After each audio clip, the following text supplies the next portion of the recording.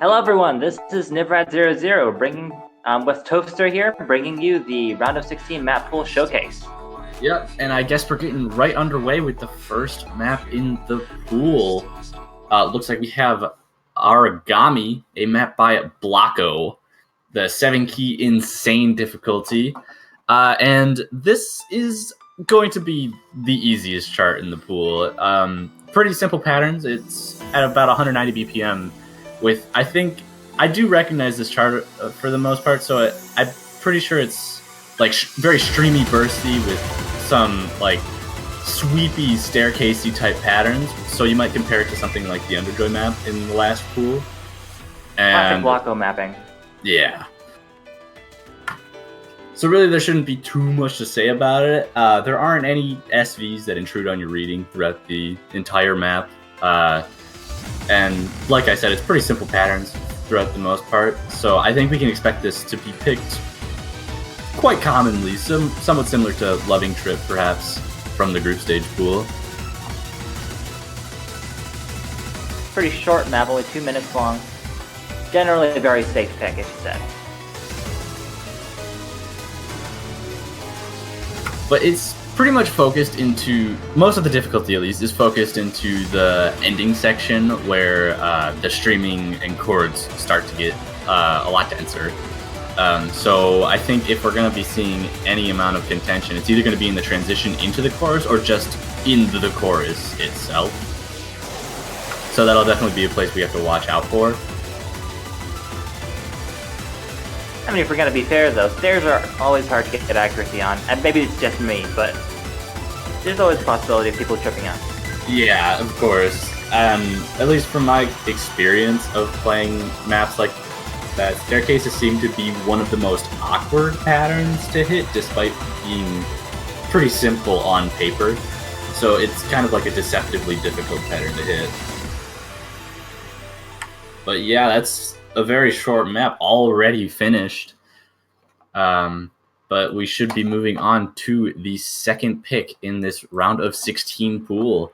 This one is Kotoko Akane, TP size, mapped by Rumi. This one is one of the long node picks, right? It's like every pool, we're going to have a couple maps that are geared towards long node players, a couple maps that are geared towards single node players.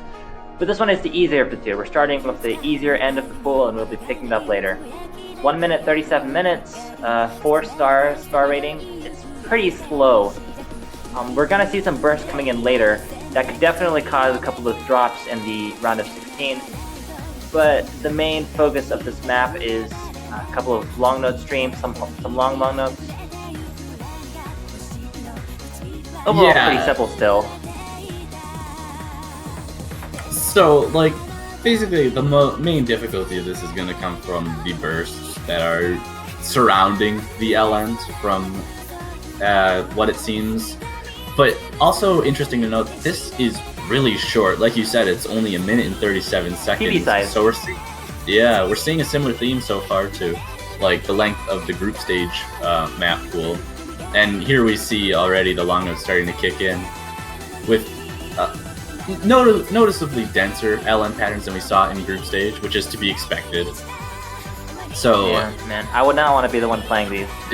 teams are going to have to really start flexing their finger independence more so than they did in the last round. It looks like the long node streams are over. We should be nearing the end of the map now. Yep, 2 short and easy maps, and that theme seems like it's going to be, for at least for this next map, which is going to be, as soon as the switch is over, NMST8, the map Snowflakes by Jacad's insane difficulty, OD8, HP8, BPM of 175, a length of 2 minutes and 1 second, star rating of 4.67 stars. And this seems like it's going to be sort of like an all-rounder of the pool. Maybe you could compare it to something like Prolovies from the last map pool, where there are going to be, or maybe just Anemone, since it seems like there's going to be a lot of single LNs with streams around it, which can be very tricky to hit for a lot of players. But something to note that Anemone didn't have is that this one has a slow jam or a few slow jam sections, which could definitely throw off a lot of players. We saw a lot of bans on Sakusen in the last round, which utilizes slow jams. Liberal amounts of slow jams. Yeah, this obviously isn't going to be quite as technical to hit as Sakusen was, but the slow gems are definitely something to watch out for. Personally speaking, I think a couple of rounds of practice and you should have it down, but the biggest issue is making sure not you don't get any 200s on it by being caught by surprise. Yeah, so teams are definitely going to have to put in some practice, and we can already start to see the denser bursts. Definitely a step above group stage as we're seeing. These are some nice screen patterns. Yeah, and now the long note's starting to kick in as well, bringing back memories of Anemone, like I said.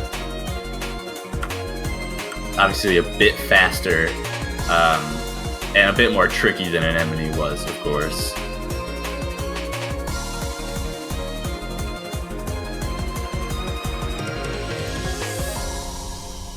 And with this third short map coming to an end, we will be getting into our fourth map, which breaks the trend. We have a map over 4 minutes long. And would you like to introduce this? Yeah, wow, this is the Cox, A Full Moon Night, mapped by Jinjin. This is a bit of an infamous map, but rest assured the 7K chords are not in it this time. It's... how do I talk about this map? It's got a lot of long notes in it, but this one is long notes. You can already see coming in there. It gets harder near the ending. It really tests the finger independence, which mostly comes up when you have long notes along with dense patterns, because of course you have to keep one finger held down while you do the rest of them. And it's gonna have some mini jacks, definitely testing the fingers. I don't know, what do you guys say about it, Toaster? Not a whole lot. I mean, it's obviously interesting to note that this, like I said, this is by far the longest map we've had between the two pools at a length of 4 minutes and 28 seconds. Excluding the tiebreaker, of course. Yeah. So it's the longest free mod choice we've had. But so it's definitely going to be testing the consistency more so than any other free mod map has so far. But we can already see some of these LN releases that I could definitely see tripping a lot of players up. For the most part, though, they're pretty simple. As you're releasing one of the long notes or multiple long notes, usually you're also hitting or starting the head of another long note.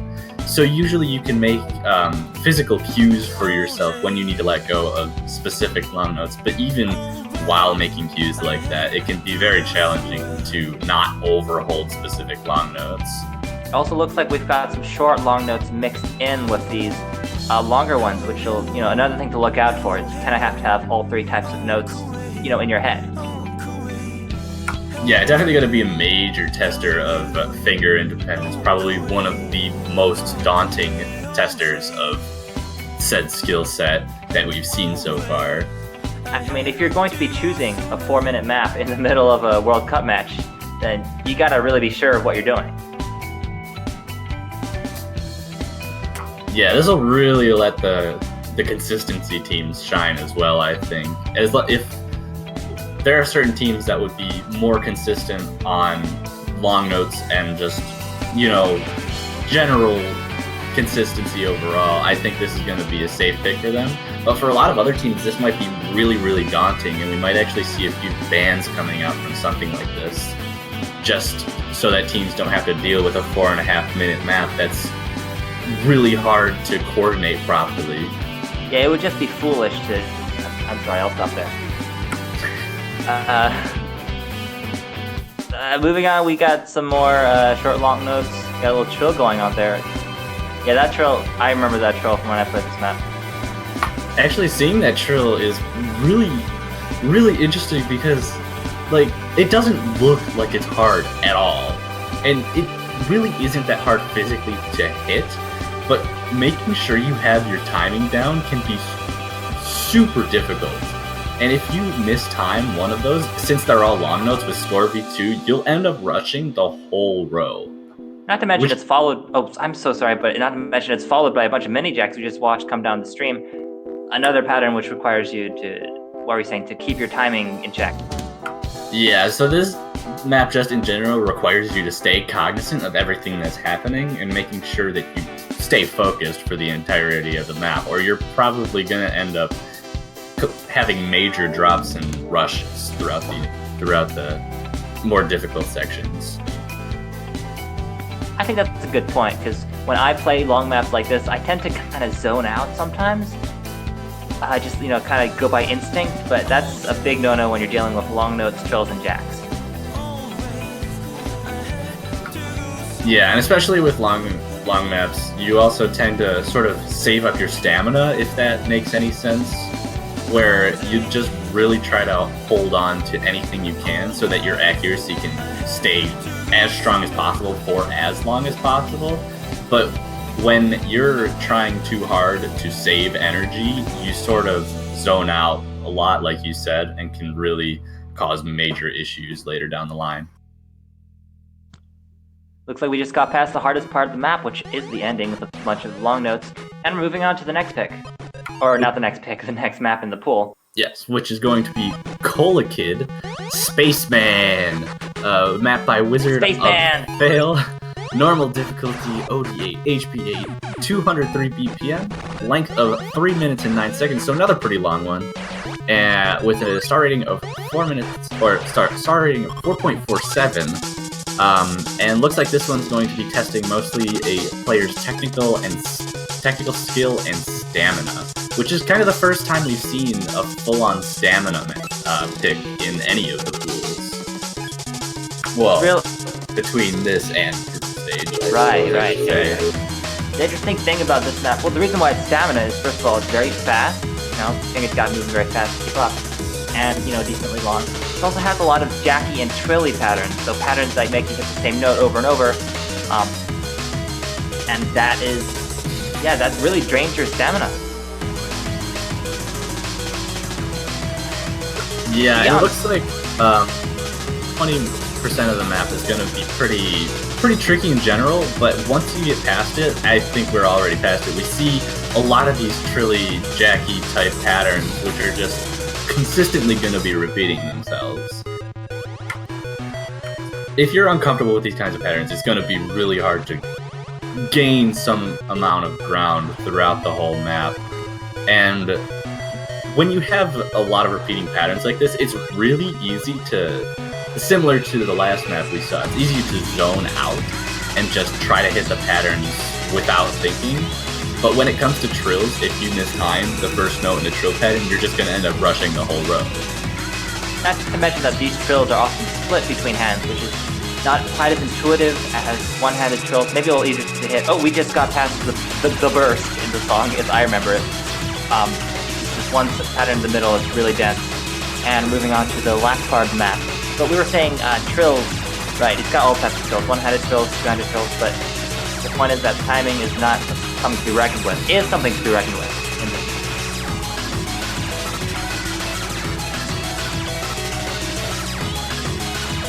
By technical map, of course we mean a map with lots of different types of snaps. Is that how we're using it? I think technical just usually it can refer to a lot of different things. It's just something that requires sort of skill outside of, say, stamina or chord streaming in general. I gotcha. It's like trickier pattern. Yeah, like bursts, staircase type things can be put into that sort of category, but I think it mostly corresponds to maps with a lot of tricky bursts or mini jack patterns, stuff like that. Gotcha. Usually I hear that term, thrown around more in 4K, but definitely applicable to this map with all its trilly and jacky patterns. But it looks like it's over now. We're in the cooling down part of the map. And... Yep, definitely seems to get easier towards the end, and the sixth map I think you're very familiar with. Oh, yes. Well, this is She Is This Love, mapped by me, Nivrad00. So, a couple things to say about this map. It's the first SV pick, scroll velocity pick that we've had. It's going to require you to know where the SV changes are. It's going to require you to predict them and memorize them. Some of them, it's definitely not easy. And you're definitely not going to be able to play it correctly the first time through. There are also some long notes in there, so yeah, sorry players about both SVs and long notes, but thankfully it's kind of sectioned off. You got a speed velocity section, an SV section, then you got a long note section, etc. Yeah, it seems a lot of people tend to get really worried when it comes to doing SVs and LNs at the same time, which you can kind of see in this section as we're getting into this SV part. But they're definitely not, I don't think, as difficult of LN patterns as you might see in a map that's trying to be uncomfortable with LN and SV patterns. This part in particular, I'd say, is the SV structure is unpredictable, but it's actually quite simple. It's just a series of what we call reverse bumps. The map kind of hangs after you hit a note, and then it rushes forward to hit the next note, right? And it does that over and over. Yeah, and I think from looking at them, they look relatively predictable as long as you know what the pattern is going to be for one of them. You can probably predict what the SV pattern is going to be for the rest of those types of SV patterns. So it shouldn't be too hard for the players to learn. It's just getting that foundation of understanding what the SVs are going to do. The way it's but we also got some cool effects during the break sections, and here's the first long note section. Pretty simple compared to what we've seen in Full Moon already. What I was going to say is, and here's another SV section. Yeah, and like I said, this is pretty predictable outside that last note, but you get a little fade in, so it's not too hard to predict when to hit that last chord. Yeah, that last note I was trying to kind of catch people off guard. Anyway, more SVs coming in too, but that one, it seems that's the only major one in this section, unless there's another one coming up. But another LN section, just to throw anyone who's a bit uncomfortable off with those. But yeah, that should be the end of the first SV pick of the round of 16 pool. Getting into the 7th map of this, we have Zai .357 Magnum, a map by level 51, insane difficulty. Between 141 and 157 BPM, 2 minutes and 29 seconds, and it seems this one is going to be an accuracy and consistency type map, perhaps a little bit similar to the map Origami that we saw earlier, but maybe a bit slower and generally more consistency than speed and staircase based. So it might be a bit more comfortable for some players to hit, but it would still require a bit.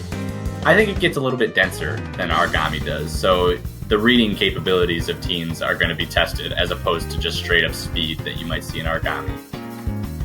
I'd like to note that this is made by the same mapper who made Sakusen Kaigi from the last map pool, but it's a very different type of map. There's no SVs in this one. Yeah, it's mostly just, like I said, it's the vanilla map, perhaps, of the pool. It has a similar structure to Loving Trip from Group Stage, where it's slower and more chord-based, but and also just is basically an accuracy choice. It's interesting. Oh, go ahead. I think this would probably have a similar pick rate as Loving Trip if we see teams that are less comfortable with holding up with the speed of Origami and just want to get the accuracy out of the way. I had something to say a moment ago when I interrupted you, but I cannot remember it. In any case, this map is 2 minutes 30 seconds, 4.5 SR. It is the highest SR we've seen so far, but not by much. Not much else to comment on. Actually, there was a map with 4.67 stars. Oh, was there? Yes, Snowflakes actually has that. Yeah, that one was real dense. But yeah, relatively simple map, not much to say. Moving on to the 8th map in the pool. This one is Hideyuki Fukasawa Kengen, Grade 3, map by AL. This one is another long node map. In fact, the hardest long node map in this pool. Despite its low BPM, it gets quite dense with the long nodes. It's going to have long note streams, and it's going to test on the long note releases. But yeah, and especially interesting to note is that this map has OD 8.5, which for LNs is pretty high, because normally you see long note maps with ODs in the 6 to 7 range, since releases usually require a bit more lenience. But having 8.5 is definitely going to make players focus a lot more on those release patterns. We're a lot more demanding on the players in World Cup than we usually are. Now this part is pretty simple. The long notes are just 1 beat long, I believe. The releases shouldn't give them any problems because it's at the same time as other notes, but we're getting into the long note streams now. The repeated short long notes. And the thing about long note streams is that they play almost like single note streams because all of them are released very quickly, but you do have to release all of them at the specific time. Yeah, and now we're getting into even denser LNs, with those longer LNs being mixed into the fray, which is definitely going to throw people off. And since they aren't released on the downbeats, I think that's going to be especially challenging. Oh, that looked like a nasty release. And like these are the same way, where they're not, you don't release those notes on the downbeats, so you have to hold them just a little bit longer than usual. And coupled with that OD 8.5 that we were talking about earlier, that's going to cause a lot of problems for players who can't handle stuff like this. No joke. If I was playing this map, I'd be getting 100s, 200s all around.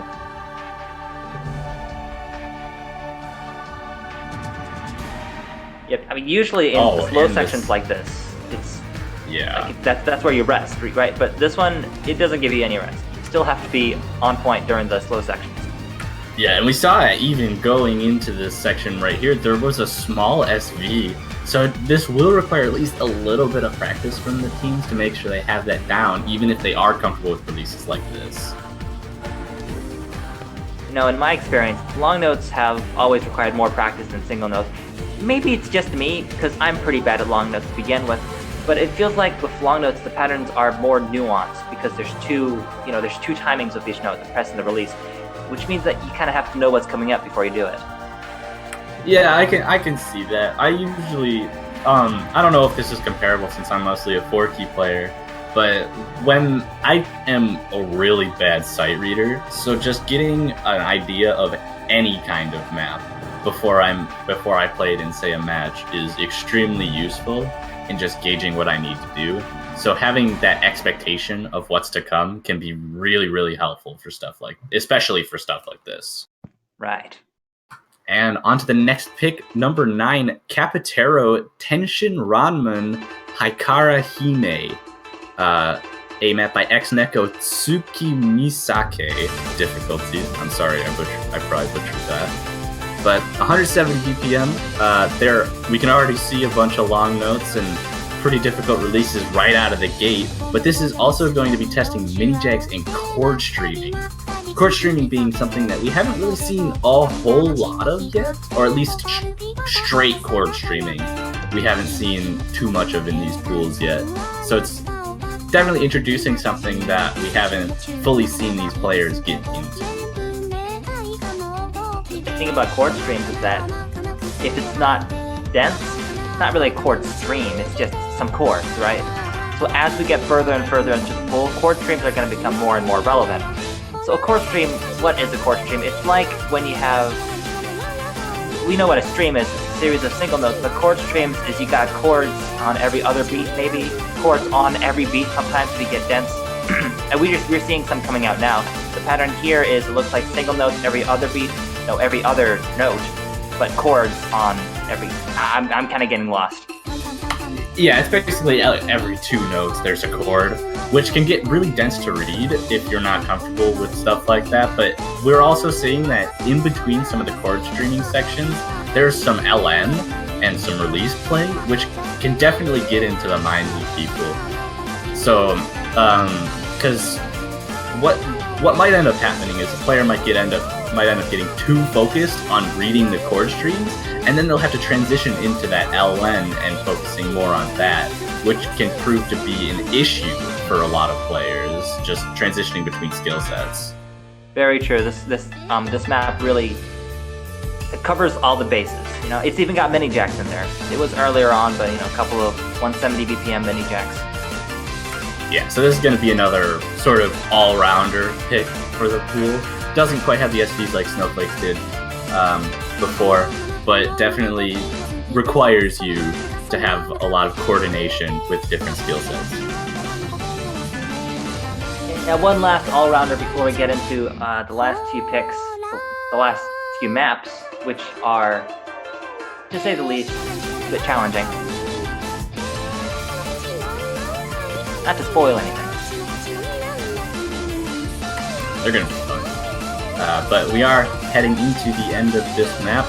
That was almost 3 minutes. We're definitely seeing a trend of this map pool being much longer on average. There was only 1 or 2 maps, I think, that were under 2 minutes long in this pool, and we even had one that was over 4 minutes. So the consistency and stamina of the players is definitely going to be tested more. So this map is Falcom Sound Team JDK Phantasmagoria, mapped by Richard Fetter. So I'd like to note that the map pool selector started off this map by telling us they're sorry. Yeah. We can already see why. We're seeing all these 200s and misses coming out from the showcase player because it's a slow jam, meaning it's a section with slow scroll speed, at the same time as these ridiculous stairs and long notes at once. So, but that's not all. We're immediately getting into these thumb jack patterns. So many yellow notes coming down in the middle, and there's going to be more coming up. Yeah, that slow jam was definitely... It's not going to be a welcome slow jam from the players, I don't think. I'd expect a lot of people just to possibly to ban this outright just because of that slow jam, but we do still have that other SV pick from earlier on.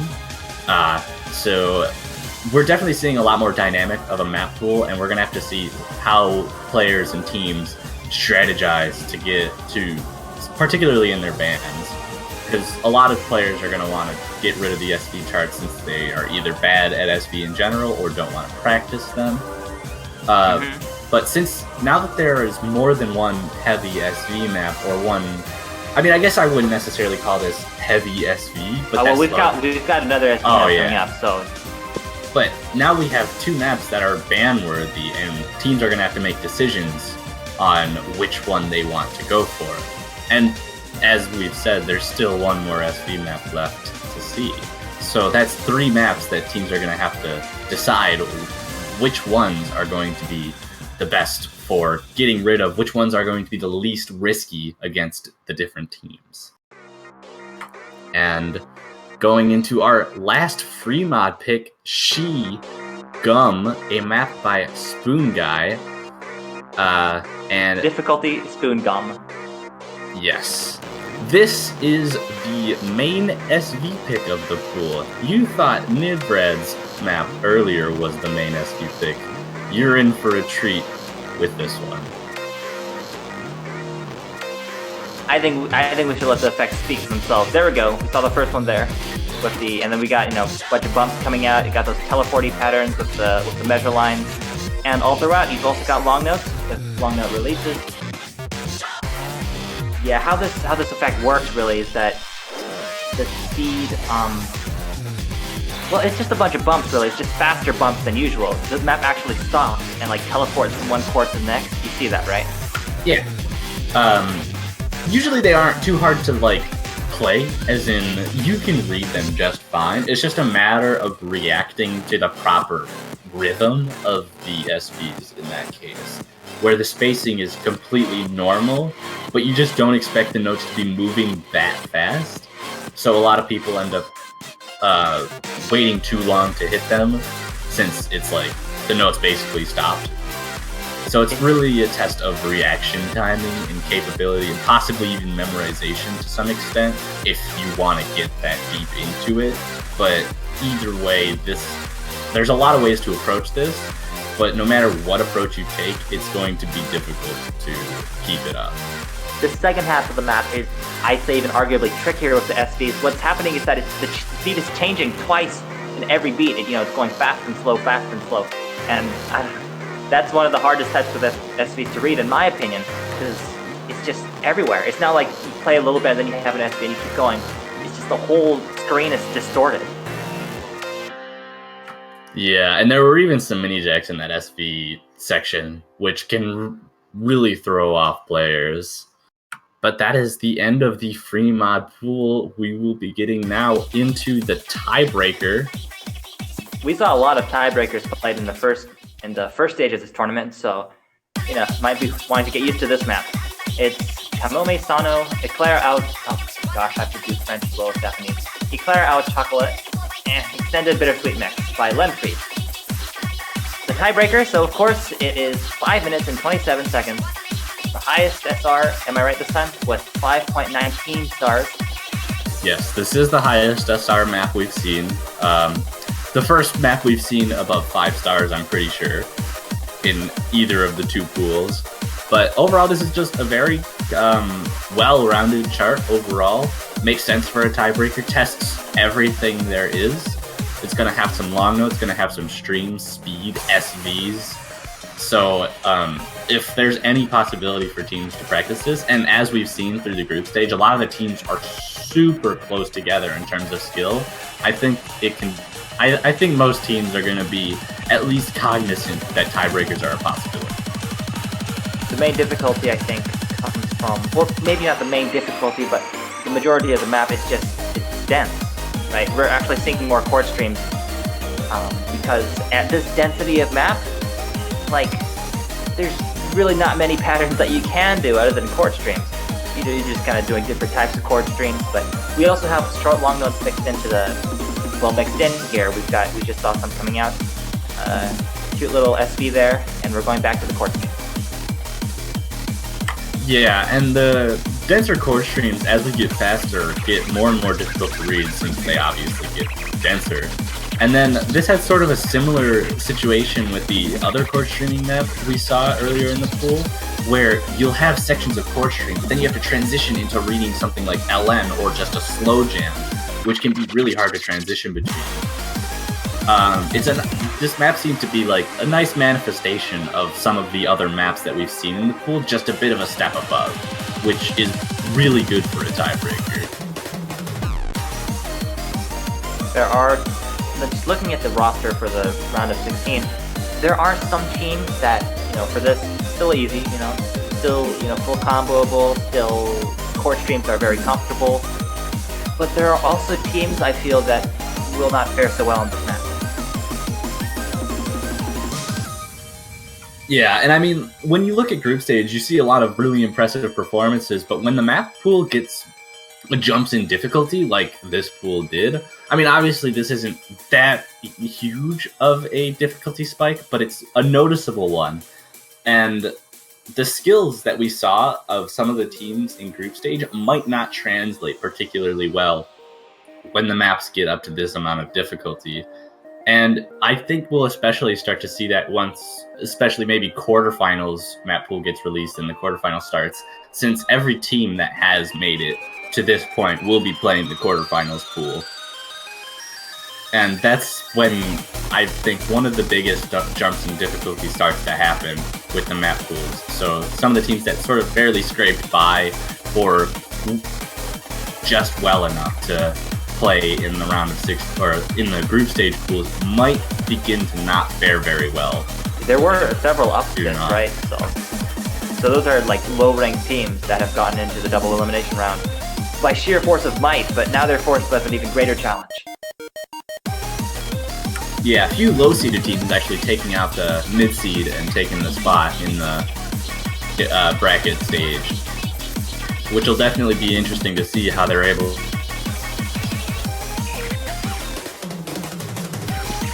We are nearing the 75% point of this map, and we're still going strong. It doesn't let up till the end. Yeah, you don't really get much of a break. Like, I guess right now we're in sort of a break, but even this is relatively difficult to read. I wouldn't call this long notes with the broken streams much of a break. And it just continues to build up. So you really have to. This map is sort of a test of focus and a test of stamina and everything. But you really have to keep yourself from losing anything, from losing focus, from finger locking, misreading patterns. You really just have to pay attention to everything that's going on and make sure that you're not, or make sure you're ready for everything, I suppose. Make sure you're ready. That's a good word of advice.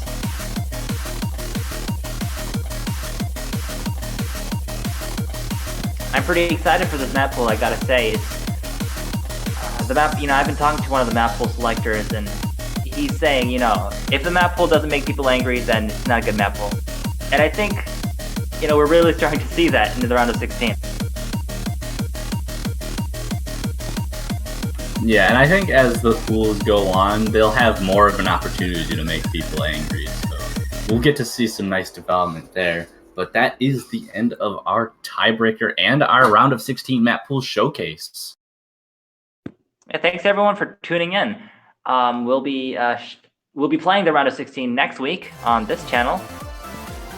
But until then, I'm Nivrat00. I'm the Toaster. And hopefully we can see you guys come back next weekend for some of the amazing matches we have for the round of 16 Mania 7Q World Cup. See you there.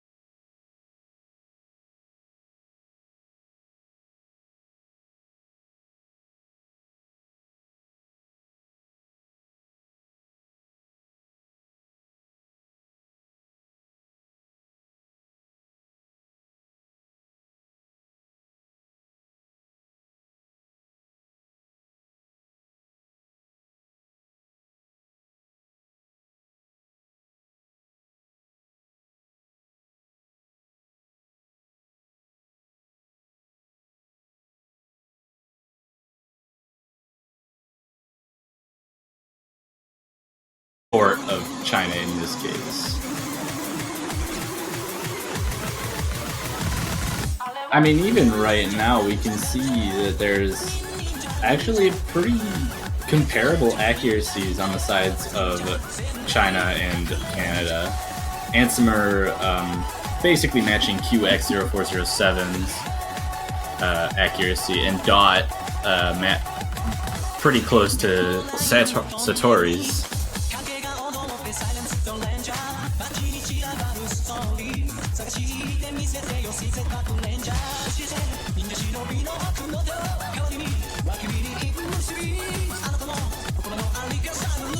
Do we know whose pick this warm-up was? Off the top of my head, I actually do not. I didn't see the chat before this match started, so I will let you know when I get that information. All right.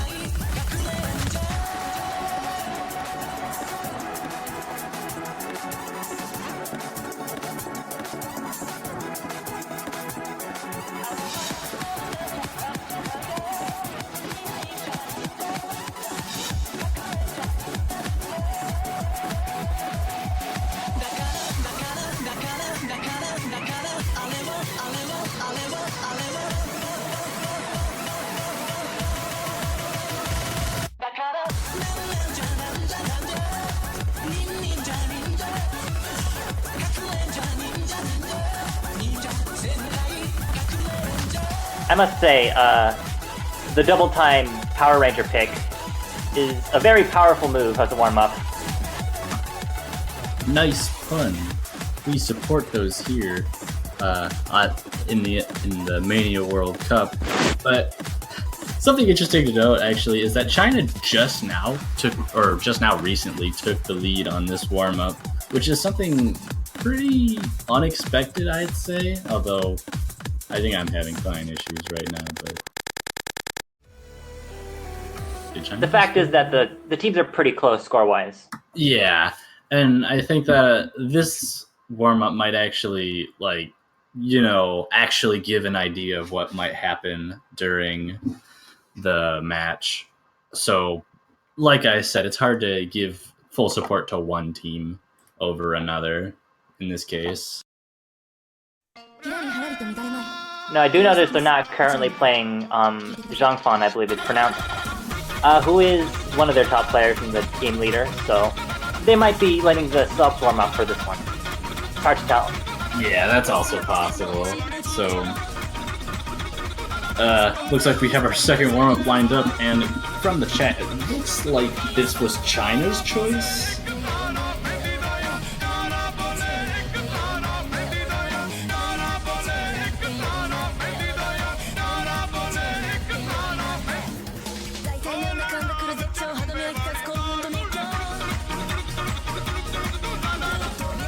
I don't believe I've ever heard this song before. I have heard this song at somewhere. I don't particularly remember where, but I've definitely heard it before. I can only imagine what kind of map is going to accompany this song. Definitely not a song that you forget very quickly.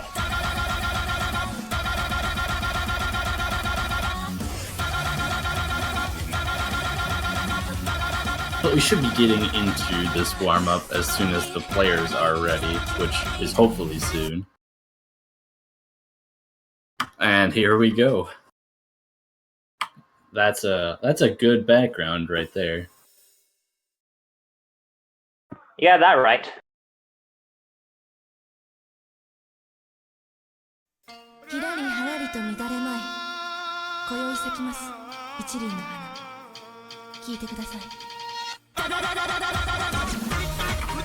Oh, seeing some SVs accompanying. Oh, you know what? This is the remix of. I have heard the original. Yeah. Yeah. No, I've heard. I'm not gonna try to say it out loud because But it's occurred to me I have no idea how to say it. But well, yeah, but this version is one that, like, I've actually heard this version, like this remix or whatever you'd like to call it.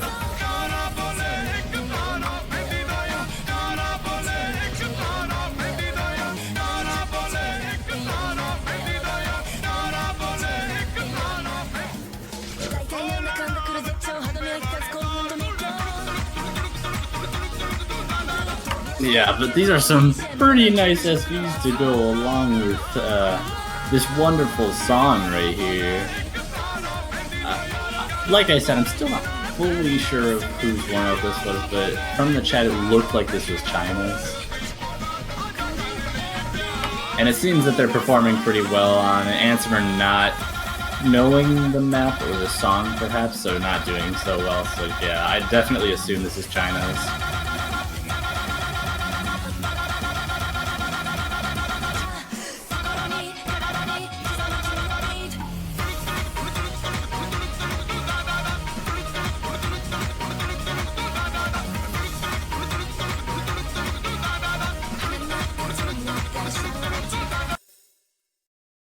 Alright, and with that second warm-up out of the way, we will now be getting into the roles and bans of the teams. The winner of the role will get second ban and first pick, and the loser of the role will have to ban first.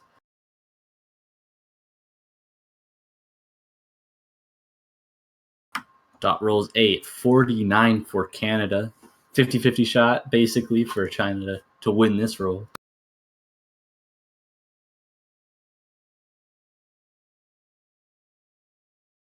And Satori rolls a 68, meaning China does win that roll, and Canada will have to ban first. We'll get to see what they do, and they go straight for banning Gum, the SV pick of the pool,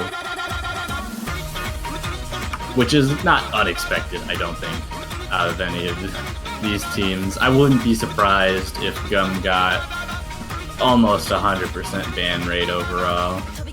And China goes with Phantasmagoria, the map with the brutal slow jam from the start. I think that's what people usually look at that map for.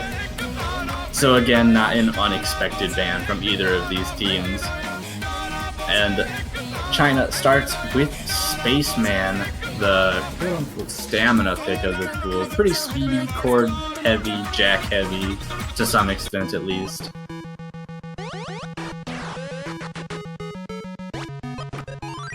Definitely one of the most stamina draining charts we've seen in either of the pools so far.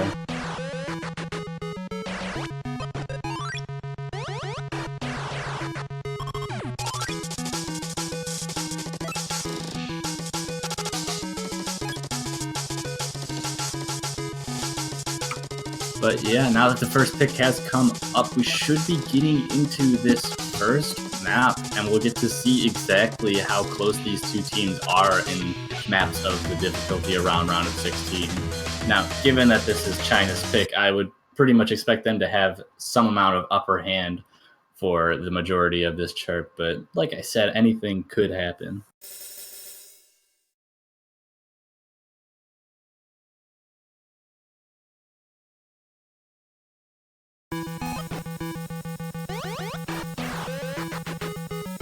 And starting off right away, two players holding on really strong with these are opening jacks, but some 200s are being dropped, and Antimer has some major drops right at the start, which is giving China a very small lead coming out of these jacks. Hello again. Welcome back. We're just getting into our first pick of this match, which is Space Oh yeah, Man. this is a fun one. But, well, fun to watch at least. Judging by Antimer's accuracy already off the bat, he might be seeing some troubles here. Yeah, he had a bit of issues in the opening jacks and might be having some issues with some of these patterns otherwise. But everyone else in the room has roughly similar accuracy. Actually, I think if Antimer was holding around the 99.2, Canada might be leading right now. Just because Dot is a full 0.1% higher than than Satori, the higher of the two Chinese players right now. Right. But yeah, I mean, we still... Oh, sorry. We've yet to get to the hardest part of the map, as I was going to say. But you were saying? Antimer is actually building up his accuracy, coming above the 99 range.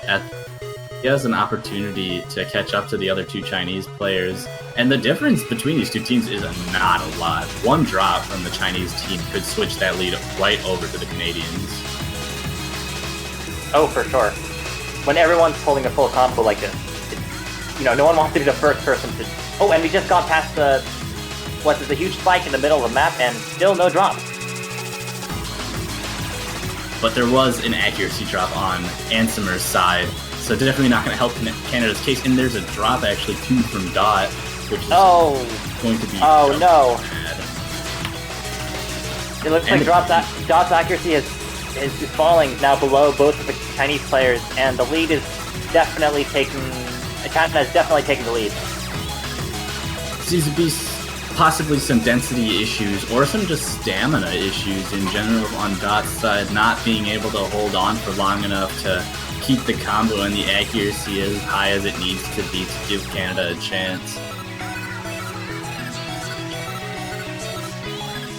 But whatever the case, as the map winds down, it looks like the map's going to China. Yes, it does. Not much else can happen, that would give Canada the lead back. But that was China's pick, so it's almost expected for them to perform well on it and to get the point, especially with how strong their team is in general. So Canada's just got to fire back with something that they think they can trip up China on, and hopefully take a point off of just a monstrous team.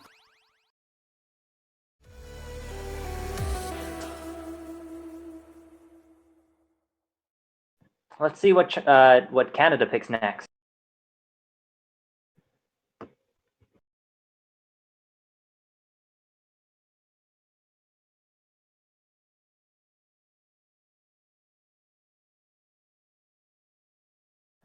Toofster, if you were Canada right now, what would you pick to get the best chance at taking a point off of them? See, well, the thing is in this case, usually when you're up against a strong team like this, one of the best moves you can go with is just going with an SV chart. Either that or just a straight up accuracy chart. One of those two gives you the best chance of taking points from higher ranked or just overall more skilled teams. Just usually because SVs are something that a lot of teams don't practice or are extremely variable in how well people are able to do on them. And then accuracy charts, this is something I kind of went over last week, but as the difficulty of charts lowers and lowers, the skill gap between good, players of clearly different skill calibers starts to decrease. And looks like you're right on the money there, because they've picked Origami. I'd say maybe one of the simpler maps in the pool, definitely a test of accuracy above anything else.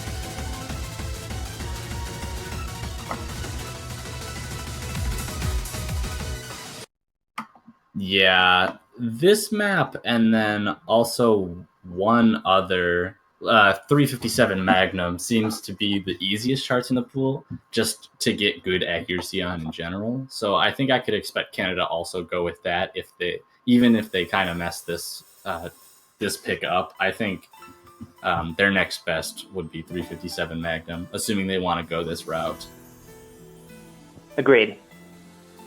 Though interesting start from the Chinese team. Both players getting 200 in that opening slow jam. Although Ansemer having huge problems in this transition, but so is Satchery, which is very interesting to me. Accuracy definitely favoring Canada at the moment. Yeah, interesting. Satchery just managed to pull himself back up over the 98% mark. Not an auspicious start for China this round. Yeah, now the accuracies of Satchery and Ansemer are quite comparable, although Ansemer does continue to drop 200s and his overall accuracy. But Dot's accuracy is insane right now, almost making up the difference right now.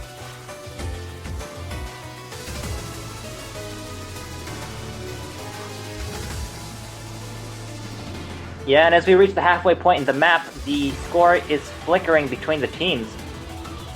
I think Canada still has a chance to win this one. For sure, and coming out of this transition, we'll be going into the chorus. Actually, but Ansemer dropping on that transition into the chorus, giving China a very, very small lead at the moment, but any accuracy drops on the opposing side could just give it to Canada. And as I said, Sattery dropping accuracy as well does give the lead to Canada. But it's so close right now. It's hard to say how this is going to go, even though we're so close to the end. Yeah, when you have teams this good duking out on a map like this, you're watching every single judgment. The single 200 can flip the balance. Ooh. But it looks like China does take that point just barely right at the end by 5,000 points. I'm not going to lie, I'm a little disappointed. I was hoping to see Canada take their own pick here, but they're going to have more chances as the map goes along. I believe round of 16, we're doing best of 9. Yes, best of 9. So China still needs 3 more maps if they want to take this round and knock Canada down to the loser's bracket.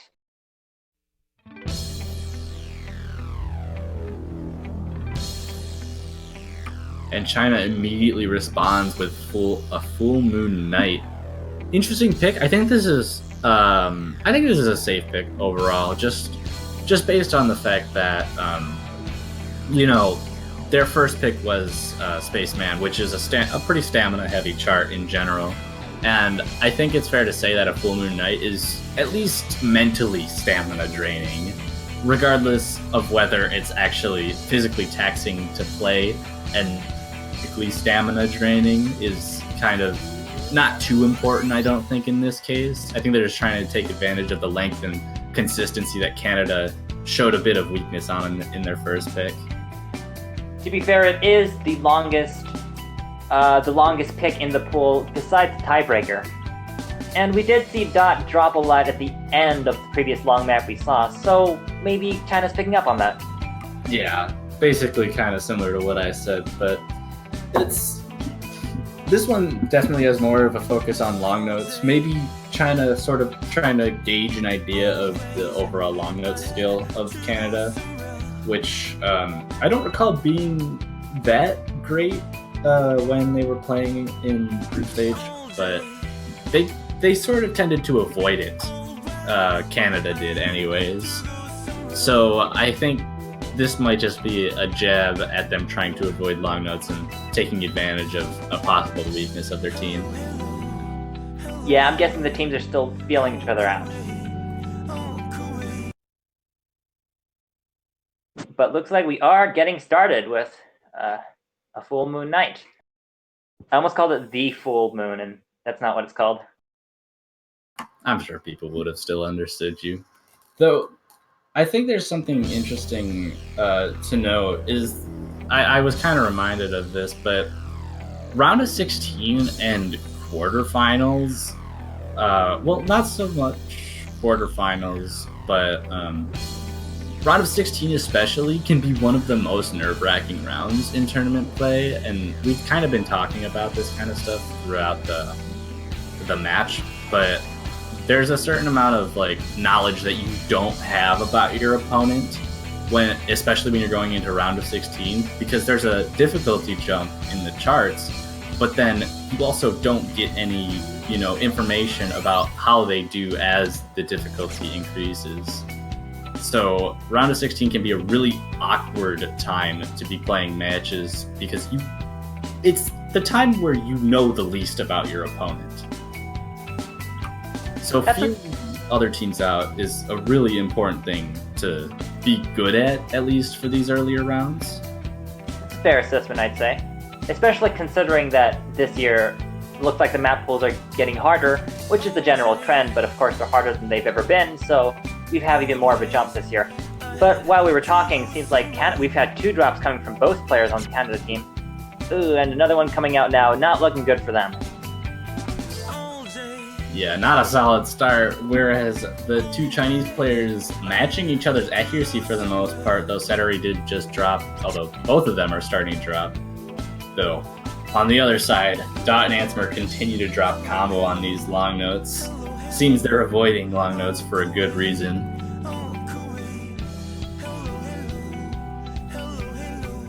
It's unfortunate that the bans had to go out on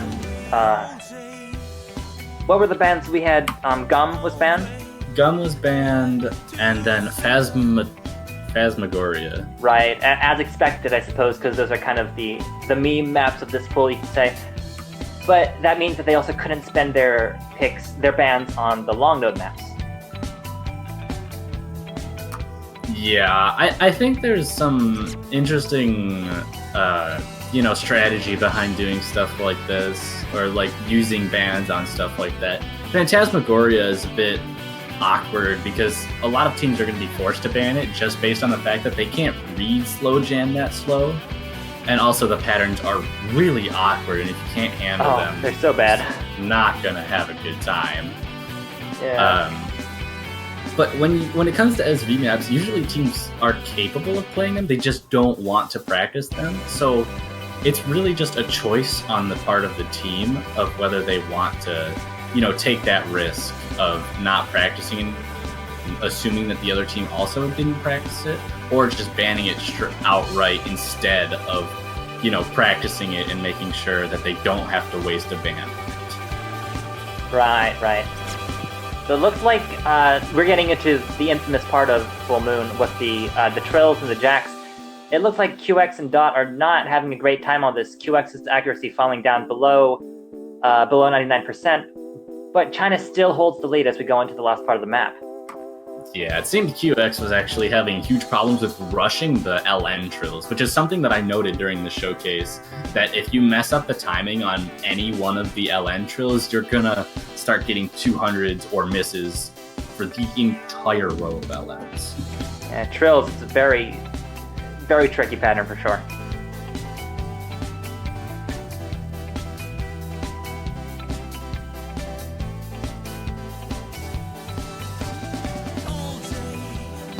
China holding on to about a 50,000 point lead as we finish out the map. Looks like this one's going to China as well. Yeah, despite Dot's extremely stellar accuracy, all the combo breaks he has was not helping Canada, and Sattery actually holding better accuracy and a full combo, I think, just helping carry China to the victory on this map. Oh, I'm sorry. It looks like we have a drop coming in right at the end.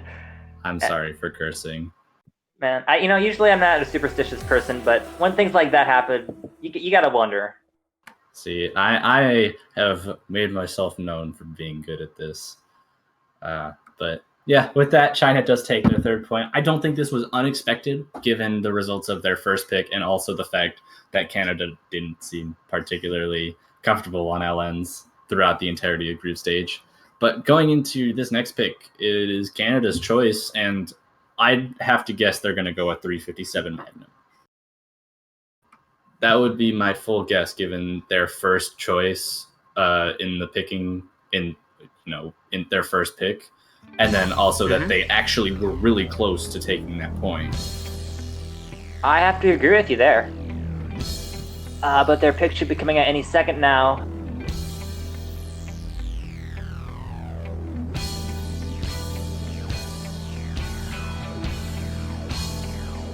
Looks like we've got a little complaining about score B2 in the chat.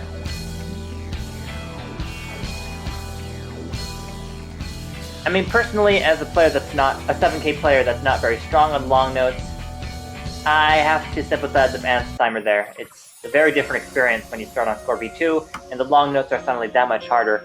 Yeah, but interesting choice. Snowflakes comes out from Canada. That's weird to me, I think.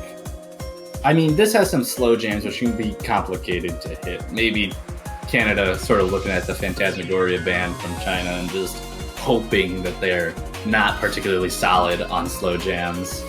But yeah, that's interesting. What's weird about this is that this is kind of a map that focuses on just normal streaming, but around LNs. And it seems that Ansimer wasn't particularly comfortable with, or at least wasn't particularly consistent with keeping LNs held down. So that's kind of an interesting choice to go with over something like Magnum. That would be a really simple map, I think, and is likely the closest to Origami that's in the pool. At least in terms of just, it's a straight accuracy map.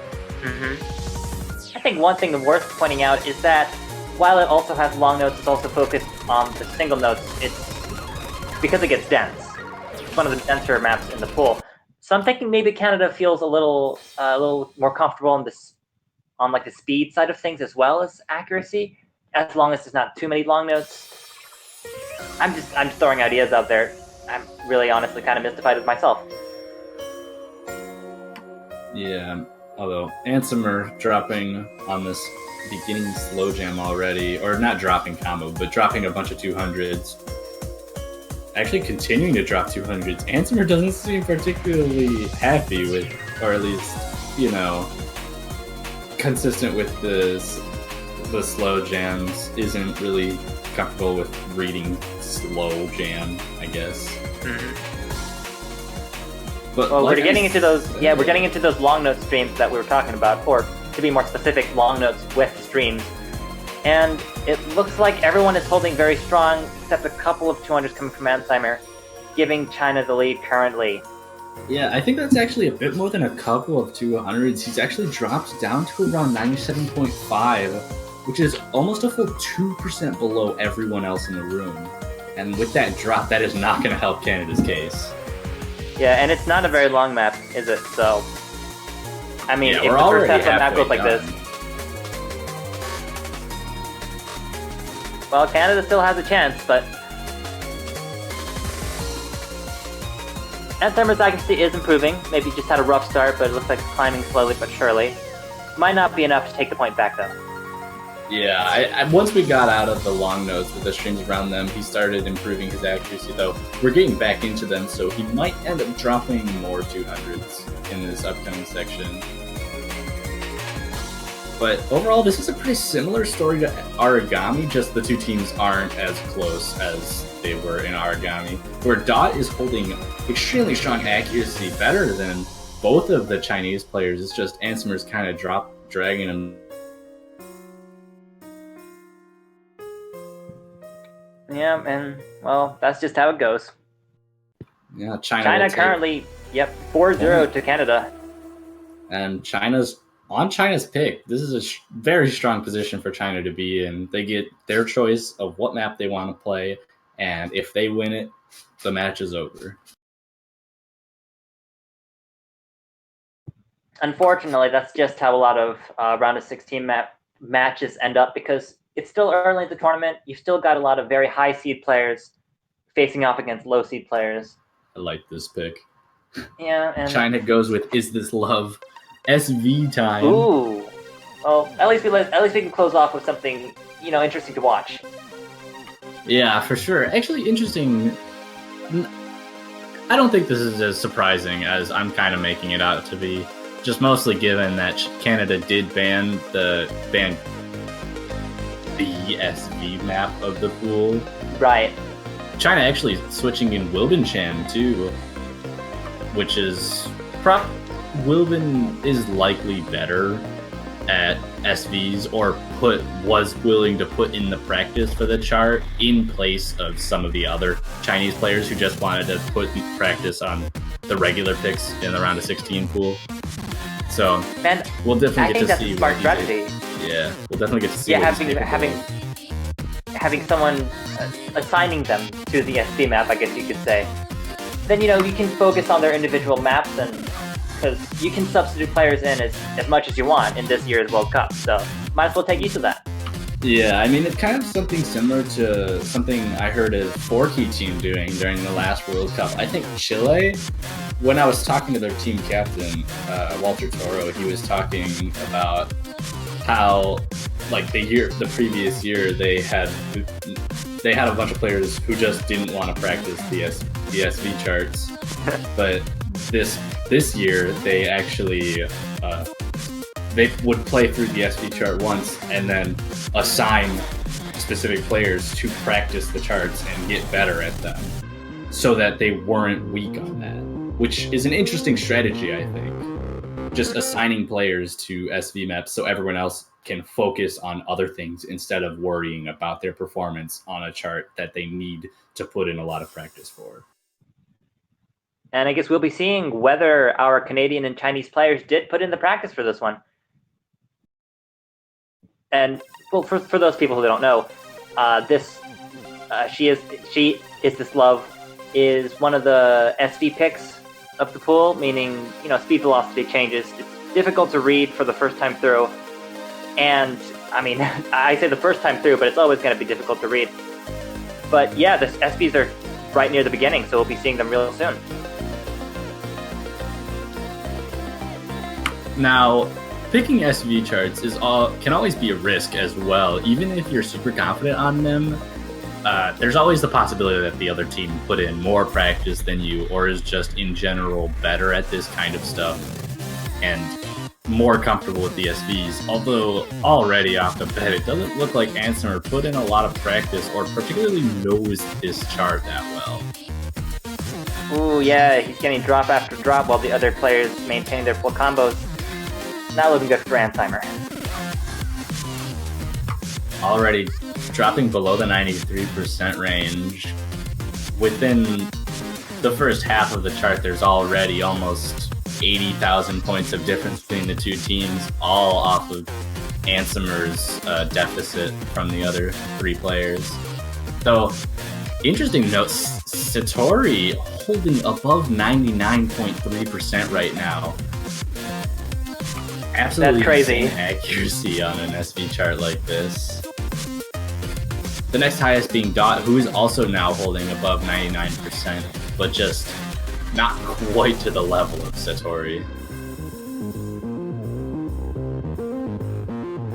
I mean, I've got to give Ansemer credit where it's due. When you're facing off against a team like China, where you had, not much of a chance to begin with, it's a lot of pressure. It's a lot of pressure to deal with.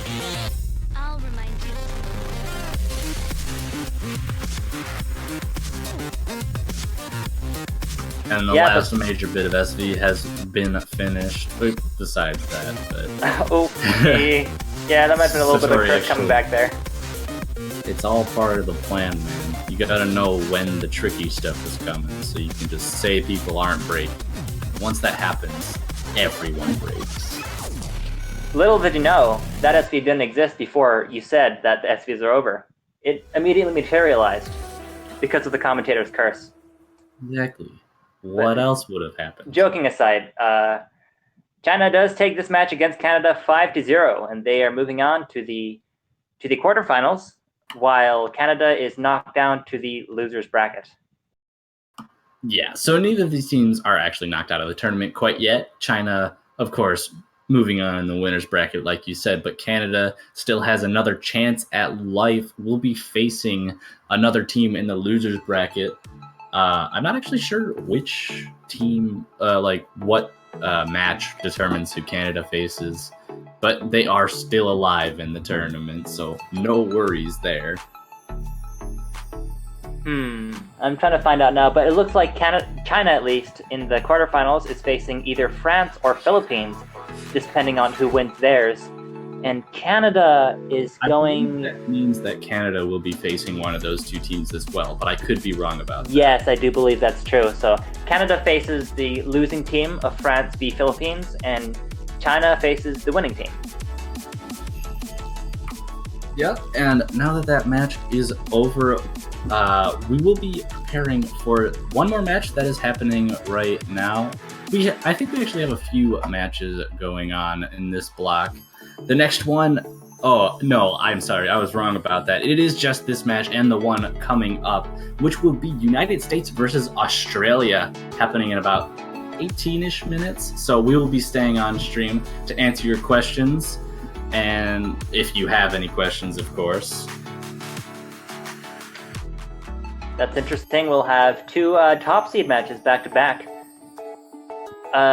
US being seeded 7th, of course. Not quite China's 2nd seed, but still a very strong team.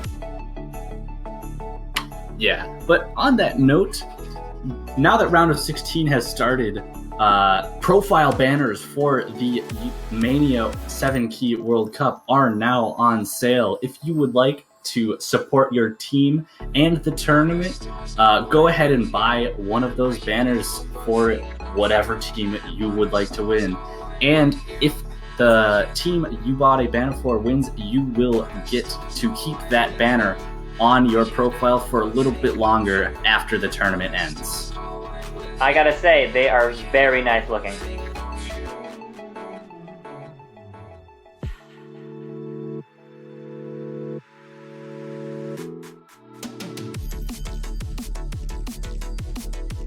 Looks like we have a question here. Favorite lightsaber color? You got something to say on that?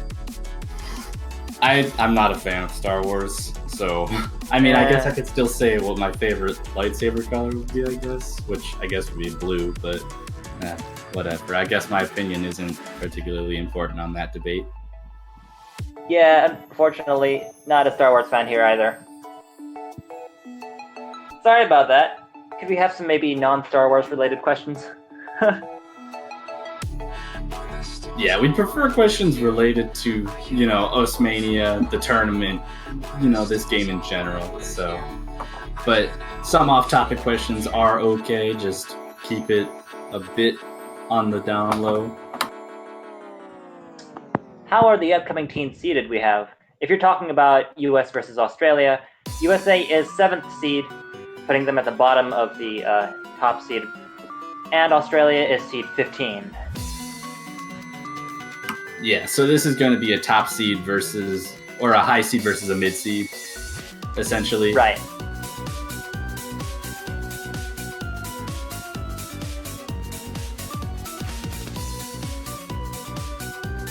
You have any opinions on Star Trek? I also am not a fan of Star Trek, so unfortunate. I can't say much about that again.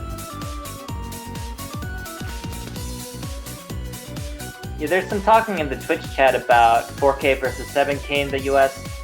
It is sort of interesting the divide between 4K and 7K as far as countries go, because there's a lot of 7K rhythm games in the East, and there's a lot of 4K rhythm games in the West.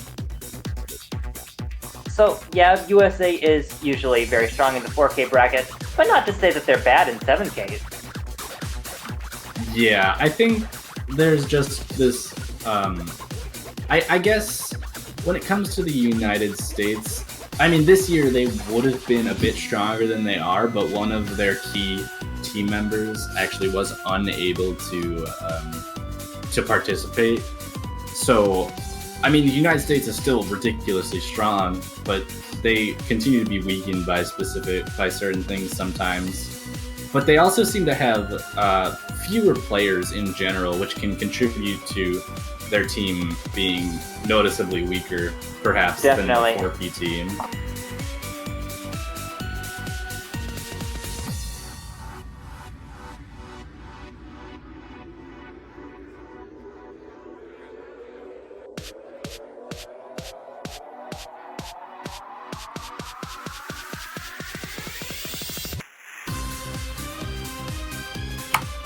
I cannot really answer what seed we would have, the United States would have been had that player been able to participate. It would have been slightly higher. I can't really estimate since I'm not super knowledgeable about 7P. But yeah, there's an answer for you from Ayla about 4th or 5th. I don't think the US would.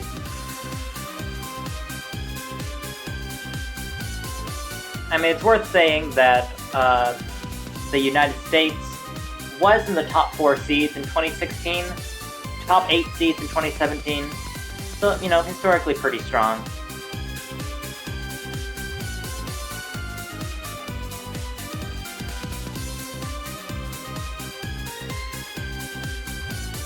And there's actually a question in chat regarding what you think about the switch from 3 versus 3 and 2 versus 3, or and 2 versus 2, or just like sort of what is your opinion on the fact that the tournament changed to 2v2 as opposed to what it used to be, which was 3 versus 3? Well, the main reason that the organizers decided to do 2v2 this year was because we were expecting a lower turnout. But as it turns out, actually, our registration numbers was about the same as last year, and we actually have way more teams. So that's one of the side effects. Being 2v2, that enables a lot of teams that only have, say, 2 eligible players that are interested, they can join. So, this year we've got Italy in the top seed with their top 2 crazy players. We have, I think, Chile maybe only has 2 players. But I definitely like that we have more variety. We have our Western teams in the top seed. That's all very good. Yeah, I agree with that. It's pretty interesting to have the 2v2, just not only to, have more teams, but having more teams inevitably leads to more interesting interactions, and it also allows teams that would have been otherwise weaker to put up fights against teams that they would have otherwise, not been able to perform against. Like Canada versus Brazil. If this was a 3v3 tournament, I don't know if Canada would have been able to bring Brazil to the tiebreaker in that case. The unfortunate truth about 7K is that it's not nearly as popular as 4K, and I'm just going to go out and say that. But, that means that we can root on our 1 or 2 top players from our countries, and we have an interesting World Cup, so there we go.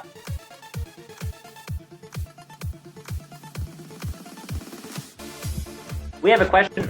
About the map pools. How do we choose the maps that they play? The map pickers for this tournament, I'll go ahead and name them, are Spoon Guy, A-Tor, or is it I-Tor? Either way, and we have Blocko. Every week, they are picking maps by dividing them into categories, because we want to test every possible skill set in 7K.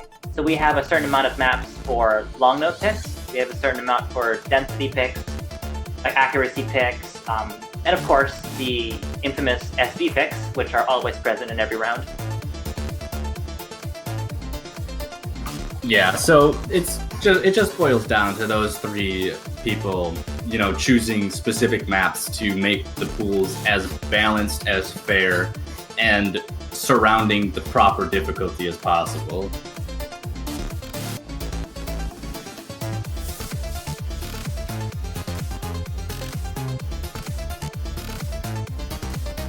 Canada versus China, who won? It was China with 5-0. The next round is in 9 minutes. Time flies.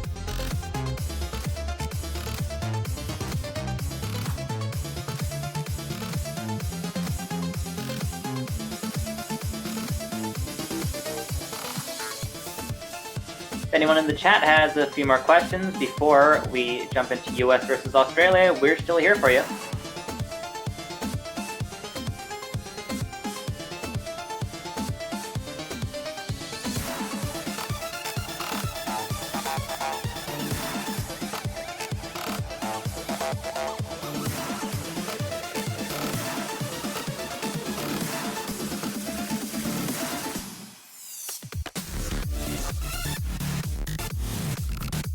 Here's another question about seeding. Why is Japan not top tier at this?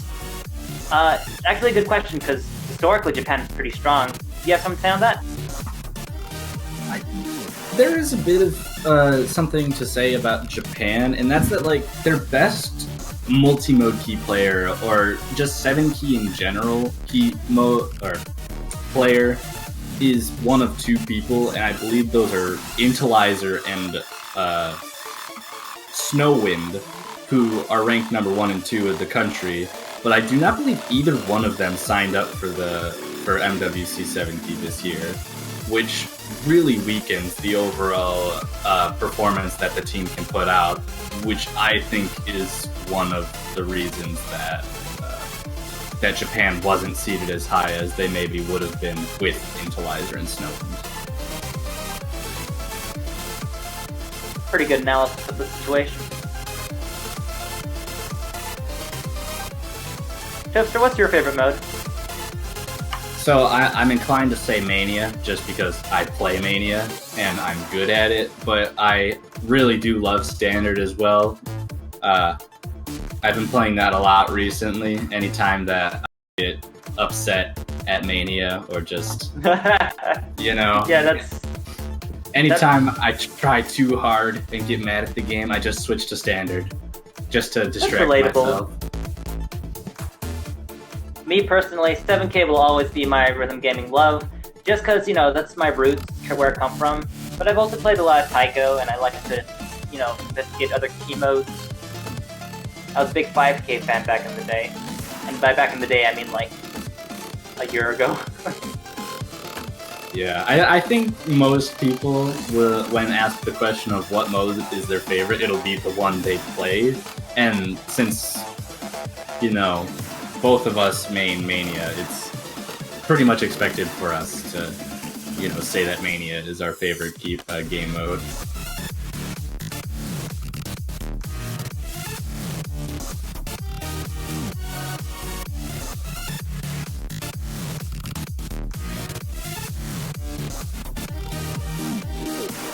One more question coming in. How did we get into Mania?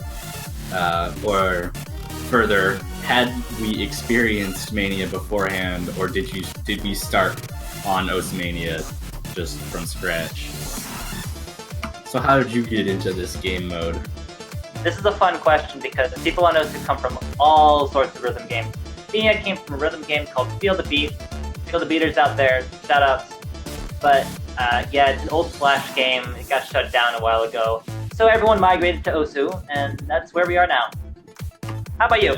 In my case, I actually started with a bunch of other games. Like, when I was a kid, I played a lot of Dance Dance Revolution, which kind of started it all. I then moved to Guitar Hero, at which point I was very uncomfortable with only using one hand.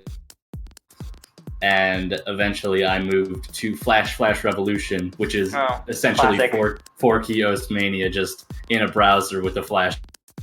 And then one of my classmates told me about this game, and I tried it out and stayed.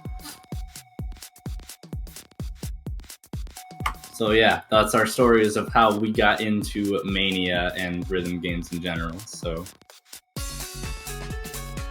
someone asked DJ Max Mania. I've never played DJ Max, so I have to say Osmania. DJ Max is an interesting series, but you know it's kind of a more commercial game. Osu, really, the main draw of Osu is that it's all community based. So you know we got community maps, community tournaments, all of that. You know, well, so it's different strokes for different folks, I say. Yeah, but we should, now that we are getting close to the start time of the match, we should be switching to the room since we have everyone in there at the moment. And we have our first warm-up up as well. But, yeah, okay, so Full Meme Night is the warm-up. Oh, no. This is the United States' warm-up.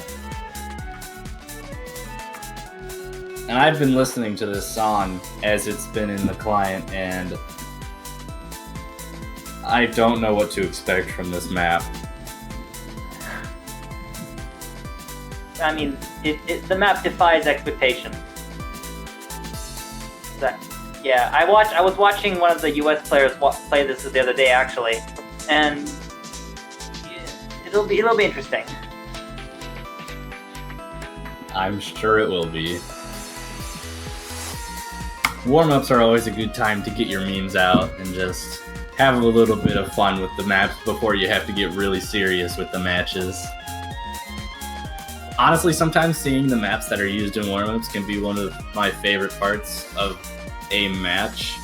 Like, I this World Cup, the standard one, and even though I'm not, you know, even though I don't main OS or standard, I still found enjoyment through not the matches, but especially through the warm-ups that some teams would choose. So it always just brings that interest factor to some of the game modes.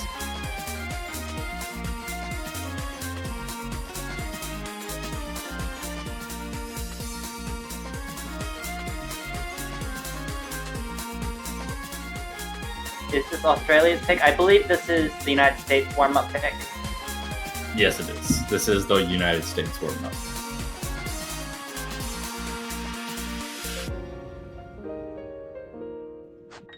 The original Full Moon Night was mapped by a United States mapper, after all, Jinjin. I'm Was not that sure. Jinjin? Well, the one that's in this World Cup is by Jinjin. Well, yeah, that one is by Jinjin, but but not the original? one everyone knows of.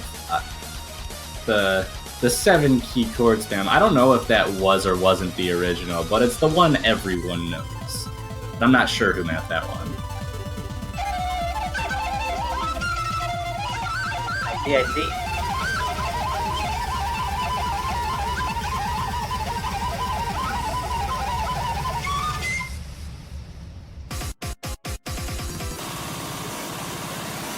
I could have played Full Moon Night by now. Looks like our players might be getting impatient, but we'll be starting real soon. I think one of the players has downloaded the map. Oh, jeez. DJ Underjoy versus his recorder. This is some top-notch music. All right, here we go. We're getting started. Into it.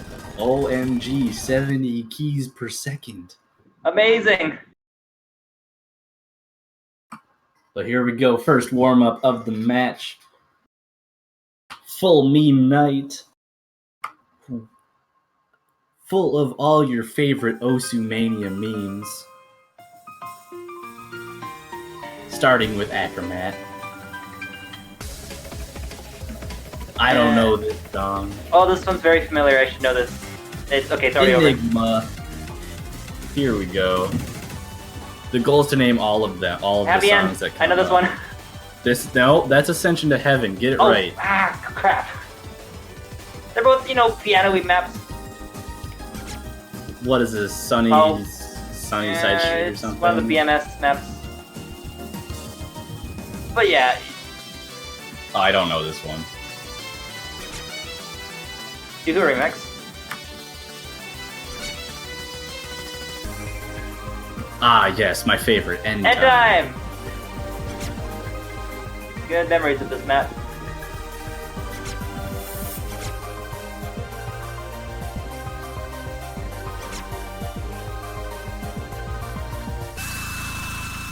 I guess it's worth mentioning that Australia is in the lead. Not sure if it means anything for this particular map, but yeah, this map is a bit harder than what we're going to see in the pool, so this is just kind of having a little bit of fun. Yeah, I'm starting to get to the point where I just don't know these songs. Twitch chat is coming through with the map names. Also, they're a bit behind, but that's when I know it's Eternal Drain. Yeah, I suppose I'm not very being literate when it comes to 7K maps, but that's just me. Now look at these crazy. Oh, I know this one, but I don't know. It's by Antozer. I don't. The name's Japanese, so I don't can't get off the top of my head. But yeah, something about a girl. Definitely recognize the song though. Yeah, this is a classic. Not this map. This is the song. Another one I should know, but I just don't. Oh, it's another Japanese name. And these patterns are actually. Wait, is this the actual expert? Whatever. All songs that I recognize, I just don't know the names of them.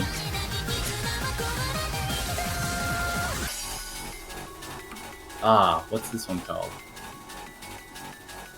Furiosa Melodia? Yes! Oh my... I mapped this song! And I just forgot what it's called. And Mania. Over and over, just the jack part. The best part of the map. This might be a meme, but I gotta say, it's a pretty good way of hyping us up for the match. Here we go. Oh, here we go. What's this one called again? I believe it's Full Meme Night! By DJ Underjoy versus his recorder.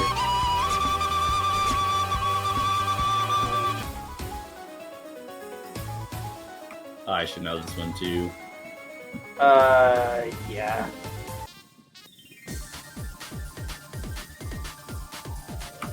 This one's a blank. If you had asked me a year ago, back when I was like a ranked player, I would have all these down.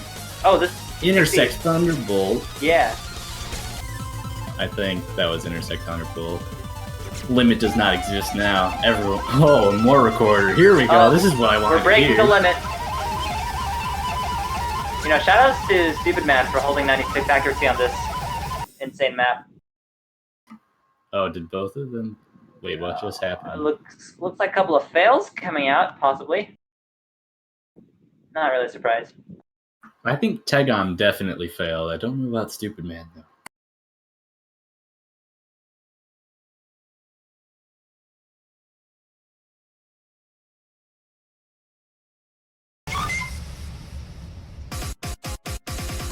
I think this is the map that you choose for warm-up when you don't know what map you want to play, so you decide to play all of them.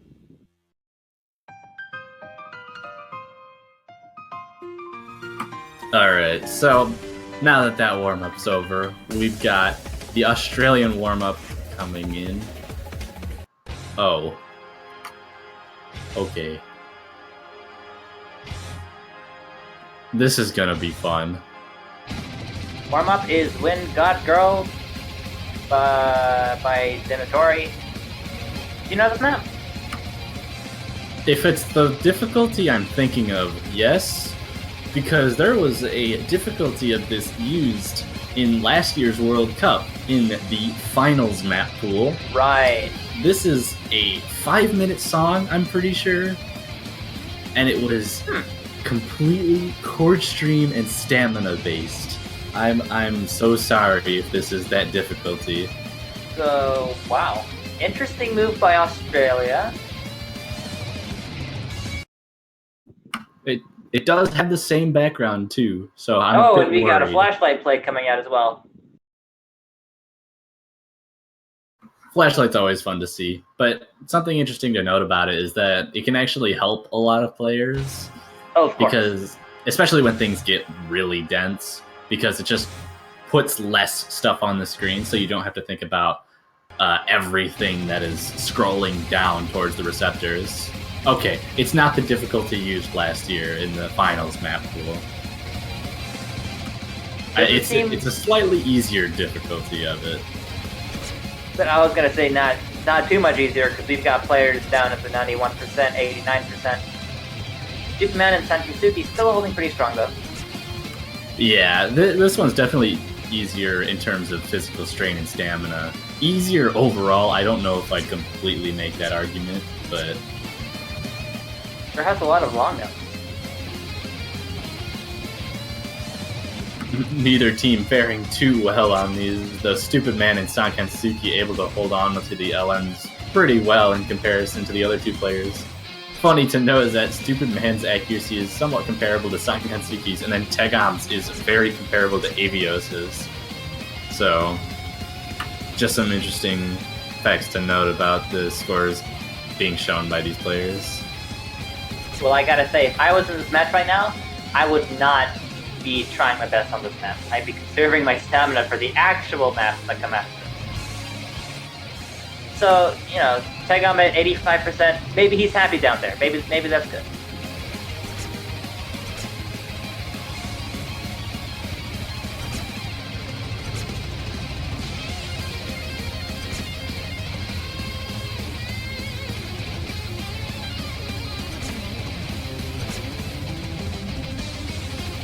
Yeah, I wouldn't be surprised if we saw one or two of these players just stop playing in the middle of it, just so that they're not tiring themselves out too much, so that they can, you know, accuracy the maps a bit better than they normally would have if they were, if their fingers were destroyed from a map like this. Oh, you know, that reminds me of the pro Guitar Hero players that be playing like super stamina heavy maps, or I guess they're not called maps, but and they'd like stop halfway through the song, just stretch their fingers for a moment before going back in. You play Guitar Hero, right? You probably know about that. Yeah, I wasn't that skilled in it, but I mean, I guess I kind of kept the mindset that I do now, where pausing feels awkward when you're playing a game like this. Yeah. I don't know. It almost feels like cheating in a game like that. In this game, it definitely feels like cheating, since stamina is probably one of the bigger components of the game. But regardless, it's just not something I really experienced too much of when I played the game. A good thing is that you can't pause in a multiplayer lobby, so none of the players will have any chance to regain their stamina in the middle of a map. Yes, this is true, but can also be devastating for certain players if their stamina isn't able to hold out.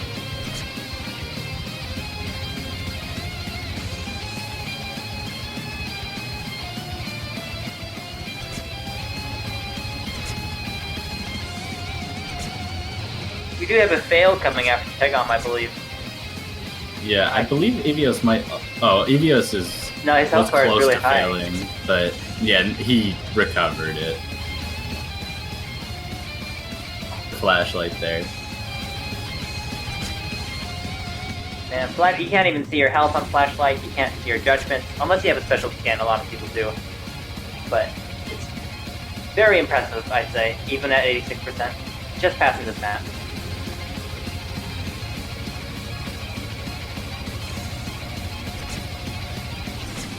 Tegam does end up failing out right at the end. Avios very close to failing as well. But that is going to be the end of the second warm-up. Extremely stamina-draining choice. Maybe Australia just trying to poke at the United States, maybe give themselves more of a chance to, take some accuracy points or just some, points in general. Yeah, maybe just flexing their muscles. Who knows, really?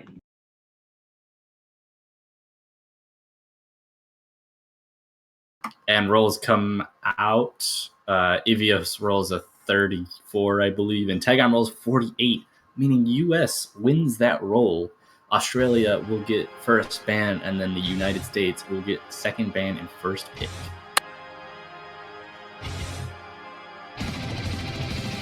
Let's see if we get another Phantasmagoria gum ban here, because I'm thinking that's going to be pretty common. We got the Phantasmagoria ban. That was Australia's ban. We'll see what USA goes for.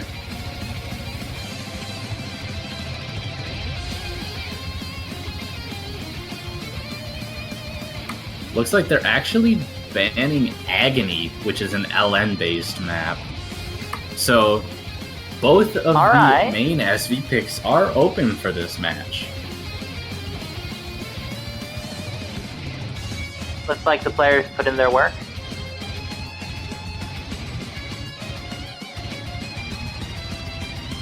Learning the SCs, I mean. Looks like the US is taking a moment to confer about their first pick against Australia. Yeah, I would almost expect a similar pick as China made against Canada, where they might just end up going for Spaceman. Just, I think they feel a bit safer on stamina and speed. But looks like they are going for Kengan, the Great 3, an LN map. That's interesting. So they ban one LN map, they go straight for the other one. It's interesting. I'm interested to see why this is their pick. And why they would have banned Agony if they're going to just pick another LN map in the pool. Well, sometimes what happens is that just specific players have problems on specific maps. Maybe you mind block it or it's a specific pattern they can't do. And it's not so much a matter of strategy, it's just that player doesn't want to play that map. And when your team is only 2 people, that's very reasonable. I can't imagine what in Agony was tripping up the US, but oh well. And we're getting into the first map of the round now. Yeah, interesting to note is that Stupid Man, the captain of the US team, is actually playing on this LN chart. Something that we did in the group stage, where Stupid Man was actually subbed out for the LN choices in the pool.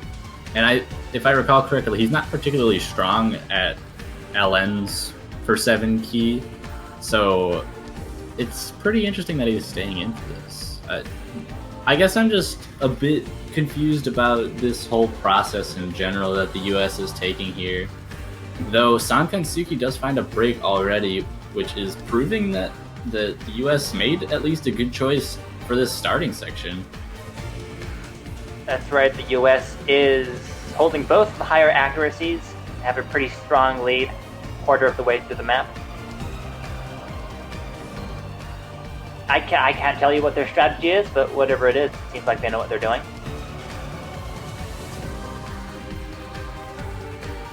Yeah, both US players holding the full combo and above 99% accuracy, and right as I am saying that, Australia does have both of their players drop combo in this pretty weird release section.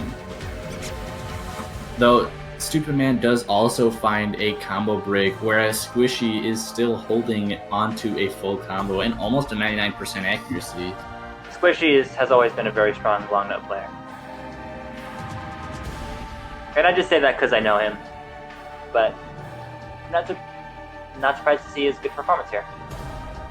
Yeah, I still have about a third of the map left, but if things keep going the way they have been, US is looking strong to take this first point.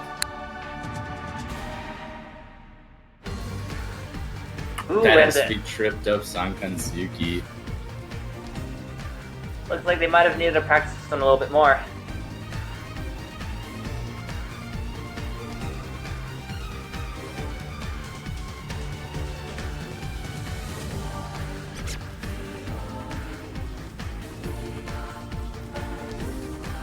Man, this map is just knowing which ones to hold down and which ones to release and when to release it, because it's not necessarily intuitive. It's really tricky. Yeah, a real test of finger independence for a lot of these patterns. And Squishy showing some extreme comfort with LN patterns that require a lot of finger independence like these. Having the highest accuracy in the lobby as well as a full combo, helping bring the US to their first point in the match.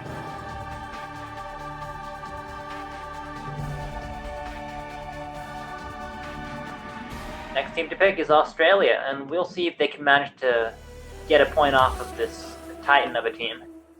Yeah, now here is one of two things. This is kind of similar to my statement about Canada and Canada versus China, where they're either going to go with an SV pick to hopefully, or to throw off the opposing team, hoping that they didn't put enough practice into it to, do well on it, or they're going to go with an accuracy pick that would give them the best chance of, out accuracying the other team. Very, very fair. Very good prediction. And Evios goes with Is This Love again. We're seeing it again. There you go. Second time. So we got some more SV coming in. Australia probably just hoping that the US isn't as prepared for this choice as Australia is. But it looks like there's some problems because Sankansuki seems to have not practiced this map. Uh-oh. Yeah, this is not a map you want to be sight reading in a tournament setting.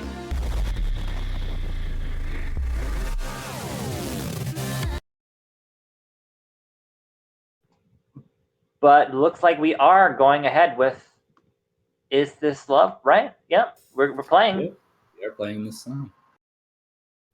And with Sankansuki on the first playthrough. Well, let's see what happens.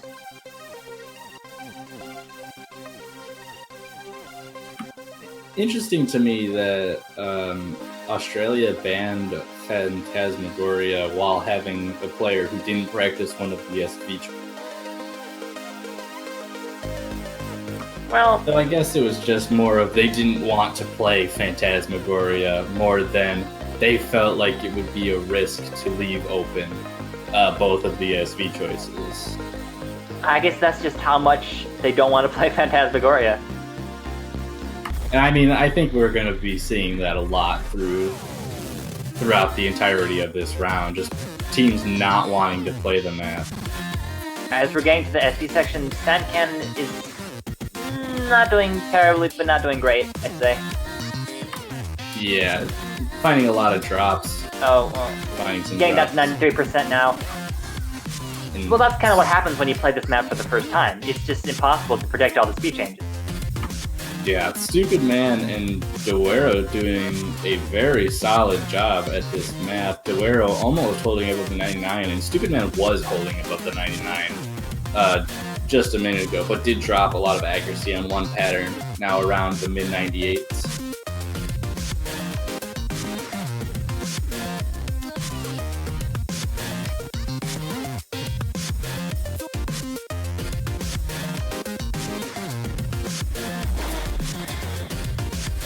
Let's see if they do better in the long note section of the map.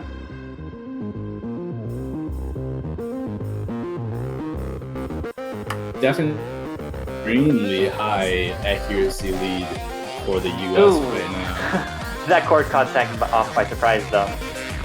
Oh, and Sankan's speed was almost high enough that he wouldn't be able to see the chord before it would hit his hit position, which can be problematic for something like this. You know, one thing I noticed actually was that both the US players are using relatively slow speeds. Yeah, I think what's pretty common on SV charts is to lower your scroll speed a lot of times because it gives you more time to react to the SVs, but also lets you create visual cues for the SVs much easier. Because with more notes on the screen, you can more easily differentiate different note patterns and sections of the map. But US does take this point, the break point, with 2 full combos and a pretty definitive lead. And that is that. US is the next team to choose again for their 3rd point. Ooh, and the US goes with Gum. We're not seeing it ignored. Yeah, one SV pick to the other. I mean, I can't say I'm surprised with Sankan Suki kind of admitting in the what's it called, the match chat, that he hasn't maybe prepared as much as he should. I think Gum is kind of an obvious pick here. Yeah, given Australia's performance, even with Avios wanting to play it and still performing worse than both of the US players, I think this only has one possible result. Unless this was all like a massive bait. Oh yeah, but just the possibility of that is low. I think Gum is one of those maps where even if you have played it a bunch of times and you know all the speed velocity changes, it's still hard because of the speed velocity changes. And I'm talking about the second half of the map because the speed changes there are actually very, it's very predictable. It's the same thing over and over: fast, slow. But just reading that, having to move your eyes up and down the screen to follow the pace of the map, that's just so hard. Yeah, SV maps like this become less of knowing the SVs and more of being able to read different scroll speeds and being able to read when things change. As far as being able to read when things change go, it seems like Australia is not doing also well at reading when speed changes. Yeah, but US isn't doing too hot either. Just they happen to be both of the US players are doing much better than the Australians are right now. Duero not even holding S rank right now, but neither of the Australians are holding A rank except Evios, who's climbing up right now. And there he is, back up in the 8 threshold. But Stupid Man definitely keeping the US far ahead of the Australians right now, almost at 97%. Credit where credit is due. This map is a monster, especially for the round of 16. And it's not to discredit the players to say that they can't do well on this map, because who can? Yeah, I don't. If this is the kinds of SVs we're going to be seeing in round of 16, I can only imagine how bad it's going to get in semifinals and finals. Oh yeah. But you know, that's what keeps the tournament interesting, I think. If you want to see which team has the better accuracy or the better overall performance, you can just go on their profile and check their highest plays, right? But tournament setting here is where you can see breakout plays and different playing styles and all that sort of stuff. But enough rambling. United States coming out with the 3rd point of the match, only 2 points left to win. It's not looking great for Australia. That being said, it is Australia's next pick, and looks like they're going to be going with Origami, which is what I would have expected them to pick for their first choice. But yeah, following my theory of the lower seeded teams usually going for either SV or accuracy based choices, just the possibility that the other team is bounds better than you. I'm feeling pretty optimistic about this one, actually. kind of the first time we're going to be able to see the teams compete on accuracy.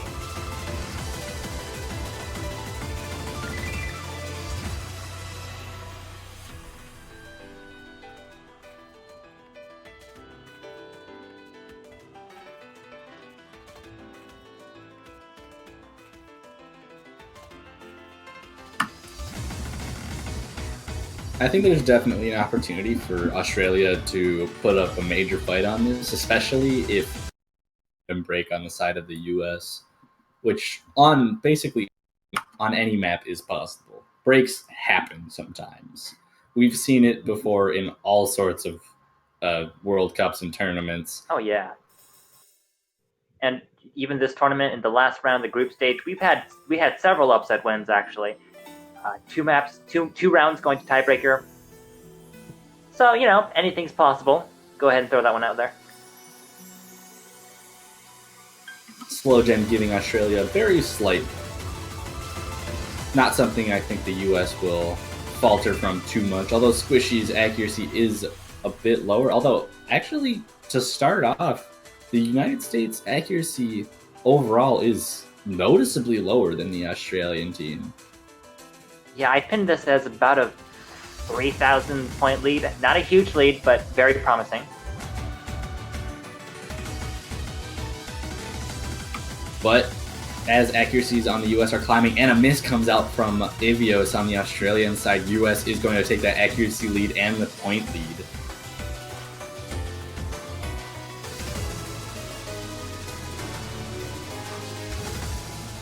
Yeah, it looks like Evios was not able to keep up that strong performance at the beginning. Seems to be having problems with the faster, denser patterns that we're seeing in this map. Or at least as we get further into this map, patterns just get faster and denser. So you'd expect if a player's having troubles with these kinds of patterns, they'll only continue to drop as the map goes on. Yeah, it really is a lot of the same thing, and by thing I mean stairs.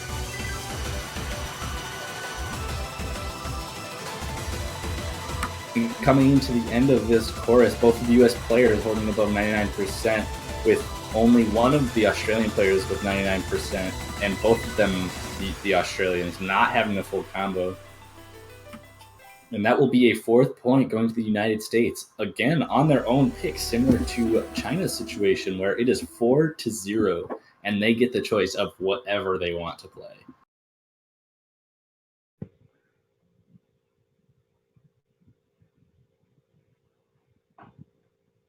Yeah.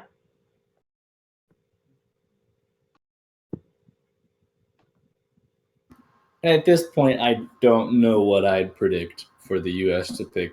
I mean, they went for an LN choice and then an SV pick. I mean, I'd say that they're kind of free to choose whatever at this point because they have such a lead that they're kind of have a lot of safety on them. And they move into their pick being 357 Magnum. All right. Another accuracy pick. Yeah, similar to Aragami, just slower, more chord-based, a bit denser in general, but no big deal. I'd expect similar performances to Aragami, maybe a bit higher accuracy in general just because of the speed.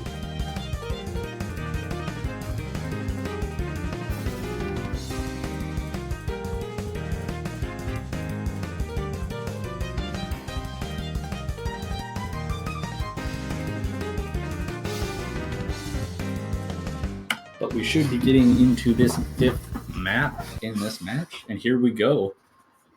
Possible last map of this match. If Australia doesn't want this to be the last map, they're going to have to show off some really good accuracy to fend off the United States here on their own pick. I mean, yeah, I'd say they still have a chance at taking a point off of the U.S. because the U.S. did pick a pretty friendly pick overall. One of the more vanilla picks. Yeah, I think something that I should note here is that I don't necessarily agree with this choice from the US, just fully based on the fact that it's an act-based map, which, as I've already discussed, is usually a lot better of a pick for a team that is, lower in overall skill. In this case, would have probably been a better choice for Australia to make rather than the United States. But either way, the U.S. does hold an extremely high accuracy, edging out the Australian team right now by about 10,000 points. But that's not that much, given that everyone's on full combo. One break could mean everything here. For sure. But it looks like the accuracies are only climbing.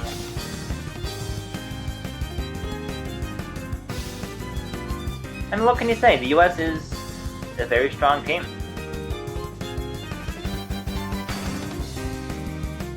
And I'm not just saying that because I'm from the US. And right there, Avios does find a combo break, giving the US even more breathing room for this map. Yep, all that's left is for them to finish it out.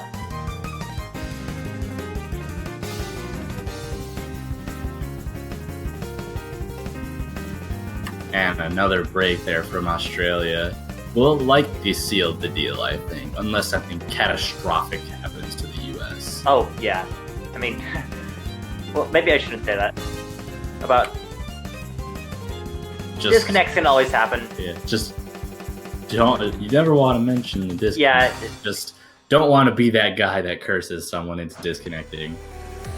But nope, it looks like all the US players and all the Australia players are going to finish the map with the lead in the favor of the United States. Another 5-0 victory today in the round of 16.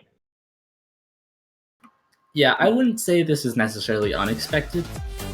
Top seeds definitely have shown to have at least somewhat of an advantage over the mid and low seeds, and especially in this case with, I guess we didn't mention this before, but I'm pretty sure Australia is missing 2 players right now, so they're a weakened Australian team. Oh, yeah. So the United States already had at least a bit of an advantage because of that, and being a higher seeded team, it was almost expected for them to perform very well against this team. I think they put up a good shot. Sorry, what am I saying? A good show. Yep, they did their best. Yeah, but with that, as far as the brackets going, what am I trying to say? Australia will be moving down to the losers bracket, play against the loser of Malaysia versus Germany, while United States moves on to play the winner of Malaysia versus Germany in the quarterfinals. Yep, so neither of these teams are knocked out quite yet. They will, Australia will have a chance to make it back in the losers bracket, similar to how Canada also has a chance to bring it back in the losers bracket. But with that is actually the end of this block of matches. It was just those two. We will be back for more streaming and more matches at 10 o'clock UTC, where we'll be seeing Malaysia versus Singapore, followed by Malaysia versus Germany and South Korea versus Italy, as well as the other matches that will be happening this weekend. Some of these are going to be a lot of fun. But yeah, tune back in about 5 hours or so. And before we sign off, I do want to remind you again that the banners are for sale. So go ahead and support your team, support the tournament by putting a banner on your profile. And if you choose the winning team, like I said before, it will stay on your profile for longer than anyone else's.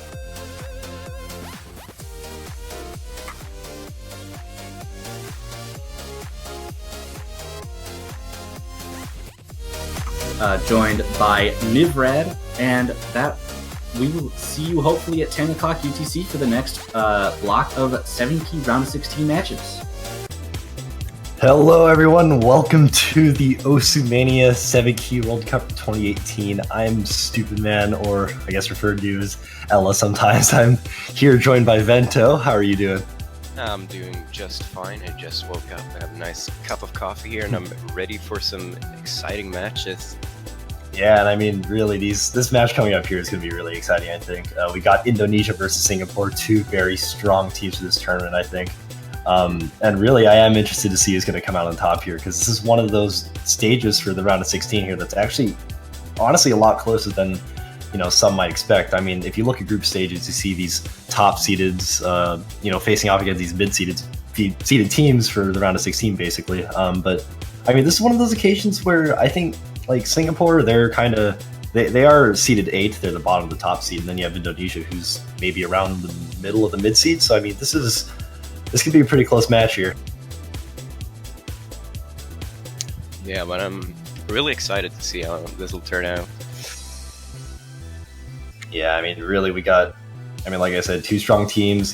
Singapore especially. I mean, they've got Paralit, Rami even. I mean, these are 2 really strong accuracy players. I mean, Indonesia, they've got Rays. I think Project C1 as well is a very good player. So I mean, if we see like these 2 like players, or at least in my eyes, I guess the starter players of the teams coming out and like really performing, then I mean, it's definitely going to be a close match.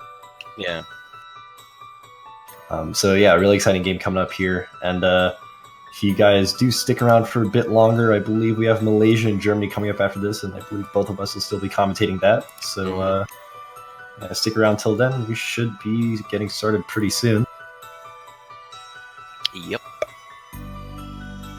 Got some people in the lobby now, so let's see, move into the first warm-up here. I think I do recognize this chart. I think this is the one by Sturm. I need to check. Actually, I've heard this song's pretty popular with the 4-key crowd. I'm trying. Right. With regards to this song. Definitely one of the harder charts that a lot of 4-key players can recognize. But in regards to 7-key, this one, definitely not as hard. It's fairly, it's actually not too bad. This being the insane difficulty, it's not that dense, and actually it's a bit of chord tuning. So this really, actually is probably a good pick to really pick out and see which players are like better for accuracy, which players are better for chord tuning, etc. That really could determine how some of these teams pick and how some of these teams ban. Yeah.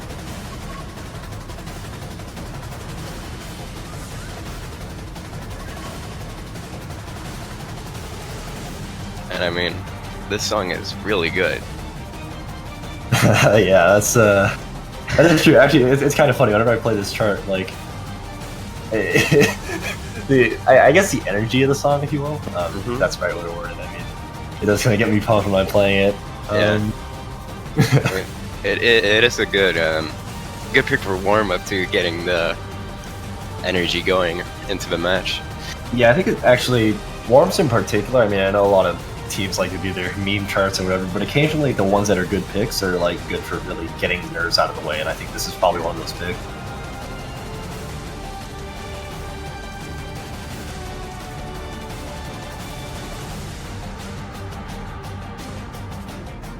So actually looking at the Singaporean team right now, I guess I did mention earlier Paralit and Rami being like 2 really strong players, but just going through the rest of the roster, they have, I believe, Bye For Now and Realm Ripper. I know Bye For Now actually is in the lobby right now, is still a very strong player as well. I think he's ranked 2nd in Singapore. I think you'd have to correct me if I'm wrong, but he's still a very strong player too, and definitely not worth discrediting in any way. And I think on the Indonesian side, we've got Rays, Project C1, as I mentioned earlier, Leo Sama, and Rizal from Mana.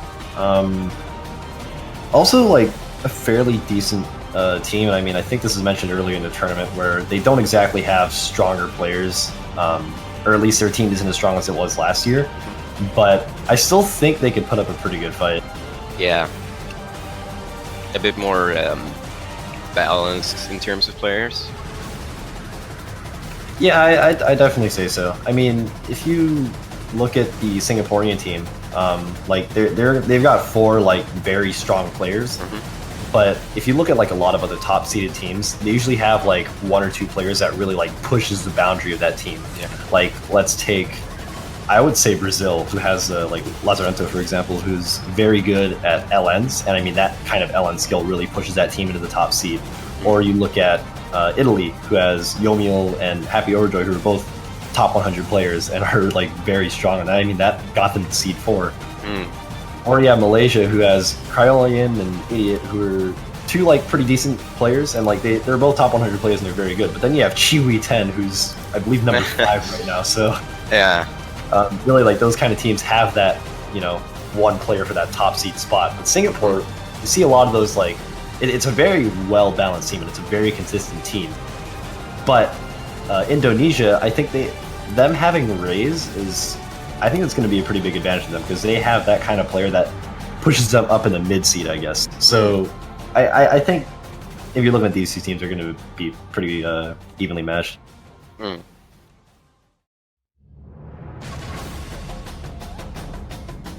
I see Chewy in the chat there. I guess coincidental that I shouted him out right there, but yeah.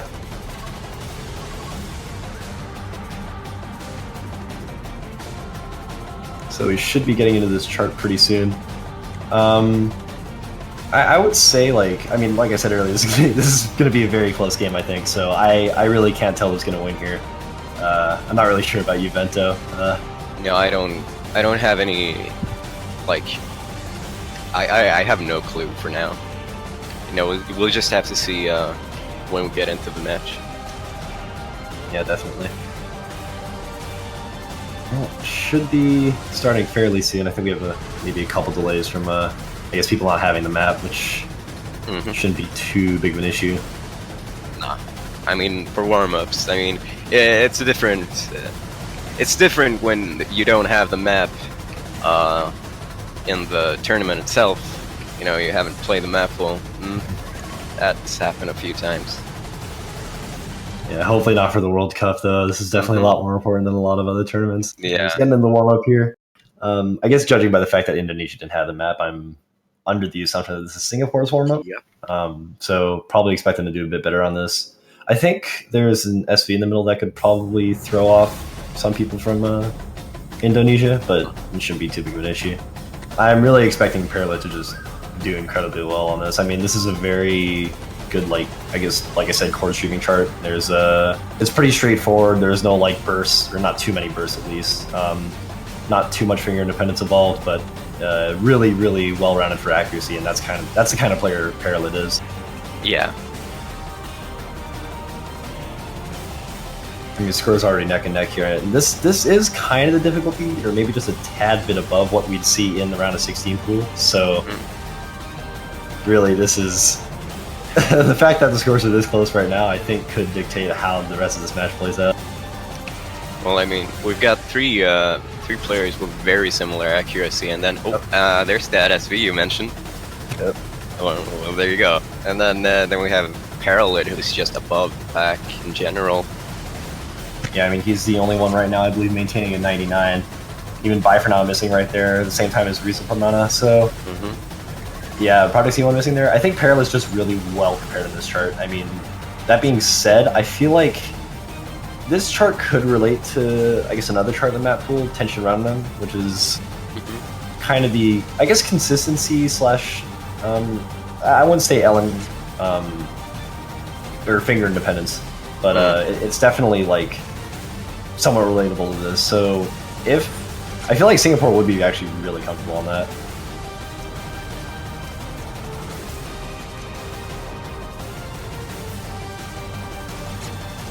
But yeah, still Parallel holding that FC.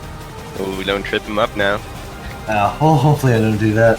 I've seen him been on a dry streak for cursing lately, so looks like I'm pretty good. Oh no, he just missed! Oh my god. Well, there you go. Yeah. Well, I mean, it did get quite a bit hard, I'd say, during that spot. Lots of LNs there. Still a very 4-200s. Yeah, I know. Look at 4-200s compared to 32, 44, and 68 from the rest of the players. That's an absolutely crazy score. Whew, there you go. Still, though, moving into Indonesia's warm-up, I believe. Not sure if they've posted that one yet. Apparently moving out for Rami to get to warm up a bit too. Going for Sakura no Uta, which I've never seen before, but you know. I feel like I should know this chart, but it's like highly likely to.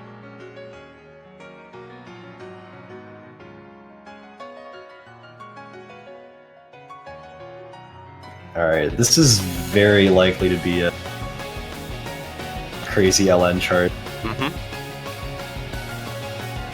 I mean, Just- yeah. Yeah, looking up the name right now, I mean, there's a lot of 4-key LN charts of it, and considering this kind of song, it's I guess the kind of team it's coming from as well, this could definitely be a LN chart. But here we go.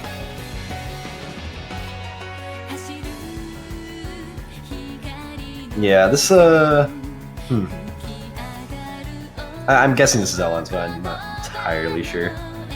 Wouldn't be surprised though. Mhm.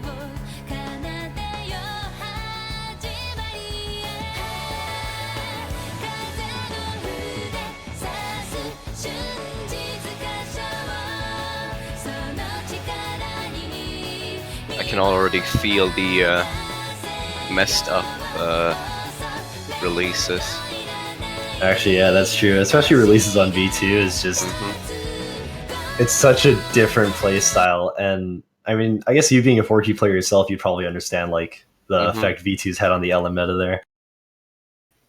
Well, for LNs, I personally much prefer playing on Score V2. It feels like the correct way LNs should work, but for releases, it's unbelievably difficult compared to V1, where you could kind of cheese it a bit. You know, you didn't really have to release super correctly. You weren't really punished very hard, but for V2, if you don't treat the releases like they should be, oh, you're gonna have a really bad time. But yeah, we got a lot of LNs going on, by the way. Yeah, I guys believe noticed. the max 300 window for LNs on V2 is slightly increased, but the cost is that I believe the 50 windows increased too. At least missing is a lot easier, and bad chaining is a lot easier as well. So, Oh yeah. but yeah, I mean, seems like none of the players right now are having a problem with that, and I mean, I guess the other thing is that Score V2 in particular has really like found its way into the LN meta for 4-key, but as for 7-key, almost nobody uses V2 except in a tournament setting like this one. So it is really interesting to see players like start to force themselves to get used to it again for the annual World Cup. Yeah, I'm surprised every player is still holding a full combo. Oh, look at Rami and Rizal Pramona's accuracies. Those are Yeah, very they're impressive. definitely keeping up very strong. I mean, Rami, I think, is an incredibly underrated player. I talked to a couple other players from different countries in regards to this tournament, and they were kind of shocked at Rami's performance, not only on in the tournament, but also like rank charts in general, because his accuracy is extremely strong. Got 2 misses from Bye For Now and 1 from Project C1. Rizal Pramona and Rami still holding the FCs. I'm pretty blown away, because LN and 7-key to me is just whew. Yeah, I mean, like already, like a lot of people not being able to play LNs in 4-key, and then on top of that, you just look at people playing it in 7-key. It's just such.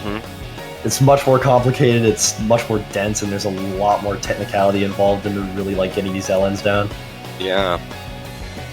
Like I've tried. It's just so difficult. I mean, as a 4-key LN player as well, 7-key LN is just so much more difficult.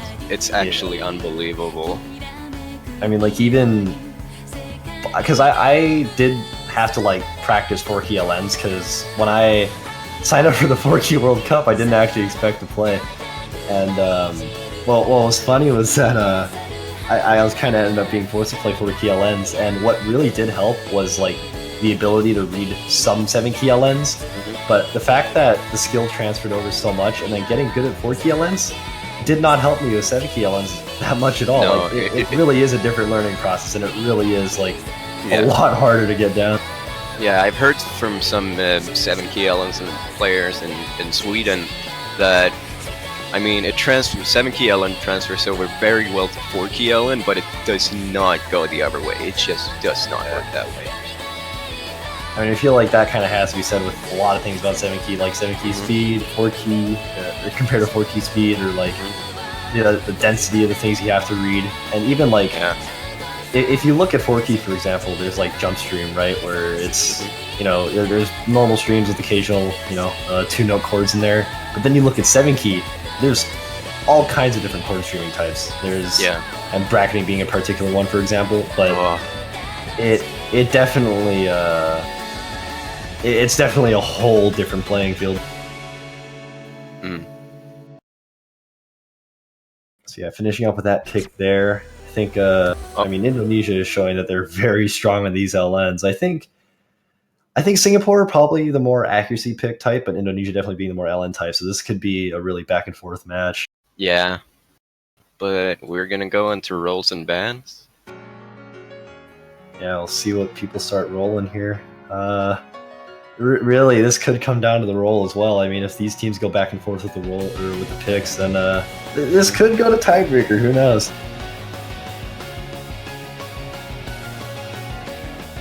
I will say this though, I think if it does go to tiebreaker, Singapore probably has the upper hand just because they have that accuracy and consistency, and something like the tiebreaker isn't all completely LN oriented. I think this one in particular is not too bad with LNs at all. There's only like 1 or 2 really like dense sections, if you even want to call it that.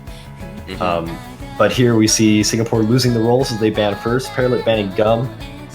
Oh yeah, understandable. Yeah. Definitely a standard ban. I mean, really tough SB chart. Definitely something that a lot of teams maybe... And I mean, this is probably one of those cases where a lot of the times when you see someone ban an SB chart, it's because, oh, maybe they didn't prepare, they didn't care. But I think in this case, Gum is legitimately a very hard SB chart, especially for this pool. It is very, very difficult. The Indonesia banning Phantasmagoria here. Also another very standard ban. Those two in particular, Phantasmagoria and Gum, are just... I'd say they're a step above the rest of the pool, and either Gum just being an incredibly hard SV pick and Phantasmagoria being, I don't know what the best word to describe it is, if I want to stay PG. It's not fun. It's evil, actually. Evil is a good word. There's this absolutely nasty slow jam in the very beginning. And I mean, on top of that, there's these LNs that are hard to hit and hard to maintain along with that. And that's interesting. So they pick Agony, which I suppose there's less stairs than Phantasmagoria, but I feel like these charts are along the same line almost in terms of the types of patterns they use. I think we'll see in the first half of Agony here, there's this one stair that kind of sweeps back and forth along with an LN. And you kind of do see the along in the first part of Phantasmagoria too. I think the only difference being Phantasmagoria has that really, really nasty slow jam. Yeah.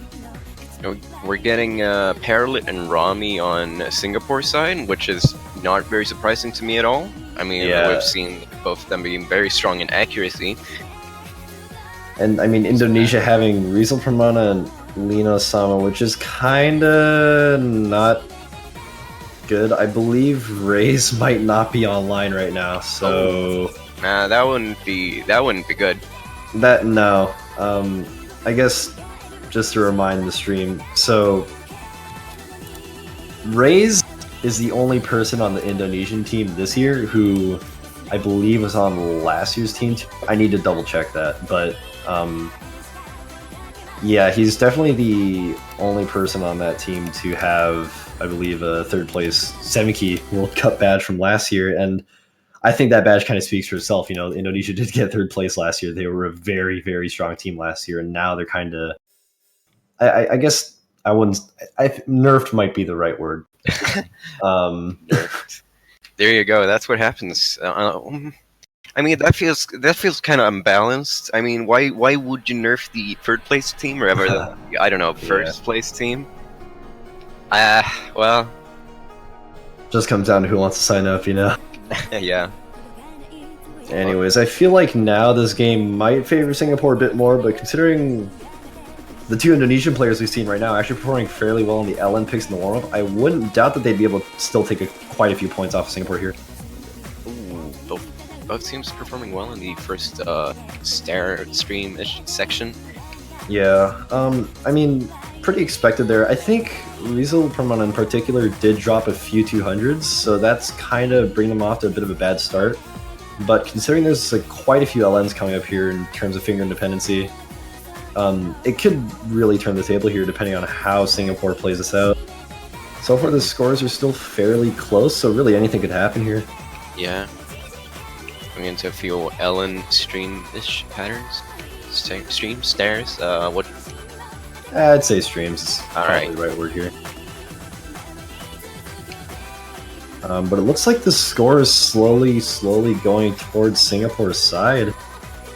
Although Rami with that miss kinda putting a bit of a dent in Singapore's total score, but still not really a big deal. I mean, Yeah. I think what we're going to see in the very end here is that Singapore has that lower 200 count, and that's ultimately what's going to decide her point for this song. Yeah, Singapore just had the superior accuracy here. Yeah, and I think it is worth mentioning, I did see a question in chat, does combo matter in Mania Score V2, or is it all about accuracy? There is a very minor combo bonus, I believe up to 400 combo, that I believe is actually decided quite a few games, at least in tournaments within the past 2 years, I believe. That's how long we've been using V2 now. So yeah, I mean, that combo scoring, although it's very minor, it does have a huge effect on these like earlier stage games. I think that goes not just for 7 key, but 4 key as well.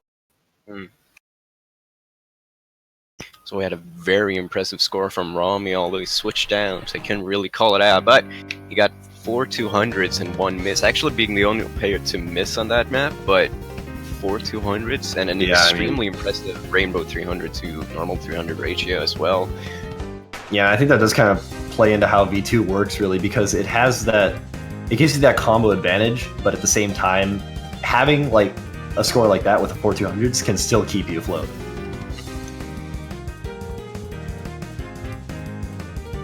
But we are going to be getting the 357 Magnum. Yeah, and I am kind of curious. I guess Rami's not as comfortable in this, which is fine. I mean, Biofor is still just as strong of a player, but I guess a bit past my expectations. Because 357 Magnum is the, I would say personally, is like the strictly accuracy pick for this pool. There's not too many LNs, not too much to worry about, and pretty friendly patterns.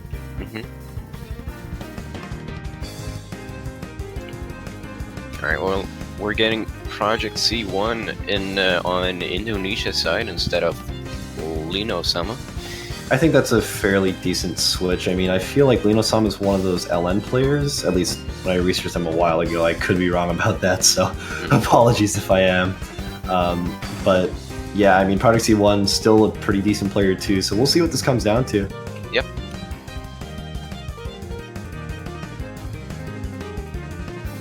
More good music here. Always appreciated.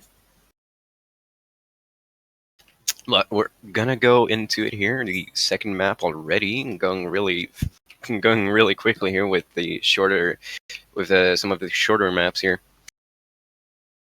Yeah, I mean, the nice thing about this chart is that it's pretty quick, and I mean, the upside is that, you know, you really don't have to worry about making mistakes throughout the entire chart. It's not like a 3-minute chart where, you know, at any point you could screw up and then, oh no, you're trying to really spend that next maybe a minute and a half worrying about how to fix it here. But in a 2-minute chart, you know, it kind of goes by pretty quickly, and yeah, especially on an accuracy pick, that's really all you got to really focus on, which is nice, and you don't have to focus on it for too long.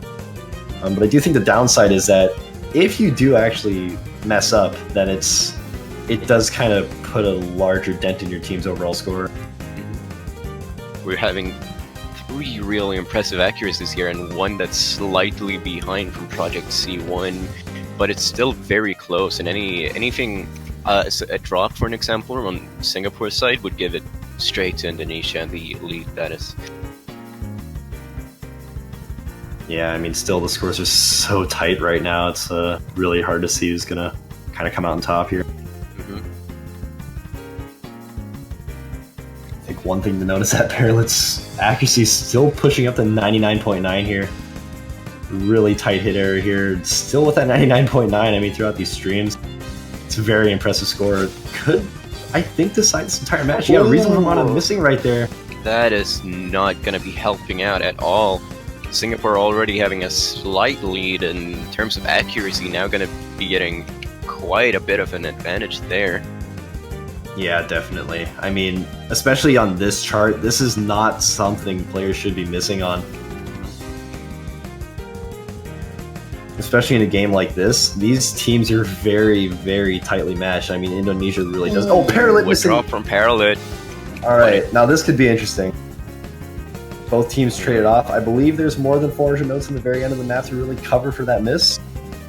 So Yeah. if Indonesia does tighten their timing a bit in the end here, and maybe if Singapore gets another miss, Looks like this could go Indonesia. Yeah, it looks like it's going to Indonesia very slightly, but we're going into the very last section here, and it's going to be Singapore's. Just barely. Yep.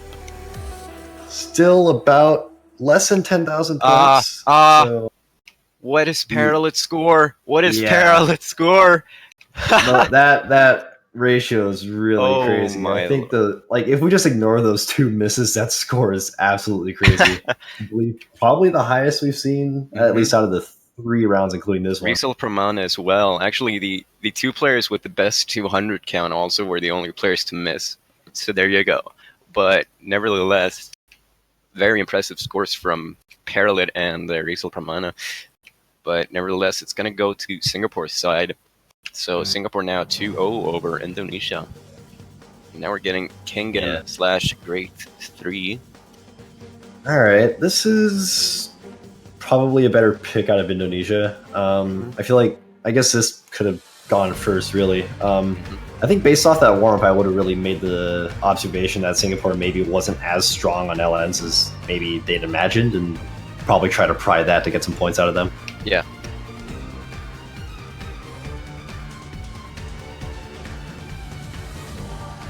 So really, this could be a point for Indonesia. Only issue is Singapore's already gotten a break point off of Indonesia, so Yeah. Indonesia really would have to do the same here to really get back in place. But the question is, can they do it? And I'm really not sure.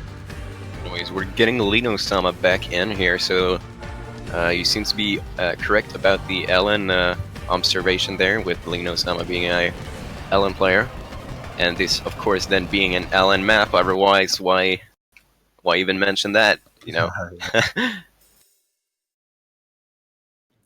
I think some things to point out about this chart, really, like towards the halfway point or just before the halfway points, when we see these Ellens get really, really dense. I mean, that probably could decide this entire map. And if not, at the very end, or at least the last half, there's some kind of awkward releases, although they're pretty easy to get down if you're pretty well-rounded with LNs. So really, I mean, it's probably up to those 2 sections of this chart to really decide who gets this point. Oh, it's flashing a lot here. Hope you don't have problems with epilepsy, for an example. I feel like for at least the first quarter of this chart, it's gonna probably be like that. Yeah. Ooh, it looks like it's actually going to Indonesia very, very slightly.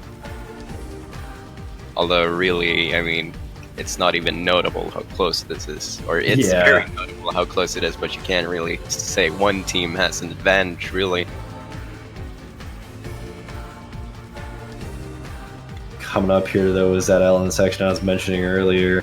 I mean, really, it just does come down to that. I think Rami and Bifer now being on the Singaporean side and holding, if they hold this accuracy, they should be fine. But if they can't keep up with the density of this chart, and if Indonesia can, that probably will decide this kind of match too. Ooh, and we're getting a miss from Rizal Pramana, which is going to give Singapore the lead here. And it's only getting larger now. Question is, will Singapore kind of return that? Lino Sama missing as well, so it looks like Singapore is going to have a fairly hefty lead here. And as patterns get very, very dense here comparatively. We're actually getting 2 misses from Bife. Yeah. But right as we're getting into the less dense section, actually we're getting some really tricky releases here. Players could be dropping 200s, or maybe that's just me not being very good. I feel like these releases you kind of have to force yourself to really play well. I mean, Rizal Pramana already there hitting a 200 as well, so really I think in this case it's something you just kind of have to practice to get right. But coming up right now, or very close here, there's a really awkward SV, this tap, and then right here. And Reasonable Piranha not doing a very good job of recovering from that, hitting a bit of a 200 stream, but catching up just fine. I think it's going to come down to whoever misses here, if someone misses here, and that's really going to decide it. Now, Rami being the only player holding a full combo, I don't want to be cursing anyone, but you know, it is something worth pointing out. I just do want to mention that these scores are so close right now. I mean, these are within less than, I would say, 10,000 of each other, maybe even less than 5,000. But it doesn't look like anybody from either team is missing here. This does look like Singapore's game. Mm-hmm.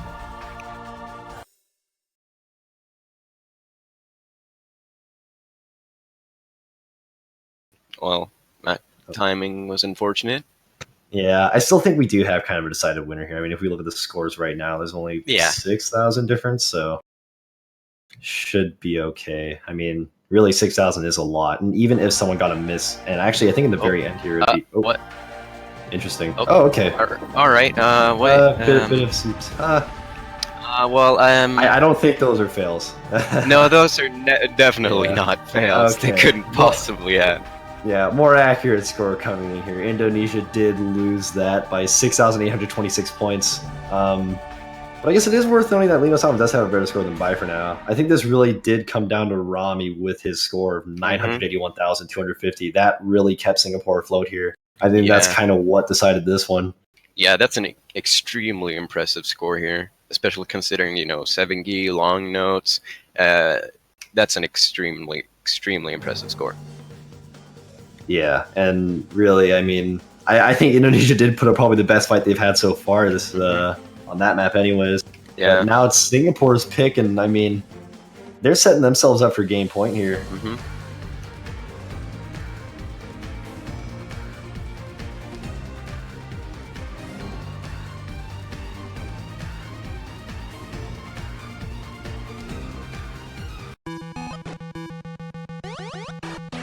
Spaceman. Spaceman. This is going to be tough for Indonesia, I think. Mm-hmm. I mean, the fact that they don't exactly have, I mean, they don't have Raze right now, which I think is a huge detriment to that team. Yeah. But, you know, Singapore, I mean, they've got that accuracy. They've got those really strong players, and especially on a chart like Spaceman, which is really technical, and it's got these sweeps and these bursts that can really throw players off. If they're able to handle this well, and I mean, I think it's more expected that Indonesia can't handle themselves well, so I think off this point I would expect a 4-0 for Singapore, and then in that case, I guess at the very least Indonesia can pick, but what can they pick? Yeah.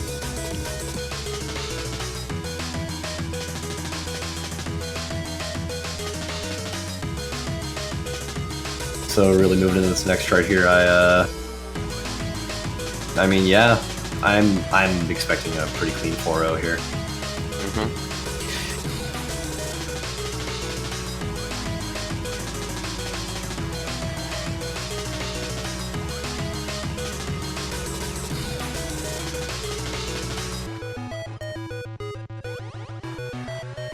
But yeah, we should be moving into it pretty soon here.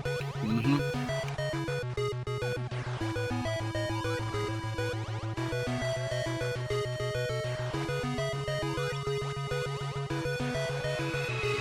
I mean, if anything, we can say this map pool has quite a lot of good music going, so that's almost nice. That is true. I actually do kind of have respect for. I mean, generally the Field of Beats crowd does have better taste in music, at least in my opinion.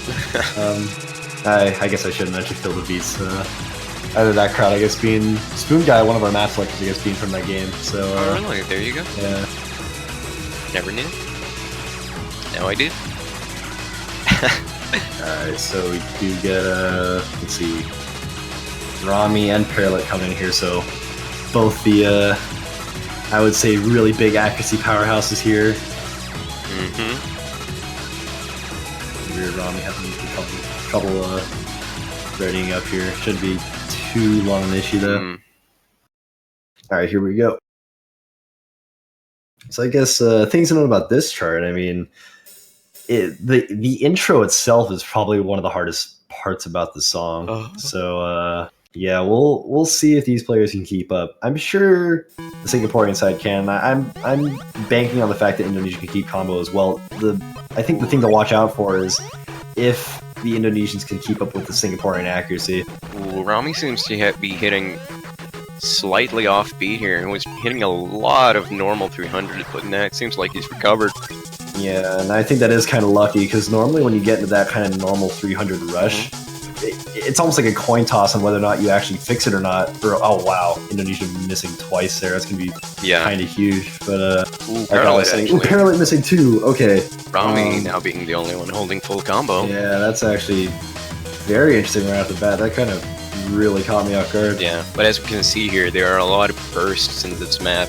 They're very technical and difficult to hit, actually, and one of the faster maps of the map pool, I'd say, if not the fastest. I don't know if Stupid Man would agree with me. Yeah, I would say this being, each individual verse, this is definitely one of the fast parts of the map pool. I would say, I think Aragami was supposed to be the speed pick that map pickers had in mind, but still, this is definitely a very fast chart, very technical. Yeah. And, we saw 3 players combo break already, so that's definitely huge.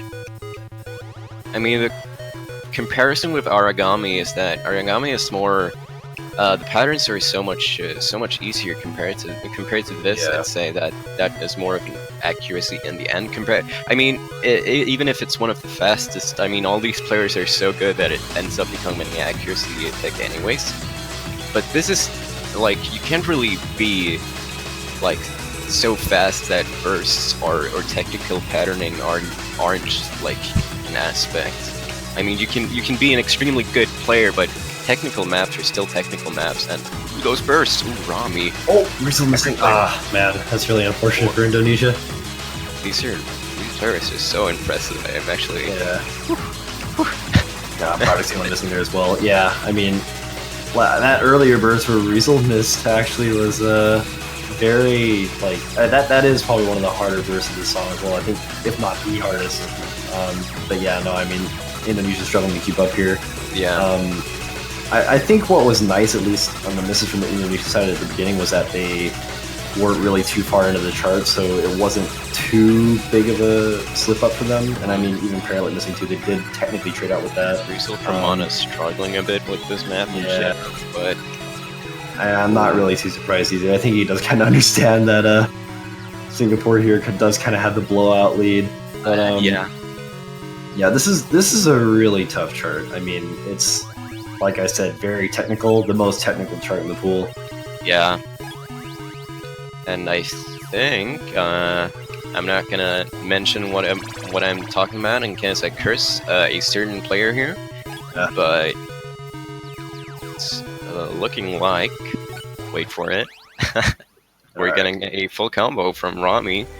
Yeah, and actually a very impressive full combo too. 9 200s on this. Yeah, even with the 2 100s, that's a very impressive score. 9 200s on this is hard to get. An FC on this is hard to get. Jeez, oh my, oh man, that's an extremely impressive score there. So Indonesia probably picking here, and I would say I wouldn't call this the last chart yet. I feel like they do have a chance on Full Moon Night, which is the other more LN oriented chart of this pool. So if they pick that, then sure. I think they have a pretty decent chance of taking it. I think that's really their main pick they can go for at this point. Yeah. If not, maybe they could do Is This Love out of nowhere for some reason, because if they somehow ended up practicing it, then maybe they could take that point. But Singapore, they did ban gum, so that could be a bit revealing. But I think this is one of those situations where that amount of practice and that amount of effort you put into SBs really does play into a team's favor, if they practice. But it looks like Indonesia hasn't, and they pick Snowflakes, which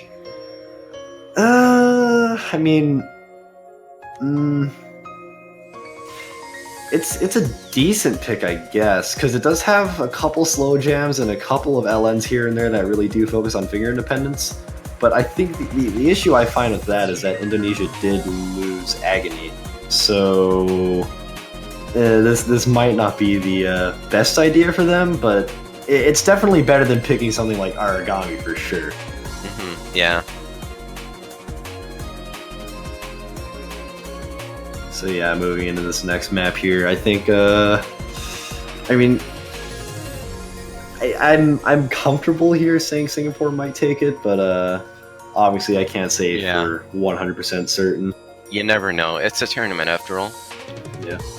Things always end up being quite surprising, you know. But we're gonna go into here with match point for Singapore. Indonesia. On Indonesia's pick, though, they're hoping to get at least 1 point. At the very least 1 point. On Snowflakes. Yeah, and well, all teams timing the first there very well, so I guess that's one obstacle this chart down. Oh, Riesel dropping a couple 200s on that, I guess, stream there, but still, scores are flickering back and forth. I mean, this still is anyone's game. Yep. Singapore just barely holding on to the lead here. Yeah. Looks like Indonesia's still putting up a really good fight, though.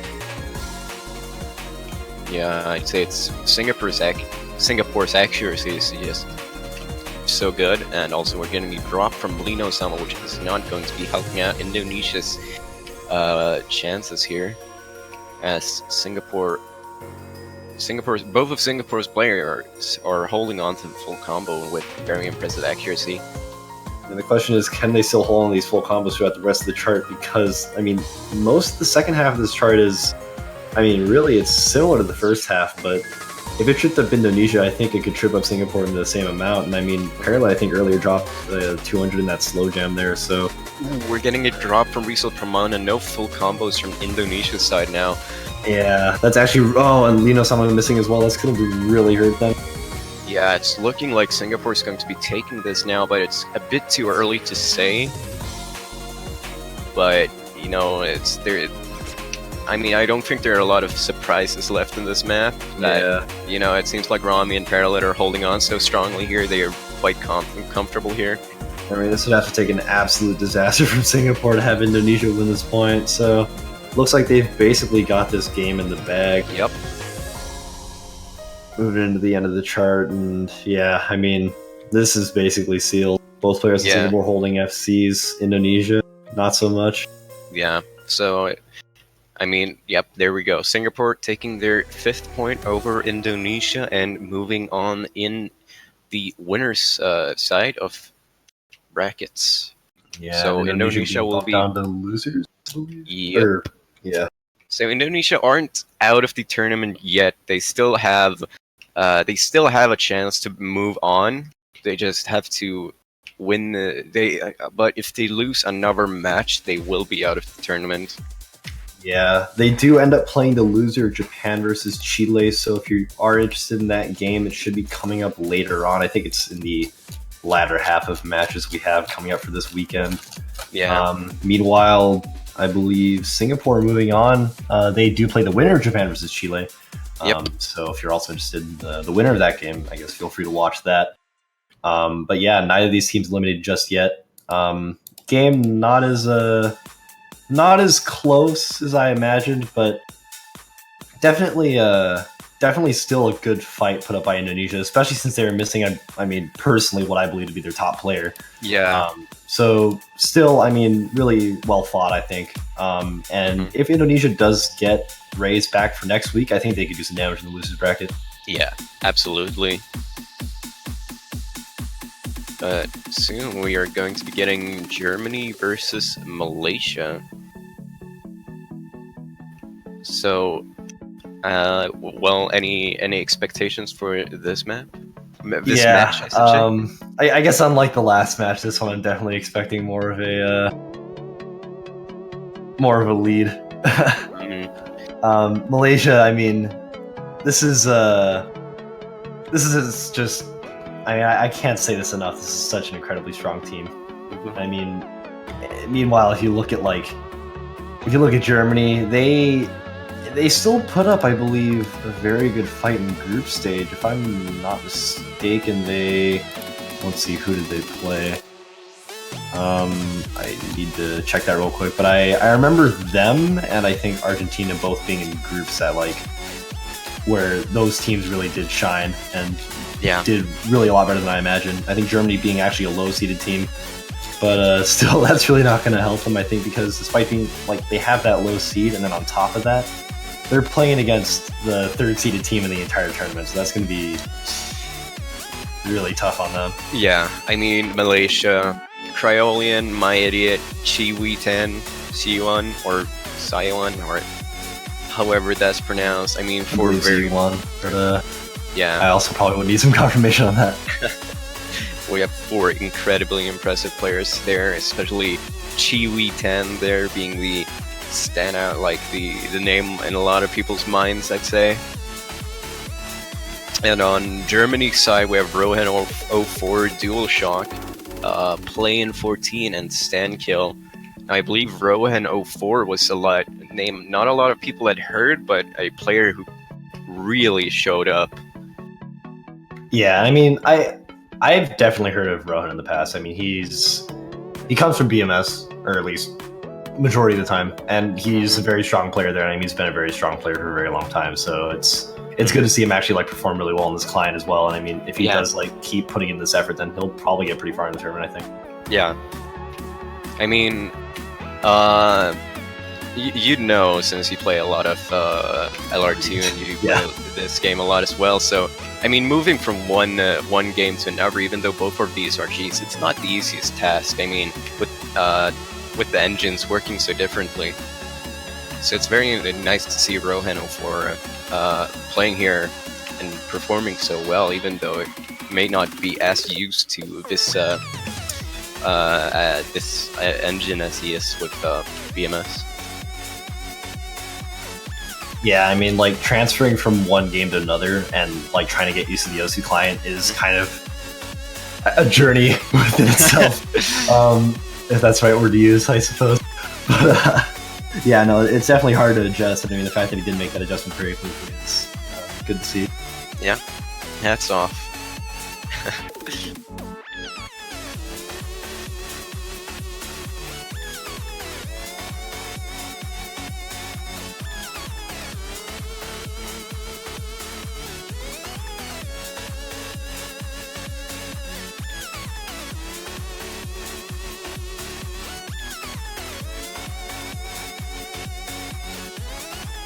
All right, well, looks like we'll be taking a quick break here. The stream won't go down, but we'll be stepping out for a bit, I believe, for 10 to 15 minutes before the next game starts. Mm-hmm. All right, yeah, so we'll be right back. So yeah, Malaysia and Germany coming up very soon. Please stick around for that. We should have actually still a fairly exciting game coming up. Yeah, definitely don't go anywhere. Just listen to this nice music and hype and get yourself pumped up a bit. We also have banners, I believe, that you can purchase now to support your team. Actually, yeah, that is true. I actually did purchase one pretty quickly, and yeah, so they do have a nice dark color to them if you like that. Yeah. So yeah, definitely. I believe 250 American. So yeah, take a look at those banners. Support either your favorite team, maybe your country's team. It does go to the prize pool, I believe, or at least all funds go to the prize pool. Yeah. Yeah. So if you want to see your favorite players get rich, go ahead and support them that way. Yep, and if there's any other information you think you're missing or you don't really know about, we definitely have the wiki link ready and available for you guys. So if you're interested in checking that out, and there's going to be a lot of information there to catch up on. So yeah, don't go anywhere. We'll be back with Malaysia and Germany.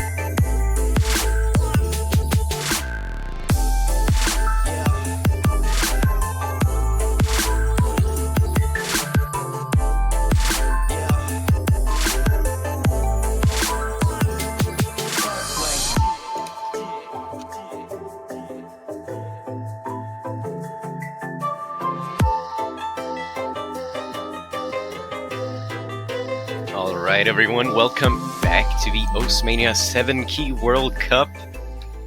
We are now going to be witnessing Malaysia versus Germany in the round of 16. So we've got an exciting match coming up here. Now I'm still joined by Stupid Nan, also known as Ella, Ila, Tom, many names. Hello. Many names. Yeah. Well, I mean, like I said a couple minutes ago, like Malaysia, Yeah. Germany, I mean, maybe not expect to be a close game, but definitely still going to be exciting nonetheless. I mean, I feel like Germany still has some strong players, and I mean, Malaysia obviously having players like Chiwi is still absolutely crazy. But Yeah. still, I mean, these are names that I think you should be looking out for the rest of the entire tournament. So, yeah, this is something to keep an eye on. Maybe not for the game itself, but the kinds of scores these people will be setting, and I think it's could determine how people, decide to play against these teams on later on matches. I think it's worth noting the winner of this match does play the United States, and if it's Malaysia, we're 100% chance going to lose that. So spoilers. There you go. But the loser of this match does end up playing the loser. Okay. Loser of this match plays Australia, so that's actually decided as well. Yeah, I mean, I guess a good thing to note about this match is that we do know who they're going to be playing next round already, so will be interesting. Just maybe to throw a curveball at you, maybe not predicting the outcome of this game, but let's say we do see Germany versus Australia. So predicting Germany does lose this. Them versus Australia, how do you think these teams are going to fare? I mean, if you mean Germany versus Australia, or yeah, Germany versus Australia. I mean, just these two teams. I mean, Germany being like they have Rohan, right? He's very strong, and they've got some fairly decent 7 key players as well, that are actually like fairly high rated. But like Australia, they have Sankatsuki, who's like extremely strong. Yeah. I mean, he showed in warm-ups against the USA that he's really strong against our team, really. But the thing is, like, I feel like it comes down to Rohan versus Sankansuki, and then maybe Kites and Evios on the Australian team versus I guess Stankill and DualShock maybe for the Germans. But I don't know. I feel like that could be definitely a close game to look out for. Yeah. Anyways, we are in our, I believe, first warm-up. I could be wrong, but I don't think I am. Yeah, no, it's definitely your... Well, actually, yeah, no, it's got to be your first warm-up. Game to start here. Wow, Chewy even missing here. It's actually a very interesting chart. There's quite a few stairs and maybe a couple chords built in here.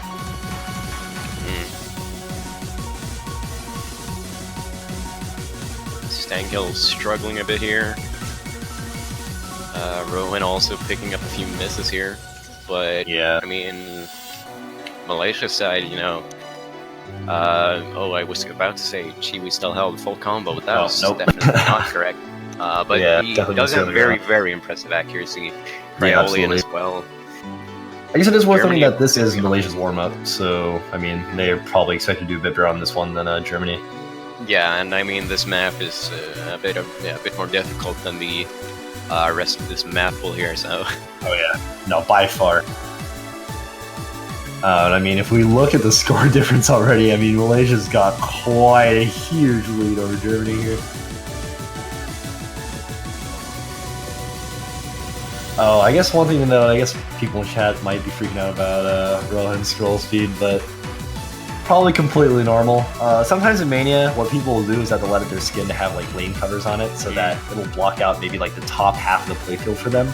So what they do in return is that they play on a lower scroll speed, so that they can focus on the notes better and time a bit better in this game. So really, people just do get used to that. It doesn't really show on stream, but this is the kind of setups that a lot of people tend to play with. Maybe it's just really comfortable with slow jam. You never know. Yeah. Maybe. But yeah, finishing out this warm-up, Chewy, I think with a 99 there, really a crazy score. Even Cryolane not even managing to keep up with that. Yeah, no one managing to keep up with that. 200s, 150 on a miss. I mean, that's a very solid score. Yeah. No, I mean this looks like something that could show up in semifinals. So that's definitely something to look out for. Even Rowan's reaction to that is just, they're gods. Mm. All right. Well, second warm up, grayed out anti front. Senki black another. Yeah. You know, I feel like I should know this chart, but I actually don't. I don't either. But you know, Considering the difficulty name and I mean, just the kind of song it is, I'm 99% sure this is just going to be pretty like standard patterning. Couple of okay, let's see. This is a negative chart. Okay, so this could involve like a couple uses of LNs here, which I don't think would be too surprising here. But all right. Usually, like if I'll see like a difficulty name like Black Another something, if you look in some certain 7 key charts, like if you see like level 30 or level 42 and really nothing else after that, that does kind of imply like an O2 jam chart, so you can expect that Yeah. here. But like 7 key Black Another, this is usually like a difficulty name that a lot of people will use to describe like BMS patterning. So maybe this could end up being like that, but who knows? Yeah, and I mean, swapping out here for Z1 actually. Sorry, going on. I mean, if you see something saying level and something like above 30 or like above 25 or something, it's definitely not gonna be BMS. Oh yeah, no, definitely. That's O2 jam levels starting to approach into that dense LN area. Alright, we're gonna play in 14 on Germany side and C1. Yeah, I'm guessing these were subs potentially made for the other players who maybe get a bit of practice in on the actual map pool charts before they get into the real match here. Yeah. But this being Germany's warm-up, I guess I would expect more BMS patterns just because I'm expecting Rohan to be a bit better on the BMS side. But well, I mean, if he's a BMS player, then you know, yeah. Yeah, I suppose. to be fair, there is sort of this like really niche LN community in that game, or at least like this LN section that's fairly, I guess, I'm not sure how to word it. Not a lot of people play it, and the LNs are really different from this game. But still, I mean, I believe Rohan's fairly well rounded with stuff like that. So it shouldn't be too much of a problem with him, even if there's LNs in it.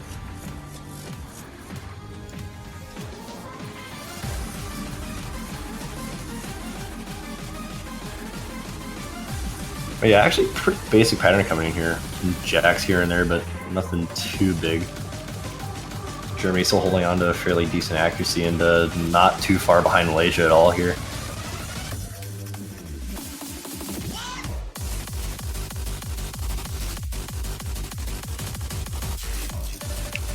Would y'all come out from playing 14? Yeah, really not too big of a deal though. I mean, these charts are harder than what we would see in the round of 16, so yeah, not too much to decide how these actual charts in the map are going to go.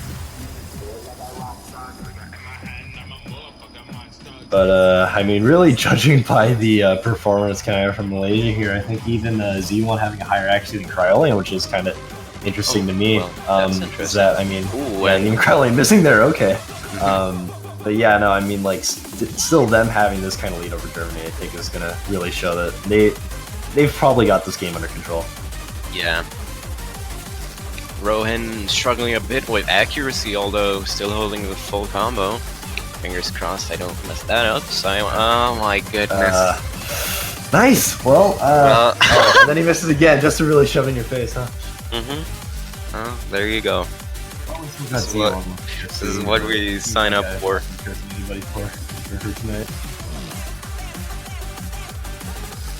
I feel this weapon right now, huh? And Z1 is. Oh my god. Well, I was just about to mention him, so I guess. It's these brain waves, you know? We can't all have nice things. Alright, well. Anything good. Yeah, that's going to do it for the warm-ups. Z1 with the 99. Still a very strong score, even with that one miss in the 150. Mm-hmm. But we should Very be moving accuracy. into rolls right here. And Yep. I think wherever this roll goes, it really won't matter too much, I think. It looks like Rohan isn't, even though he's keeping up with these patterns very well, his accuracy isn't quite at the same level as the Malaysian side. Yeah. So. Oh wow, 24 roll. That's really not going to be good for that team. Oh wow. Wow. Okay. Okay. Well, wait. 20. Nice. So There you that go. means Malaysia bans first. Man, they had That's a 1 out of 24 or 24 out of 100 chance to you know, get a loss, and they hit it. Nice. yeah. Nice. Anyways, Good job. That's kind of like my role Yeah. of luck. but yeah, no, Kryllian banning Gum and Rohan, or Germany banning Full Moon Knight. That is not the type of ban I'd expect. I mean, you could expect it. I'm just trying to see why it would be Full Moon Knight over Kengan Grade 3, or Yeah. maybe some other LN pick. I would Yeah. assume that it has to do with maybe the trills in the middle, which I think tend to throw a lot of players off, Yeah. or maybe even the mini jacks. But beyond that, I'm not really sure. I'm not surprised Gum got banned at all. I am surprised Phantasmagoria did not get banned. Although I will be highly surprised if we actually see it getting picked. Yeah, oh, that's true. Yeah, there's no Phantasmagoria ban. I think we've seen that in every match so far getting banned. So here's the first match where Phantasmagoria has not been banned. The thing is, will any of these teams pick it? And that I highly doubt. Yeah. Because it's just such a... I mean, if anything, if Germany is maybe down by like 3 points and they have to get something, and they burn through everything they're confident on, then maybe they'd go for Phantasmagoria just to see if they could trip Malaysia, because that's the kind of chart that really is so, like, it brings out the most inconsistent scores from so many people that a team that is like clearly worse than another team could still maybe get a point off of it. But yeah, 357 Magnum here coming in. I mean, really basic accuracy chart, but I think we saw earlier in the first one of that Malaysia. I mean, they've got that really strong accuracy over Germany already, or maybe not necessarily like a strong, like a super strong accuracy in general, but definitely one that's higher than Germany. Yeah. So I mean, I feel like this first map's already decided, but we'll see. You know, anything could happen here. And we're gonna go into it. We have Shiwi 10 and Cryolian on Malaysia's side, and Stankill and Rohan 04 on Germany's side. It's gonna be interesting to see the type of accuracies we're gonna get here, looking at Malaysia's side especially. But you never know what's gonna happen in a tournament setting. You know, we've already gotten some curses. Yeah. Well, never too late to start now, I suppose. So it's looking like Malaysia's doing really well here. Yeah, shoot with the FC, Kryllian with the FC. Really strong, 99.97% accuracy from Chewy. Okay, Here we go. Stream lag. All right. Oh, okay. No Yeah. DCs. All right. Was really hoping for something hilarious like that to happen. But, You were. well. Yeah. No. Okay. Honestly, like, just imagine Malaysia like just DCing right now, and like probably the perfect map for them to win, and already being down by a point on the first map. Oh, that'd be legendary. In either case, all players are still holding the full combo, and we have good accuracies all around. But I mean, Malaysia is just holding it's just doing so strongly here in the accuracy department. I can tell you're trying really hard to curse them right now. You know. No. I really am not. I'm. They are doing well. Oh yeah, no, absolutely. I mean, like, I think Chewy's accuracy is probably one of the highest I've seen so far on this. So, I mean, this is actually incredibly impressive. But I think one thing to note is that so far, because nobody's actually combo broken yet, that this is going to be a really close match. I think it just comes down to the 200s here, if anything. Yep. I'm in a bit of long notes with a bit of double stairs, a bit of everything, really. Well, not really everything. We don't have SVs, but just, you know. If anything, that's probably a nice thing for this chart, especially it being the accuracy pick. Yeah. Every player holding strong accuracy and full combos all around. Yeah, I don't think that's really going to change at all during this chart. I mean, I guess the ending section is slightly more dense than the rest of the chart, and it has a couple of rolls that are a bit trickier to hit, but overall it's not really too bad, especially for players of these caliber. And we're gonna go into the very ending here. Yep, and seems like everyone's holding on just fine. Yep, But unfortunately, Germany did not take this point off Malaysia. Malaysia with Oh my lord! Look at these accuracies. Yeah, especially Chiwi. Oh Oh man, my goodness! 99.92 on this. No 200s. Less than 100 normal 300s. Whoa! That's absolutely crazy. And I That don't think that that's really is. That really shouldn't discount Germany's scores either, because these are two scores that I think if they went up with a lot of the other teams that played so far, they would win. Yeah.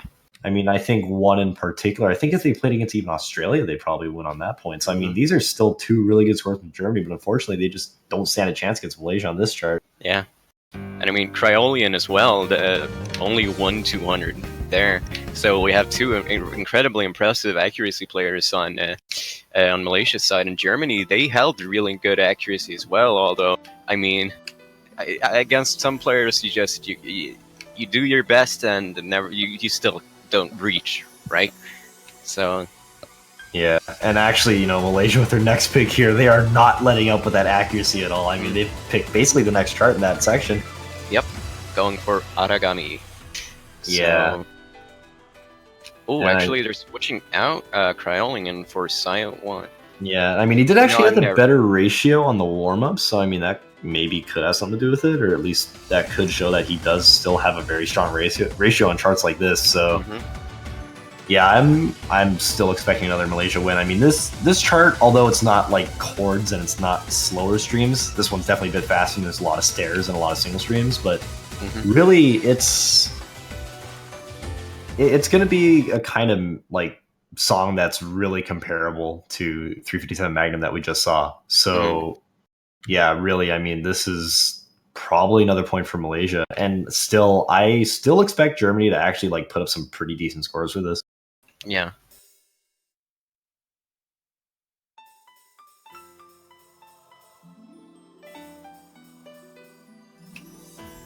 A bit of a trip up early from Chiwi on Malaysia's side, but it's not going to be a big deal. I mean, yeah, that's probably true. It really just depends on how these next teams hit this next stair section. I mean, already Rowan breaking, hitting a couple 200s. I mean, Stankill breaking as well. Yeah, no, they definitely, if anything, overtraded for that 200 Chiwi hit in the beginning. Yeah. Oh, yeah, no, I mean, if Malaysia keeps this up already, I mean, those breaks and those 200s from Germany potentially already decided this map. Well, yeah. That could be the case here. Rohan getting another draw. I don't really see... I mean, on this map in particular, I'm not sure... I don't really see Chiwi dropping Sioan as well. I'm not sure. I think, if anything, Chiwi is going to be the last one holding on the full combo. But, Yeah, I mean, I still feel like that this is a kind of chart that both players on Malaysia can still definitely hold combo on, so it really shouldn't be much of an issue. Absolutely.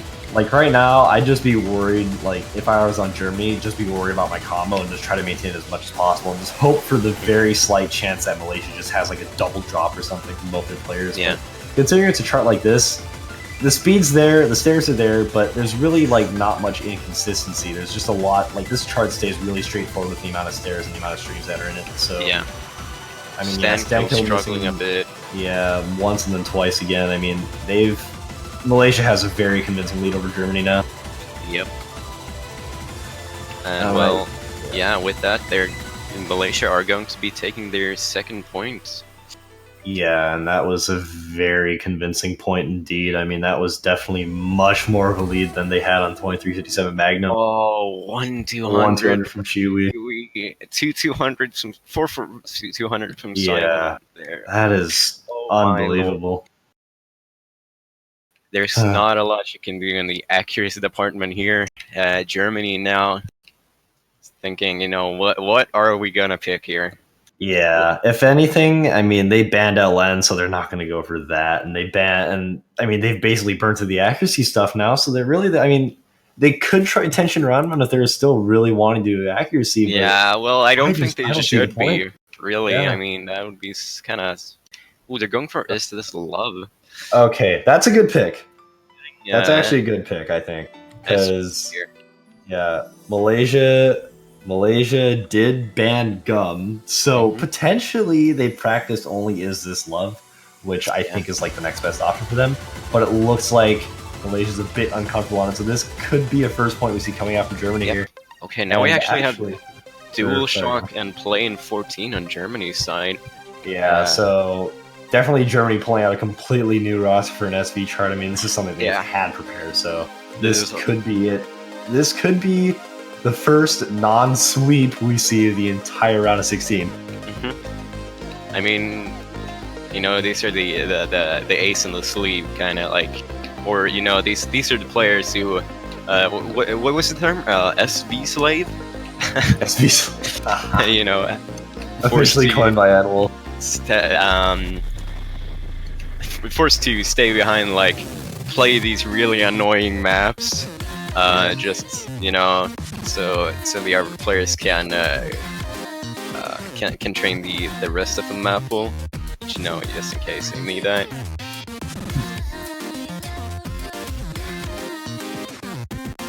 But yeah, I mean, I guess another thing to know is that Chewy isn't playing for Malaysia, and I guess maybe he just didn't have it prepared. And I don't know, Cryolian seemed a bit nervous in chat, but I mean, judging by like how like high of a caliber these players, you know, are, they I'm guessing their expectations of like, oh, I'm setting a bad score is still probably a very high scoring score. So yeah, we'll see how this plays out. Fingers crossed for Germany here, because I mean, if they do actually take this back, this game is officially within 1 point range here. So yeah, we'll see. Honestly, I think it just comes down to the first half of this map here, because if you look at like the second half, there's not that many SVs. There's only one really, really big teleport at the end that's kind of hard to hit.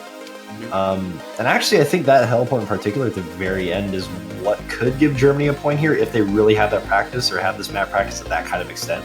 Yep. But I mean, we're gonna be seeing a bit of an accuracy lead in Malaysia's side here, but you know, we're waiting for the SVs. Yeah, I mean, really, even though they're within 4,000 points of each other already right off the bat, it's still not really going to matter much compared to the rest of the SVs here.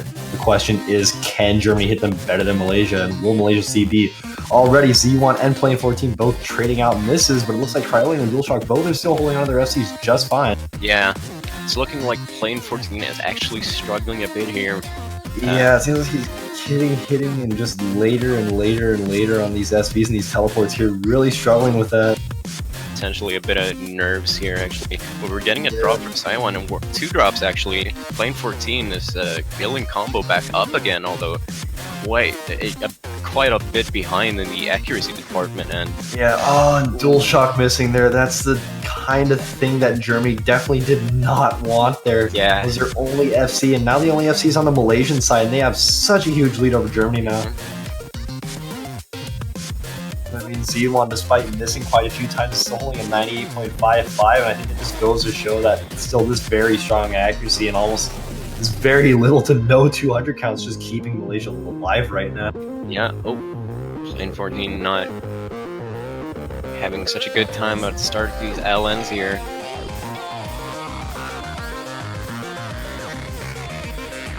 And these not really being that difficult. They may look a bit difficult on stream, but you know, you just gotta keep time on those teleports. And actually, I think you can mash all keys right there.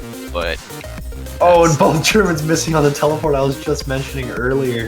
In Malaysia, practicing this map enough to actually get that teleport there. So yeah, I mean, I feel like just the amount of practice he put in this chart really just had them from the get-go here. So and it's gonna be point 3 for Malaysia. Was that a FC from Cryolian? I believe so. Yes, it was. Boy, that's a really good score from Cryolian, actually. Yeah, 973 is still very strong in this map. So, despite banning Gum, they definitely put that kind of effort that they maybe be putting into Gum over to the Is This Love. Yeah, Plane 14 getting just below the S rank, actually, and Malaysia going back to accuracy here with Tenshin Ranman something. Let's see, Tenshin Ranman Haikarahime. Tsukimisake difficulty. Long notes, a bit of speed and accuracy based generally. Yeah, I mean, this is kind of similar to what we've seen so far with .357 Magnum and Origami. I mean, this keeps going in line to what kind of mass Malaysia's picking. I mean, they're really picking towards their strengths, or maybe not necessarily their strengths, but the things that they know they have an upper hand over Germany with. Like, they take this idea of, like, because they won on .357 Magnum, they won on Origami, so they've got to win on everything, like accuracy based or maybe speed based, and this is just another one of those charts. So definitely, like, just a lot of this game kind of revealing itself to Malaysia. Now Chiwi coming in here for Malaysia. I mean, this is going to be, especially his accuracy that we've seen so far in this match, has just been unprofound. So it's going to be just such a crazy score we're going to see from him. I'm expecting anyways. But here we are going into the fourth map of this match. Malaysia's pick here, attention done on Haikarahime. Yep.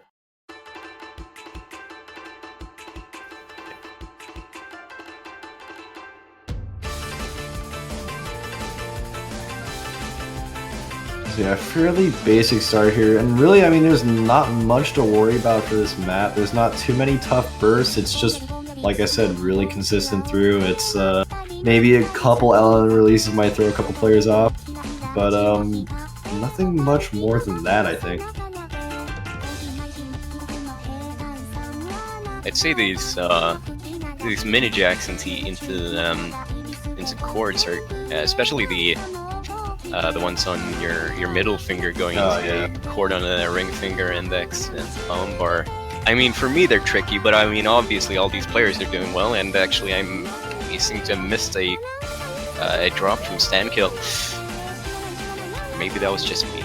No, I mean, he's been dropping quite a bit already. I mean, really, like, those mini jacks you mentioned were giving him a lot of trouble.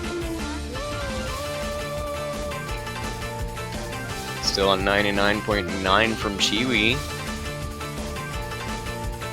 Not letting up in the accuracy department.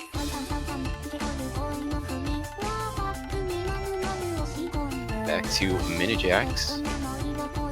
Yeah, and I mean, really, just this kind of pick, especially like how Stankill's just trying to really keep up right now, is like really not good for Germany, and just Malaysia's taking this so easily right now, I think.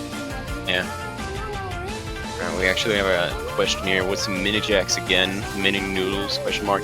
So a jack is several notes on the same key. So you have to so you have to hit the same key several times. Continuously. And mini jack is just two of those.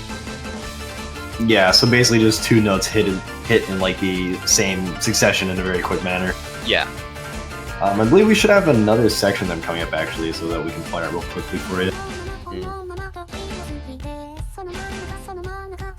But yeah, we are moving into the end of the chart here, and there's really not too much to worry about, just a bit of streaming here, and that's about it. I mean, both players on Malaysia are still holding really good scores.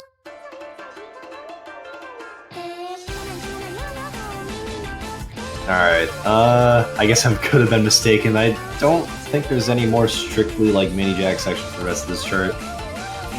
No, it does not seem that way. Yeah, it's just this chord stream. I think it just ends on a hold on 1, 2, and 3. Yeah. And actually, there's one really tricky release at the very end here. If these guys practice, they should hit it just fine, but potentially we could see a quick CG here. Oh, Chiwi missing! Oh no, Right on at the the very last end. note, he was not prepared Oh my for that. lord, 200s! Oh, that's still an unbelievable score from him. And, Lord. Oh, Cryolian with 3 300s as well. That's such a crazy score. Oh lord. Well, there you go. Yeah. Still, though, wow, that's just really just two incredibly high scores on the Malaysian side. Really a comfortable pick from them. They definitely had good intentions for themselves picking there. And now Germany, they might go for Phantasmagoria, as you mentioned, but that as a pick is generally like You know, I mean, I'd say if I was playing in this tournament and I had made it to round of 16 and Phantasmagoria was unbanned, I'd think, and our opponents picked it, I'd think, how dare you? Yeah, I mean, I Why think this would is one you of those do things. that? Like, I think this is one of those parts where like Phantasmagoria, despite being such a horrible chart in a lot of players' eyes, it could be something here that could really benefit Germany. Okay, so they picked Snowflakes, which honestly like isn't that bad either. I mean, there's a couple SVs in there. It could benefit Germany some more, and I mean, oh man, just just the fact Yeah. that I mean, Phantasmagoria is the kind of chart that like, oh, you just have to be so keen with your timing and absolutely precise. You can't read anything wrong.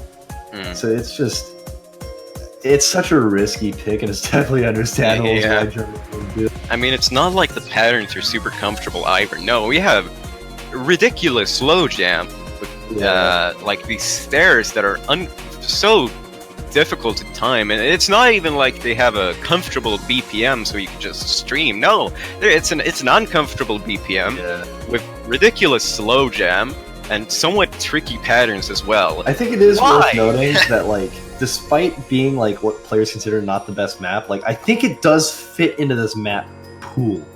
I'd agree with that.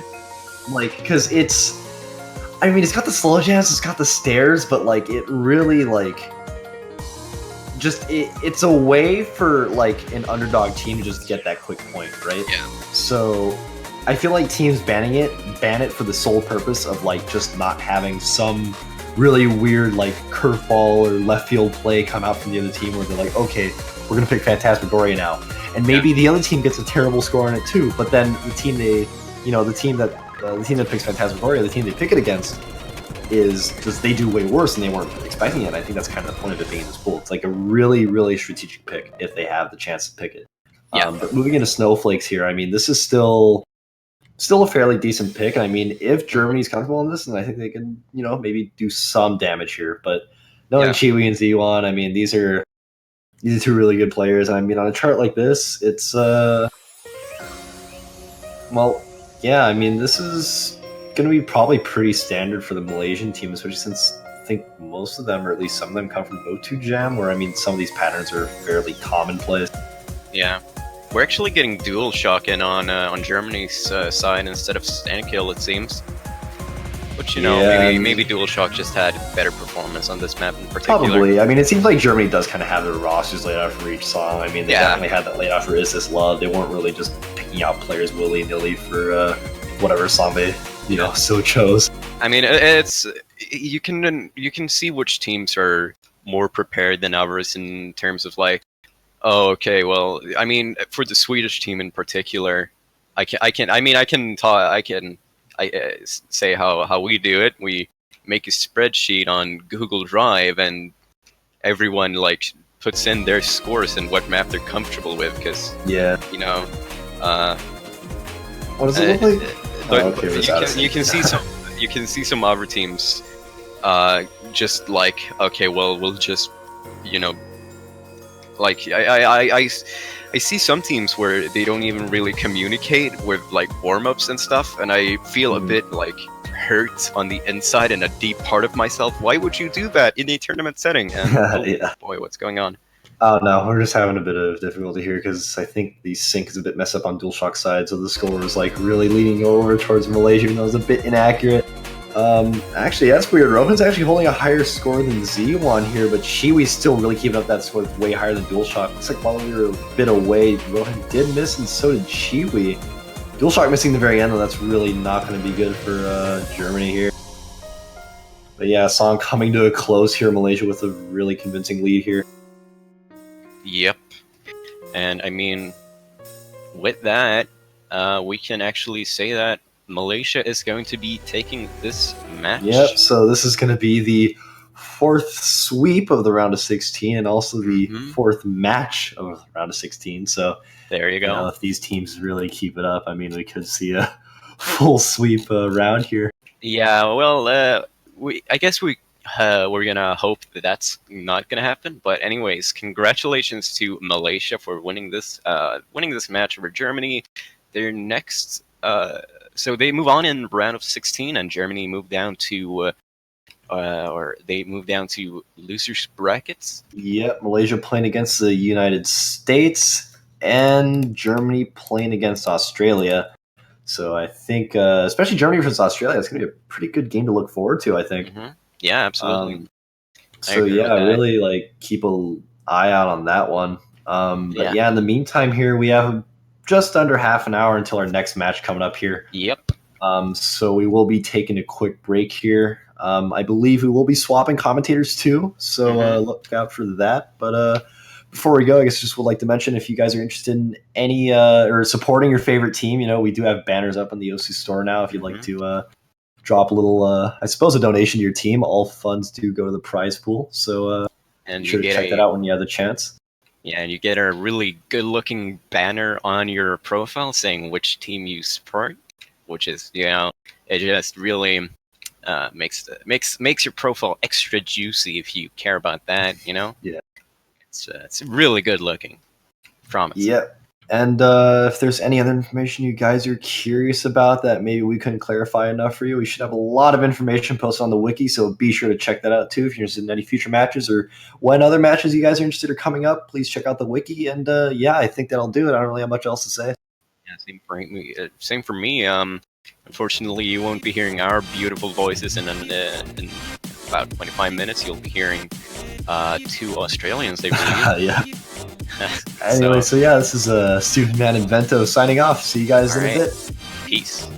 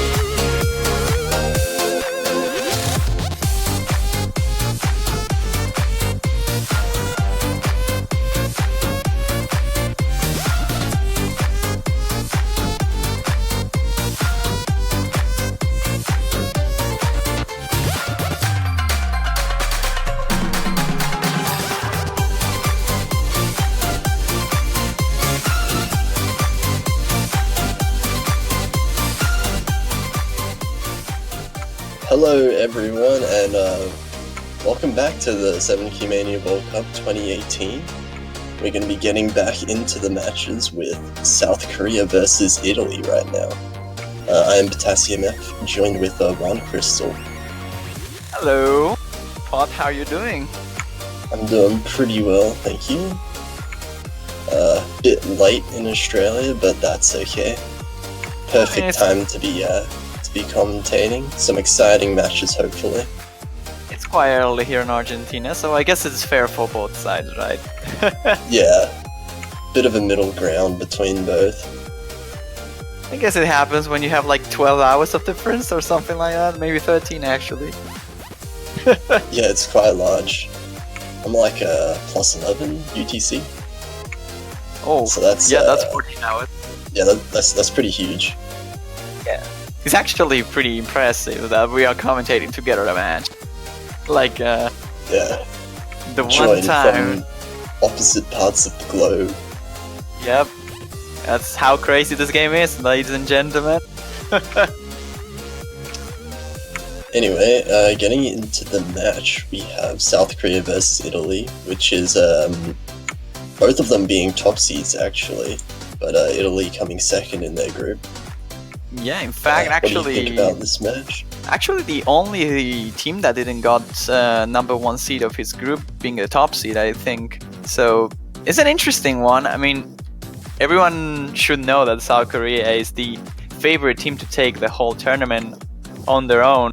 But I will say Italy might have a shot on one or two of these picks, and perhaps they can get the momentum. I'm surprised South Korea in a way, but it's looking complicated for the European. I'll place my bets on South Korea regardless, but it will be an interesting match, I feel. Yeah, Italy definitely a very strong team. They do have top seed for a good reason, but unfortunately they do have to face South Korea, who were on an absolute tear in group stage. They had a bit of a bad luck, I will say, on the draftings. Yeah, definitely. I mean, against Philippines, the stronger high seed.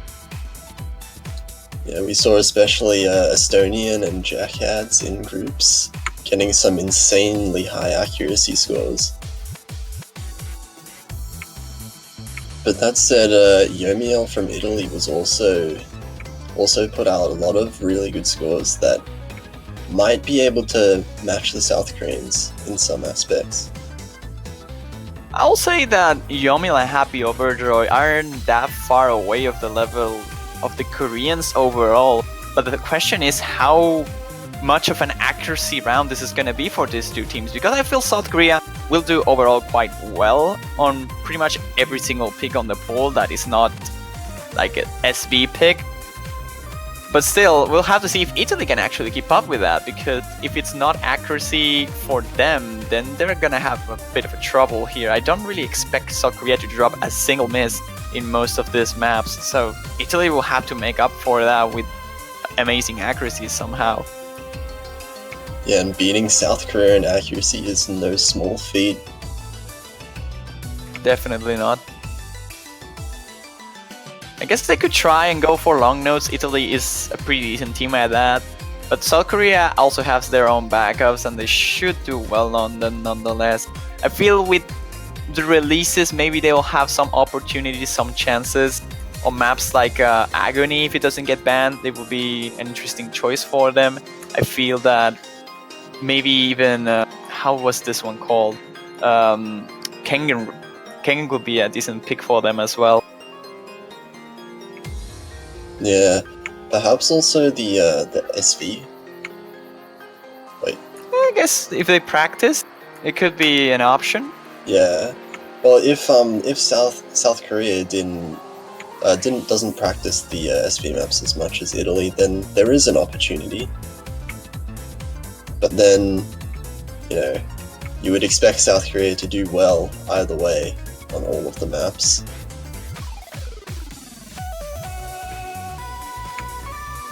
Actually, it seems I'm getting some information that Italy, it's not showing so far, which is interesting. Hopefully it's not the case. Hopefully they are just like waking up, because it's like I think it's like 1 p.m. over there, though. They should be awake. Maybe they are like finishing lunch or something. Well, some people do like to wake up at 2 p.m. I agree. I'm one of those. Yeah, same. But it wouldn't be that great to have a win by default in the World Cup. Yeah, it would be actually the first one on the whole tournament. I mean, I was expecting maybe 1 or 2 on group stages. It didn't happen, so if it happens now, it will be a bit sad, honestly. Like, for example, the team that was on that group, I think it was UK, could be playing this match instead, and they will probably be super happy if they had the chance. So wins by defaults are always like kind of sad to see happening, although usually their teams have their own reasons, and usually they are understandable. I'm not saying it's not the case here, but I mean, it's always kind of unfortunate that they happen for the teams that didn't make it and for themselves, honestly, because the experience is also something that you will want to experience yourself. Yeah, at the end of the day, even if you think that there's no chance of you winning, you can always just get in there and have some fun. Try your best. At least show off into the stream a little bit, like Yeah. all the like I don't get the word. Can you help me out with that word? Exposure. There we go. Wait. Get exposure. I think it was the word I was looking for. Even if you might not win the match, you can still like show that you're good at the game. Like have Yeah, some you can banter with the show South off Koreans. a little bit. Even maybe have a little competition within your own team. Correct. Maybe you can actually just steal a point from Korea. Imagine like that would be awesome. Like Yeah, that Sure, would be really good. you want to win the matches, but I mean taking points up for Korea, it's definitely an achievement on its own. But yeah, we're currently waiting though. We will wait around 15 minutes, which is the timer that we set for matches that are still not happening. Like you have 15 minutes after the match was scheduled to get the players back into the game in case they are missing. So they have 15 minutes still before declaring the win by default, but it's looking hard. I don't think they will show up, honestly. Yeah, well, if no one's showed up now, there is always a little bit of hope, so it is good to wait out the full time, but yeah, it will be a little bit unfortunate if we don't have a match here.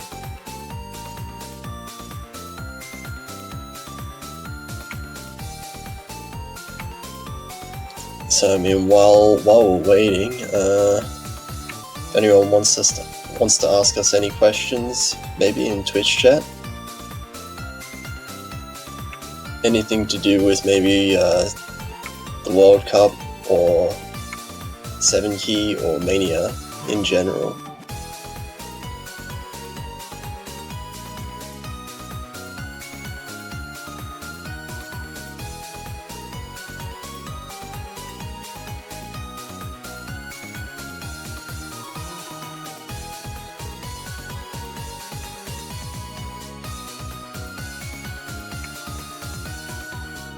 Grand Finals prediction, they're asking for that. What's your prediction, Pod? Grand Finals prediction. Well, I think South Korea is definitely the strongest contender to go into the Grand Finals. And for the second team to make it there, I would have had a pretty difficult time choosing between China and Malaysia, to be honest. But unfortunately, Malaysia is in the same side of the bracket as Korea. So I do think it'll end up as Korea versus China. Yeah, I In think the the Grand winners Final. finals, at least. Yeah, I think the the Grand women's Final finals. matchup doesn't really matter the brackets because it's always gonna be the two better teams. Oh, yeah. Hopefully should be. But I will say that I will actually risk it and say that the grand finals will be Korea versus Malaysia. I think Malaysia has just enough to take down China this year. They have a really strong roster, and I will love to see the grand final between Korea and Malaysia. And I think they will have be what it really takes, exciting. honestly. Yeah, Malaysia especially have Chiwi, who is playing out of his mind just overall at the moment, both in and out of the tournament. And it'll be interesting to see how far they can go against South Korea, who are very clearly the favourites with their really strong roster. Well, this is another question here. This is quite interesting one, saying, does good Rainbow 300 ratio come naturally as you progress, or do you have to train it in a very specific way? You're a flashlight player, so I don't really know how it works for you, Pod. I can't even see my judgment when I'm playing flashlight, honestly. Wait, oh right, yeah, that just you just need to get the right skin with that. That takes a little bit of tweaking. But as a flashlight player, for me, I basically, a good part of like getting better for my ratio, I just kind of developed naturally while playing. But that was mainly because, you know, when you start playing flashlight, your timing isn't great, and it takes a while for you to actually get the visual timing. So because I'm like a visual player, and I time it visually with the notes, a lot of it kind of came naturally after a while, a bit of like practice. But then obviously with ratio, there's only so far you can actually go without specifically training it, in my opinion. I think you can get to like a level that you can consider like decent, but if you want to get like extremely good ratio, I think you do have to do some form of accuracy training. Maybe like playing with hard rock, or just playing really easy maps to try and get like ridiculously high scores. I will say that playing with hard rock is not particularly needed. I don't do it myself. Yeah, there's people that does it, and it's actually a good method to train your accuracy, I will say. But honestly, I just think that the best way is just playing stuff where you're comfortable, like double S-ing or full comboing consistently, and just trying to improve that ratio. Trying to hear your key taps while you're playing, that will help a lot. And if you are an auto player, I think you're using more your ears than your eyes to actually get good accuracy out of beatmap. You really want to hear your own key taps, trying to like split the play field into different snaps, and that will definitely help you out improving their accuracy. But again, it just comes down to practice and how much effort you put onto it. Naturally, you're gonna get like 3-to-1, maybe 4-to-1 ratios if you're good with rhythms overall. But if you really want to push that gap a little bit further, like 10-to-1 or somewhere around that point, you really need specific training. Yeah, it's really important to train the individual skill sets. You can't really ignore any particular skill set and expect to be good at it later. So I know for me, I completely ignored Jax for the longest time. And look at me now, I'm terrible at Jax. Well, I usually actually have that issue too. Thankfully, when I realized that the dank curses for Mania actually exist, I started training other aspects like speed and stamina, which were like my weakest points by far. And I'm getting kind of decent at it. I'm still not particularly amazing on it, but the specific training definitely works well when you're training a specific skill set overall. It's very important to like play those maps that are like right on the limit of your capabilities and get decent scores out of it. And not just trying to pass songs that you're maybe not able to do before, but trying to get those ones that are like 94, 95-ish, trying to improve them to like 97 and going forward through that point, through that path. Yeah, when you do get those big improvements, it always feels really nice. It feels amazing. The day I got Dan 10, I was like, oh my god, I'm so proud of myself. Yeah, Dan 10 is pretty brutal. Dan 10 has The Lost Dedicated as the first map, right? Correct. That's, yes. Yeah, that's a wall I'm not going to be able to overcome for a long while. Aha. Well, that's definitely like the main nightmare for most of the players, especially because it's the first one. But I'll argue the last map, not the last map, the third map, Forgotten, is also quite hard. But anyways, this is a 7 key World Cup actually. We shouldn't be talking about 4 key dance. That's 7 keys, same thing. 3 extra scratches. Close enough. I mean, Close enough. yeah, 4K I guess. with 3 scratches. Thinking.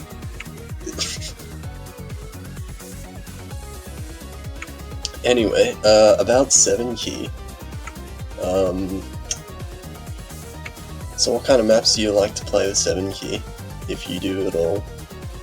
Oh, well, I mean, I'm not particularly good at 7 key, so I don't really play it that much. But I will love to see more maps that are like joke type patterns, but with cool SBs. Like that will be my jam, 100%. Yeah, joke tiers. I like very easy, like 2 stars. Oh, right. Or somewhere around that. Yeah. But with SVs, that will be pretty. So like coinage. Yeah, like coinage, but on 7 So- key or something like that. Like 7 key coinage. That's definitely my type. I actually enjoy playing long nose a fair amount. I actually am not as great as 4 key on it, of course, because I don't really play 7 key that much. But I find it easier to read long node patterns than price patterns overall in 7 key. Yeah, I find I'm actually finding 7 key long node patterns really fun recently. So I've been trying to get better at that. Even trying a bit of 7 key inverse. Ouch. Yeah, it is seriously ouch. Right, seems we are close to Yeah. hit this limit. I think Italy still has 5 more minutes, but there's still no news, no signs of any of the players. Yeah, just a few minutes left of their limit. And I don't know, maybe they're rushing to their computers right now. Set their alarm for 12:10 UTC.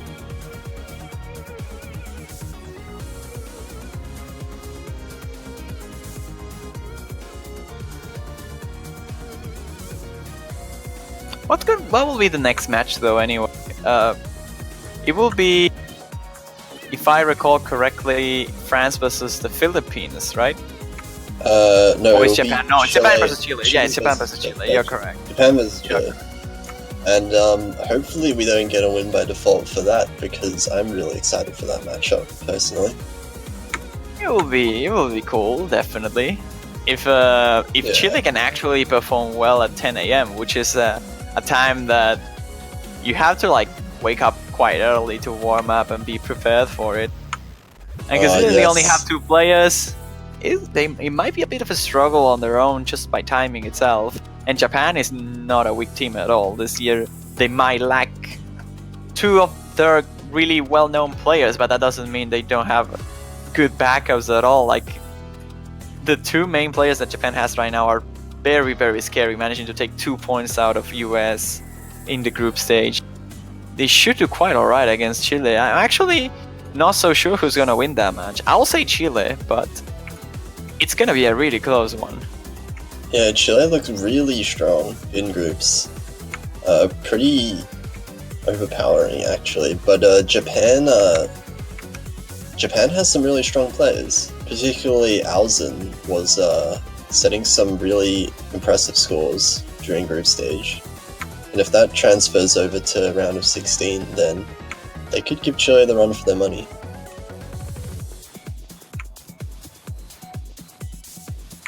Also, they do have the classic old time zone handicap, which helps Japan out a little bit there. Well, to be fair, it's also quite late on Japan, so it's up to them really. Maybe they're just not comfortable playing at night. It depends on the type of players. I will say that Europeans, maybe not Europeans, but America and Oceania are good at playing at night. But I I have experience from Asian countries that they usually do fine on early morning, like 11, 10 a.m.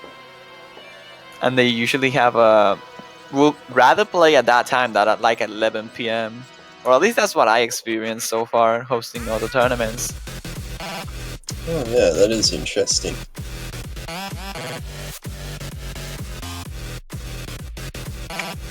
I think we're getting up to the time limit now. It looks like it. Yep, and the time has been called, so South Korea will win by default against Italy. First win by default of the tournament. Again, kind of a sad thing to see. I don't think we will cover the stream with anything else other than like a little bit of music for, let's say, half an hour, 40 minutes, until we have all the players gathered for the match between Japan and Chile. That will hopefully be an interesting one. Yeah, and just so everyone knows, South Korea will move on to verse the winner of Brazil versus Argentina, which will be happening later tonight. And Italy will be versing the loser of that match of Brazil versus Argentina. Those will be happening next week in this, quarterfinals? Yep, next weekend is the quarterfinals. Losers bracket for Italy and winners bracket for South Korea. Remember, this doesn't mean that Italy gets eliminated yet. This is the first match of the bracket stage, so they only get knocked down to the losers bracket, where they still have a second chance. They should do alright against Argentina or Brazil. I think Italy is a strong enough team to be able to fight against those two. And South Korea, it's gonna face the winner of that match. So South Korea not playing today, but still looking strong for next weekend, I will say, even though we haven't seen any of them. Yeah, might feel a little bit bad for the South Korean players. They've spent a lot of time practicing the SB maps. Unfortunate that they don't get to play them this week, but we'll still be able to see them next week. Hopefully. Hopefully. Oh well, I think we should be going into a music break now, so everyone on chat, stay tuned, because in half an hour we will be back with the match between Chile and Japan. Actually in 40 minutes, but we should be back with that. Enjoy some music right now. Meanwhile, we're gonna be preparing things to make Japan versus Chile a very awesome match.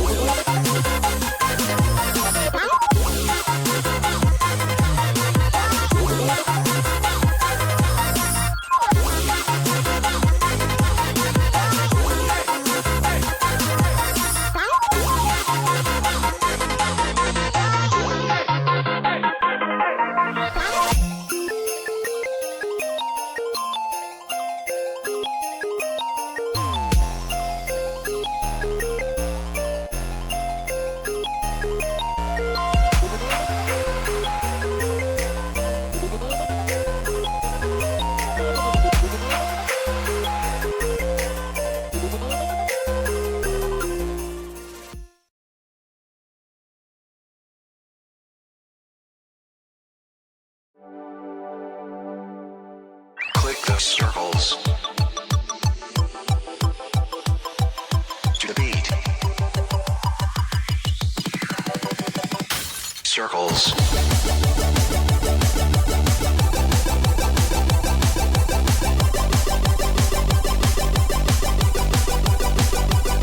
Click.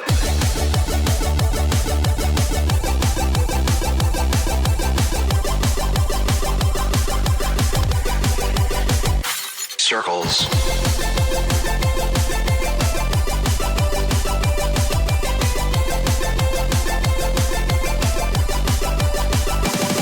Click.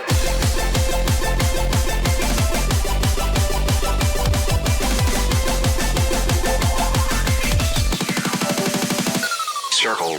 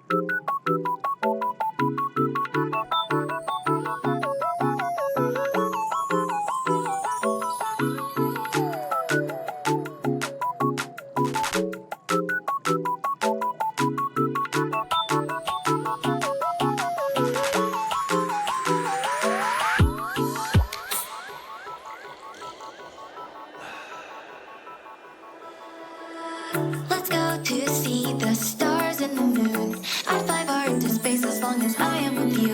The light in my bright eyes when you're near. The fluttering I feel in my chest when you are here. I can't explain this kind of love. It pulls me to you, I want it, I can't get enough.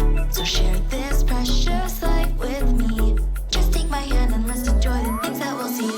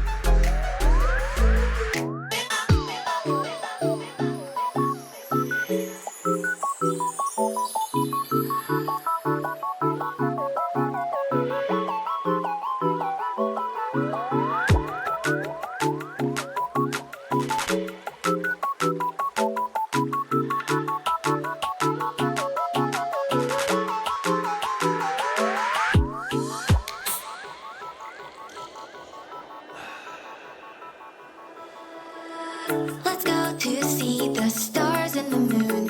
I'd fly far into space as long as I am with you. The light in my bright eyes when you're near. The fluttering I feel in my chest when you are here. I can't explain this kind of love. It pulls me to you, I want it, I can't get enough. So share this precious light with me. Just take my hand and let's enjoy the things that we'll see.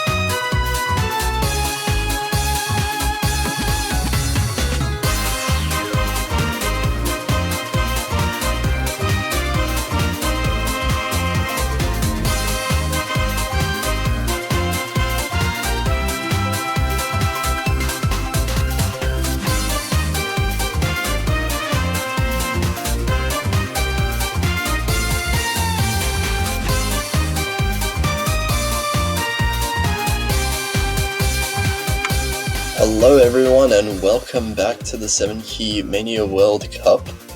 Coming back from that rather long break from the win by default match. But up here we will be having Chile versus Japan starting very shortly. I'm Potassium F again, and this time I'm joined with the lustiest platypus himself. Hello. I'm indeed very lusty, and also definitely a platypus.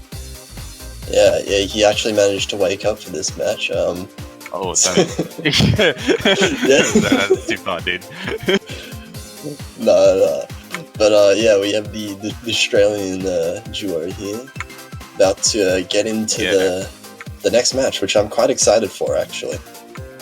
Chile versus Japan. Top seed versus mid seed, but Japan definitely very menacing mid seed. Yeah, I was actually just looking at the lineup, and I think, like, while Chile definitely a strong team, also has that kind of weird situation where there are only 2 players, so anything that they're, like, particularly weak at is kind of more of a problem because you don't have, like, extra players that can fill in those gaps. Yeah, it will make them, potentially a bit less well-rounded in overall. Other teams, you may see some people specialize in certain aspects, like LN, or maybe like one person is dedicated to learning the SV maps or something like that. But having only 2 people on the team can kind of limit you in that way. Yeah, and if someone doesn't have enough time to practice for those SV picks, it might be a bit difficult to justify picking them at all. But we'll have to see coming up. Probably we'll get our first bit of information with the picks and the bands, and then the first pick, and we'll see. We'll probably get a good idea of who's practicing and who's not, based on what they ban. Yeah, and even though we did say that Chile only do have 2 players, these 2 players are extremely good. Scum and Gonzalo, extremely high-level players. There's definitely a reason why they were top seed. Yeah, despite them only having 2 players, I would favor them in this match, but I do think Japan can take some points back. Yeah, Japan, of course, having a full team of 4 players, meaning that they might have a more well-rounded skill set. Maybe looking at the more LN picks, maybe the SV picks if they've had players more dedicated just to practicing those. Yeah, potentially. We do have 2 full-on SV picks and 1 wacky-ass slow jam map, which is Phantasmagoria. Yeah, so it means that in terms of bans, it's actually impossible for the teams to ban out all the SV maps. So if you're neck and neck in an equal match, you're gonna have to play those maps, whether you like it or not. Yeah, that said, we have seen most of our bans so far in this round have been towards Gum and Phantasmagoria, both of which are pretty expected. I don't think there's many people at all who particularly want to play Phantasmagoria because of that intro. Slow jam intro is just extremely... Oh, it's so tilting. Slow jam tends to be like an area where some people really enjoy it, but a lot of people just do not at all. Yeah, it's one of those things that some people just despise. But and for this is a tournament. Yeah. And the tournament map pool does not care about your feelings. We will go to the first warm-up here. I didn't quite catch whose warm-up this was, but it'll be Sunny Shining Ring. My guess is which is a BMS map. Chile, because it's BMS, but I'm not 100% sure. BMS, so don't expect any LN. long notes, any LN at all. You get the one. Just the one. And it's level 21, so I mean, I'm not exactly so the- sure, but I'm fairly sure it's going to be difficult. 21 is quite difficult. As we can see. Yeah, I'm not precisely sure of the difficulty levels, but I'm fairly sure 21 quite hard. And we can see just how strong these Chilean players are overall here. They are holding some really strong scores so far, with the start of that map being quite hectic. That said though, Alzen is actually beating, I think he's beating both of the Chilean players at the moment by a really tiny amount. Oop. Oh wait, no, that wasn't a miss on his part. It looks like a miss on his part on my for a tiny bit there, but I've adjusted. And that is a player I there. think. Yeah, that is a player that I think Chile need to watch out for a lot, is Alzen, because he did set some like really insane scores during groups, and he only just missed then, so he comboed half the map, which is insane. Yeah, and compared to the Chilean side, this is their warm up, but they are having a bit more trouble compared to Alzen, especially on the combo front. The accuracy front, it looks like Scarlem and Alzen are roughly the same, and Gonzalo is just a little bit behind. And poor Harriman around the 90% mark.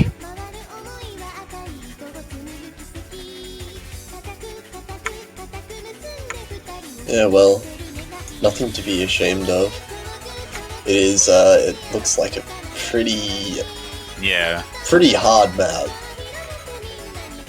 I mean, it is definitely beyond my capabilities as a 7K player. I would have to agree. I would have to agree for myself there. The density of the nodes just looks We've insane. seen the classic BMS ending there, where it just goes insane. It's just like, you're gonna lose your ranking now. Yeah, so we have Chile winning their own warm up there. And we're gonna see Japan's warm up coming up hopefully soon. Looks like they already had it prepared.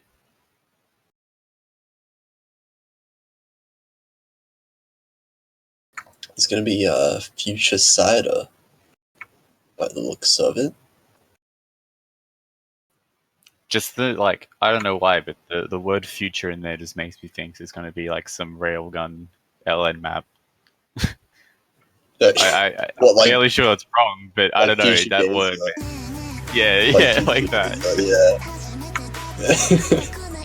I don't know. Hey, who knows, maybe it could be an LN map.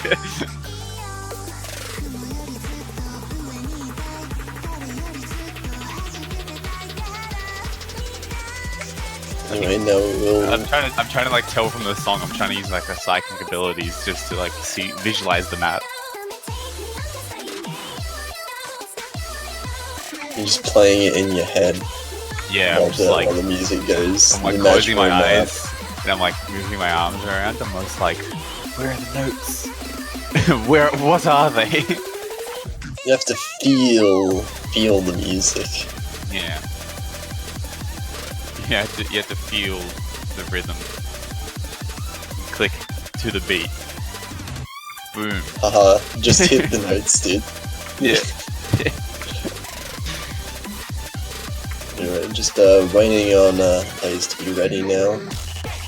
We get into Japan's warm-up. Looks like we're just waiting for Alzen to ready up.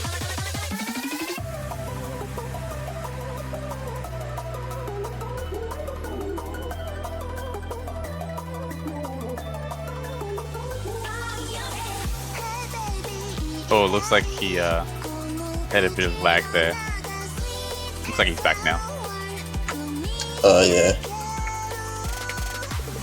That can happen sometimes. Just gotta be patient.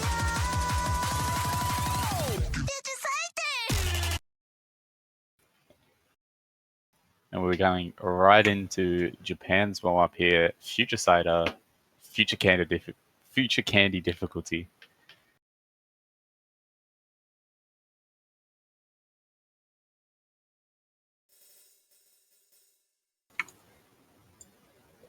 And Oop. waiting for it to sync up. Or maybe not. Yeah, here we go. Oh, it looks like there was just a maybe Bit player of lag or delay. something like that. Yeah. Nonetheless, though, we are getting in here. It looks like there's just a bit of simple layering, but it looks like it's more of a rice chart so far. Ooh. Ooh. Oh, it's an SV. Well, this is a bit of a hint. Maybe Japan is actually either they're scouting out, but maybe they've actually practiced the SV picks, plan on picking them.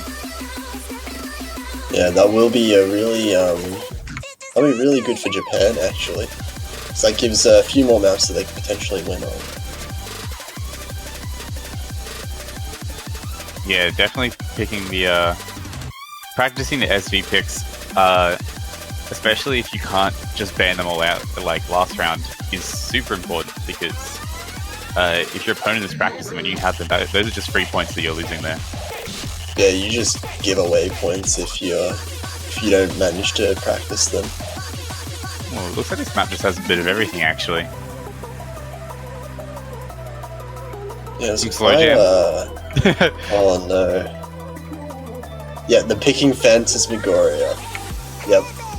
Called it. Judging by the patterns in this map, I can confirm they're gonna pick maps.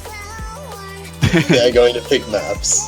Yeah, there's gonna be maps and they're gonna be picked. I'm gonna add to that and say the maps that they pick will probably be in the map pool. Probably. We're not sure yet.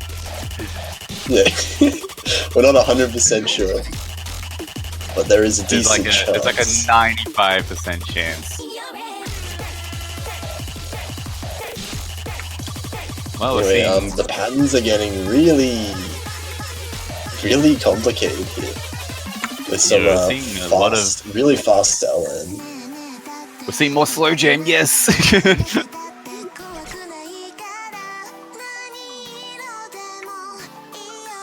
It seems like Japan's having a slightly better time at the slow jam than Chile. Bit of scouting there. Yeah. Unfortunately, I don't think because Japan doesn't have the same view that we have, so they might not be able to realize that. That's the kind of the problem with these all-rounder picks. If you're trying to use them to scout. Yeah, maybe they have other team members watching the stream right now. Potentially. Yes.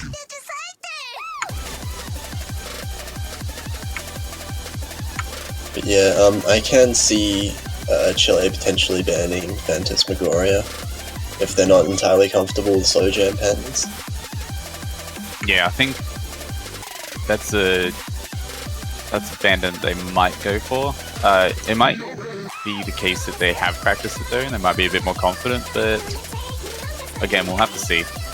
Yeah, it'll be interesting to see if any of these teams are quite comfortable with different SV patterns. We might see something other than the standard Phantasmagoria gum bans.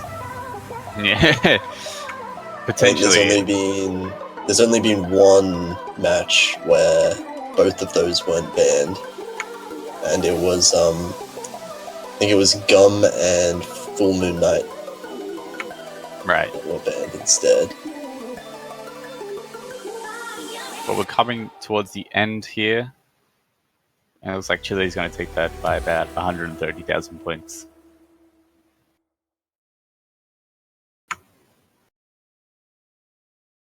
Yeah, but once again, we do see Alzen with a really nice 97 there.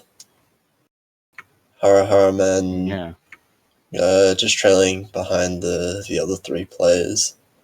But that shouldn't matter too much in the round of 16 map pool, because we are not up to that It's a bit difficulty of- easier. Yeah. Or Quite a potentially lot harder, easier. depending on how you view SVs. True. You never know. You never know. It's a whole nother world, those SVs, I'll tell you. Yeah, well, if you suck at slow jam as much as I do, you won't be able to pass Phantasmagoria. Oh no, that's not good.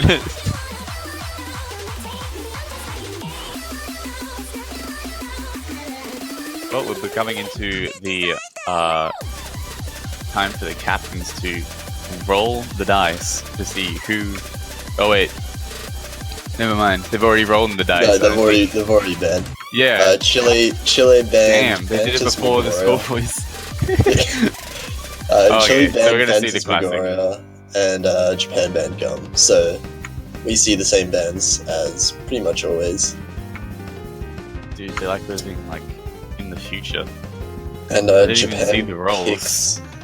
Japan picks 0.357 Magnum, which is the more accuracy-oriented pick of the map pool, I would say. Probably the most stack heavy. Some slight LNs, but more geared towards ACK. Yeah, and I think that does play into Japan pretty well. I think the accuracy is quite decent, especially Alzen. His accuracy in groups was really formidable. And we will see Khalid 4 coming in for Japan. Yeah, Alzen's accuracy during the warm-ups looked like it was, for the most part, beating out both the Chilean players. It just really depends on the second player for the Japan side of whether or not they can also keep up. And as we're getting into the start, you can see scores are basically even. Chile having a really small accuracy advantage by the looks of it, as both Scarlam and Gonzalo's ratios seem to be extremely high. Yeah, it looks like the scores are actually just neck and neck right now. It looks like it's just going towards Chile though. Still extremely close, within 1/300 of each other, just about. Yeah, it's anyone's game so far, but we are just about 1/3 of the way into the map. And this is where the consistency comes into play, because it's easy for shorter maps to hold a higher accuracy, but when that map goes longer and longer, your accuracy starts to drop out towards the end. So we'll have to see if players, if their accuracy falters at all. It's insanely close right now. The accuracies are pretty much exactly tied. They're actually like neck and neck right now. Well, the scores are the same. Oh my god. It's on 200%. It looks like. Yeah, it looks like we got a 200. Yeah, quick. His accuracy has dropped down below 99.6 now, while both of the Chilean players are holding 99.77. Still, though, it's anyone's game. The scores are still really close. It's just that Chile has a slight lead by what seems to be just 1/200. Oh, it's coming towards the end of the map. Quicklid's accuracy has gone down, unfortunately. Ooh. A few more 200s there at the end, and that looks like it's going to be a point for Chile. So Chile earning themselves a break point at the very start. Winning on Japan's own pick will be extremely good for them. Scarlam also picking up a 100 there, which is 1/100. Otherwise, his score would be quite close to Alzen's. Yeah, Alzen scoring the 995,000 points, only 2/200s, and an extremely good ratio. Despite that, this pick was only decided by 9,000 points.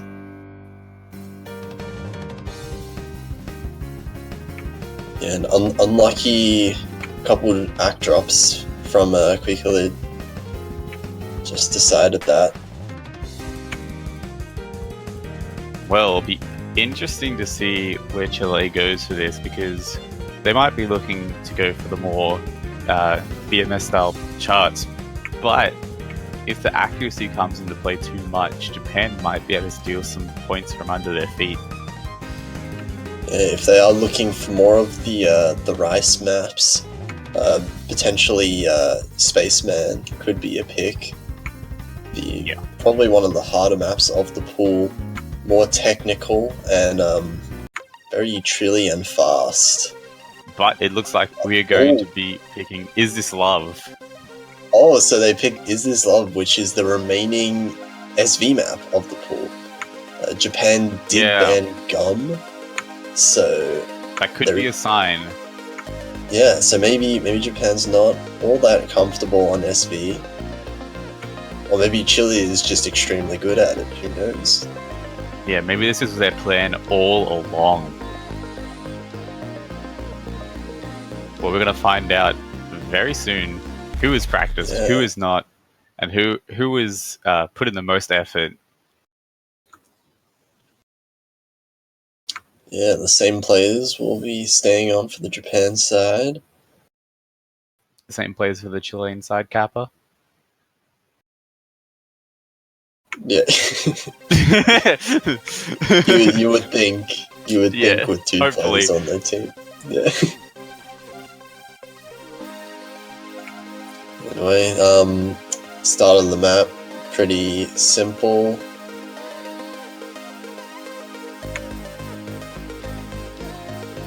Yeah, we're seeing the accuracies just neck and neck right now, which is to be expected, but if it keeps like this, I think it'll just come down to who's been practicing SV more.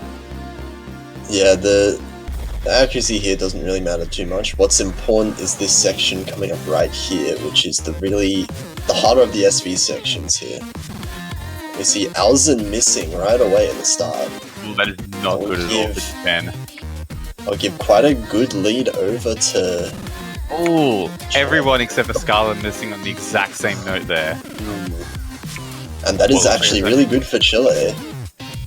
Yeah, it looks like it's going to be on to Scarlet now to hold that combo and bring a large lead for the Chilean side. Japan has to hope that he's going to drop sometime soon if they have any chance of winning. Yeah, on top of holding the combo advantage, Chile also has higher accuracy on both of their players at the moment. So Japan will be hoping that both Scalam and Gonzalo drop soon. And probably multiple times as well. Yeah, and just taking a quick look at the accuracies, it looks like Gonzalo is actually holding the same accuracy as Scalam despite missing once. On the Japan side though, looks like they're behind both kind of at the same point as well, and just the 98.5 are coming into the kind of teleport chord section here. Unfortunately, there's not really that many hard SV patterns left. Most of them were in the first half. There is just one more teleport, which is coming up here. Looks like it catches out Alzen. Looks like Scarlet might be looking for an FC here. We'll have to see if he can hold it just for the remainder of the map.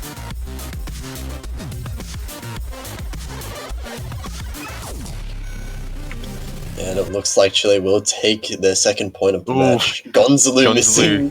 Yeah, let it go too early. But that won't matter in the end. Scarlet with the really impressive full combo. 975,000 points. All players above 900,000 actually, which is really impressive, but Chile having that extra edge. Yeah, this is where the interesting parts of the SV pick come in, because even if you kind of have practiced them just a little bit, just enough to play them, if your opponent has played them a lot and they can full combo it, then you're still gonna have trouble. So it's really like a game of who practices more, who's more comfortable with it. Yeah, and Japan's pick again, they're going with Agony.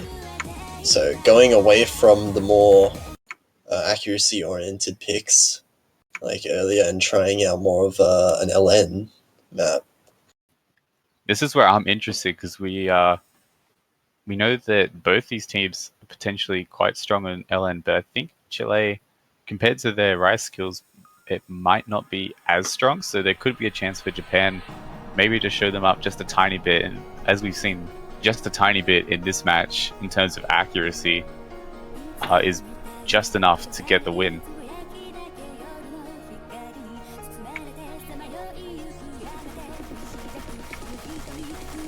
And we'll see.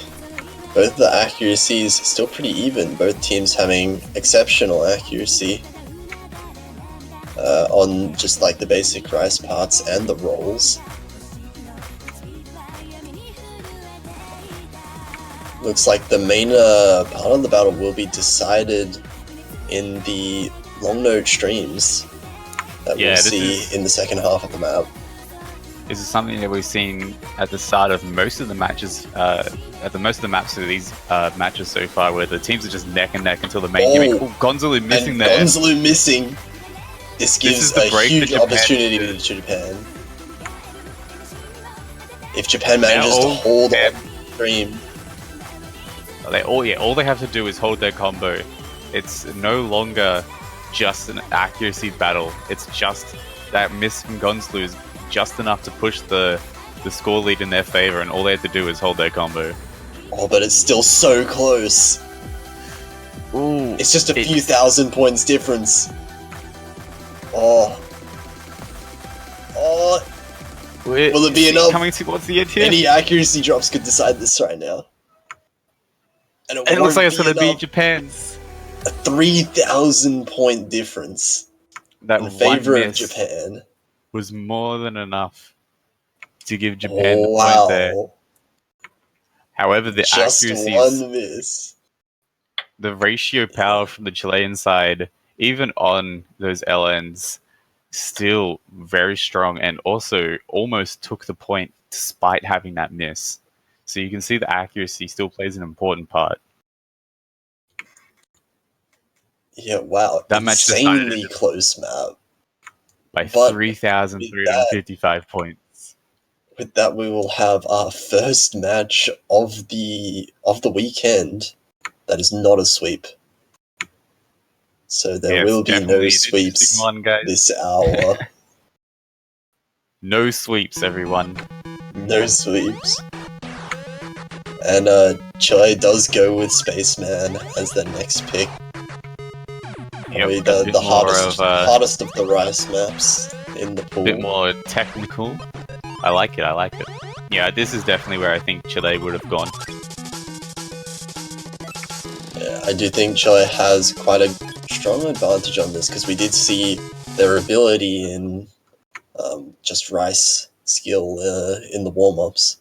But that said, Alzen can give them a run for their money, and we don't quite know how good Quickilid is, because he didn't play in the warm-ups. We'll have to see here. I believe his accuracy quite strong. However, Chilean side's accuracy is a bit more than strong. It's absolutely godlike. Gonzalo finding some accuracy drops. As I say that though, this section, letting me down. The intro. And this map is extremely technical and quite long as well, at 3 minutes long. There's a lot of trills and just patterns that are not very nice to play, even if you are really good at the game. It is really easy to find breaks. And we're seeing the typical head-to-head that we've been seeing in this every single map so far. Both teams within a couple thousand points of each other, purely on the accuracy wars. It looks like they're almost evenly matched. Yeah, but it does seem like Gonzalo did drop his accuracy quite early on, so he is trailing behind the other three players a little bit, and that's giving Japan a slight edge. Picked up another 200 there, but it looks like his accuracy is slightly building here. Scarlo and Alzen are matching each other's accuracy, so the score drops from Gonzalo there are pretty much what are making up the score difference here. As you can see, that accuracy difference is what, 2,000 points? Yeah, it's not much at all. It is. Anything, you can see like the score just flickering back every once in a while when the accuracy kind of goes a bit higher or lower.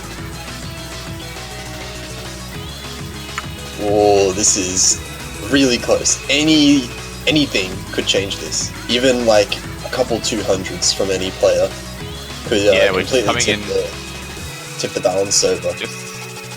And Skull finding a miss.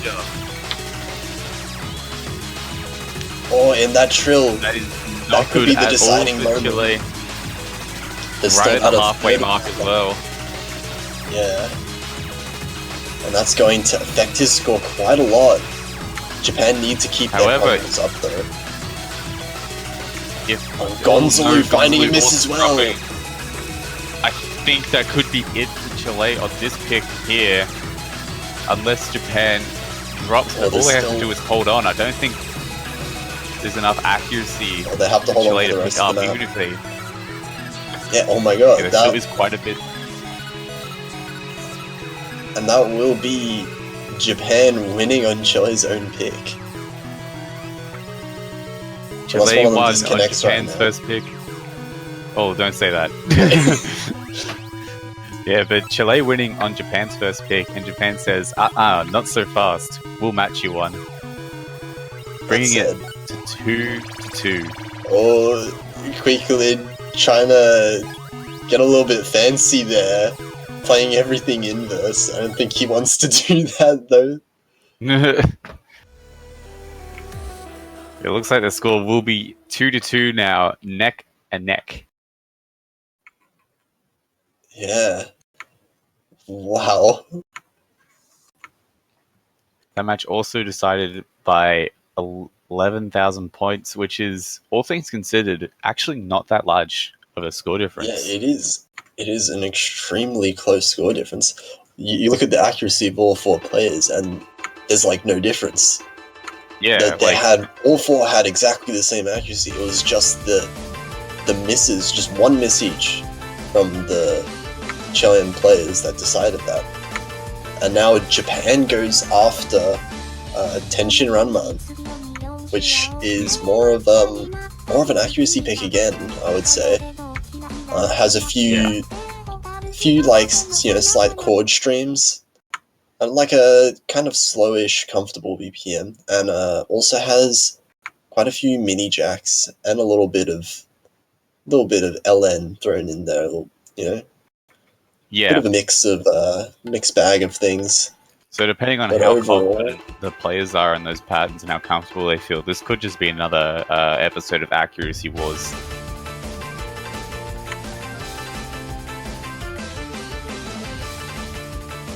And Alzen with the early miss actually. Yeah, the early That drop. will give an early lead over to Chile. But obviously it being More misses there. Skalem and Alzen both missing on the mini jacks. Yeah, it Mini looks like jacks are one of those things that are quite easy to mess up on. you just play them a little bit too relaxed, and all of a sudden you just end up holding onto the note from not releasing too high enough. Oh, another miss from Skalem there.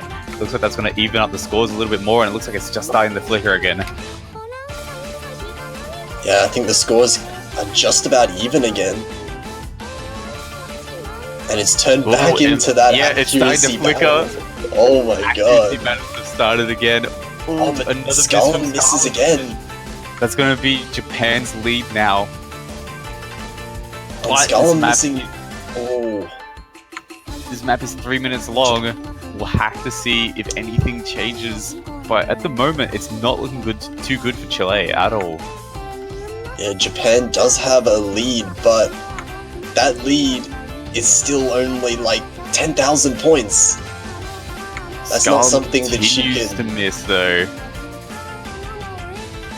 All he has to do is Skalem. hold on to his combo here, and this could be still a close match depending on how accurate those players are. Gonzalo holding a 99.6 by the looks of things, which is 0.2% ahead of Quasid just about. So the accuracy is still there, but just the misses is more than enough to push the lead heavily towards Japan's side. Yeah, I do think Japan needs to find, or Chile need Japan to miss a couple times if they want to take back this point. But it doesn't look like Japan's willing to miss any more than they have already. Yeah, it looks like those players are fairly confident.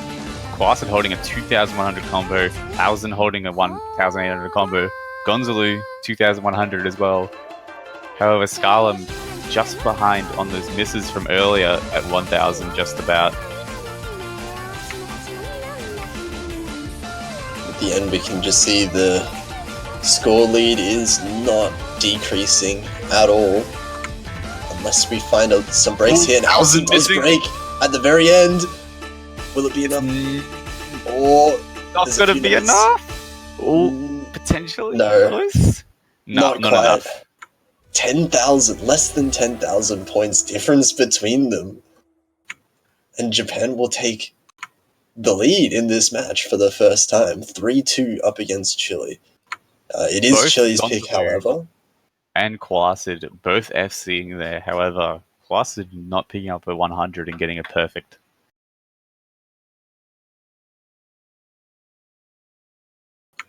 Gonzalo with an extremely good score of 984,000 points.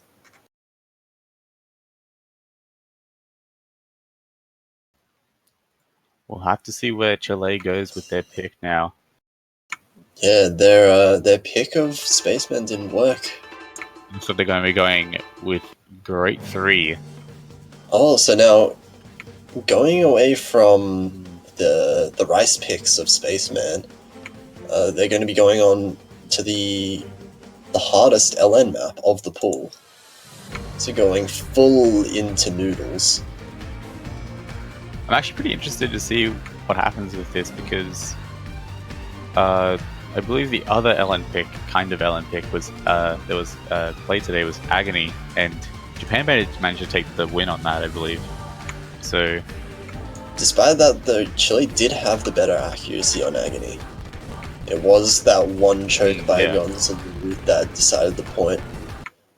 This map, I don't think we will be seeing the same full combos as we did on Agony. Maybe not another episode harder. of Accuracy Wars here. Maybe much a bit more about dense. maybe a bit more of that holding combo. Yeah. So this one, interesting to see if we have any FCs from the players here. The LN does get quite dense at about halfway through. Until then, though, we enjoyed the flickering. Yeah, we enjoyed the Accuracy Wars. This is a short episode.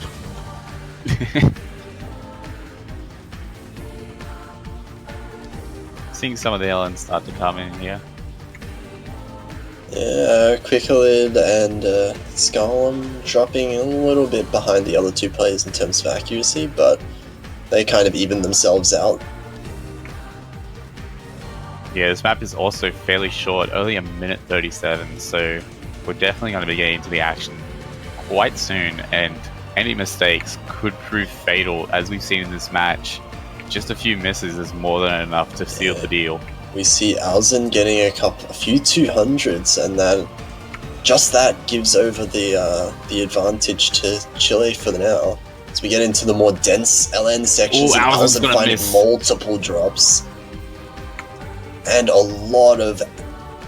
He's tanking accuracy so much. Yeah, it looks like he's... just barely above 98%.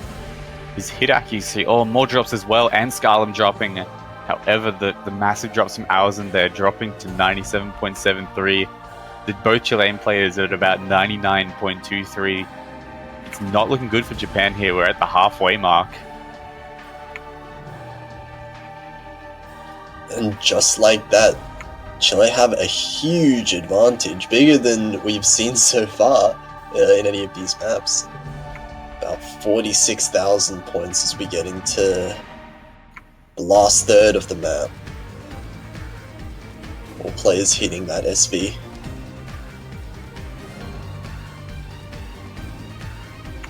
Yeah, with Gonzalo and Placid can hold onto the combo here. Such a huge accuracy advantage for Chile right now. Both of their players above 99%, but Alzen still below 98. And breaking as well a little bit. Perhaps not so comfortable with LN as the other players. Yeah, we're seeing Placid and Gonzalo's accuracy kind of match up a bit more here. Scarlum, though, holding just slightly above those players, and Alzen having trouble keeping up. Ooh, massive drop there as well. a few hundreds and a few 50s as well. It's not going to help the accuracy problem at all. And it looks like, despite the drop halfway through the map, Scarlam will end up with the highest score of any of these players, with 99.15% accuracy. Really strong. Both Gonzalo and Qualacid also FCing again. Yeah, really impressive FCs from both these players. Unfortunately, Alzen doesn't seem quite as comfortable with long notes as he is with normal rice maps.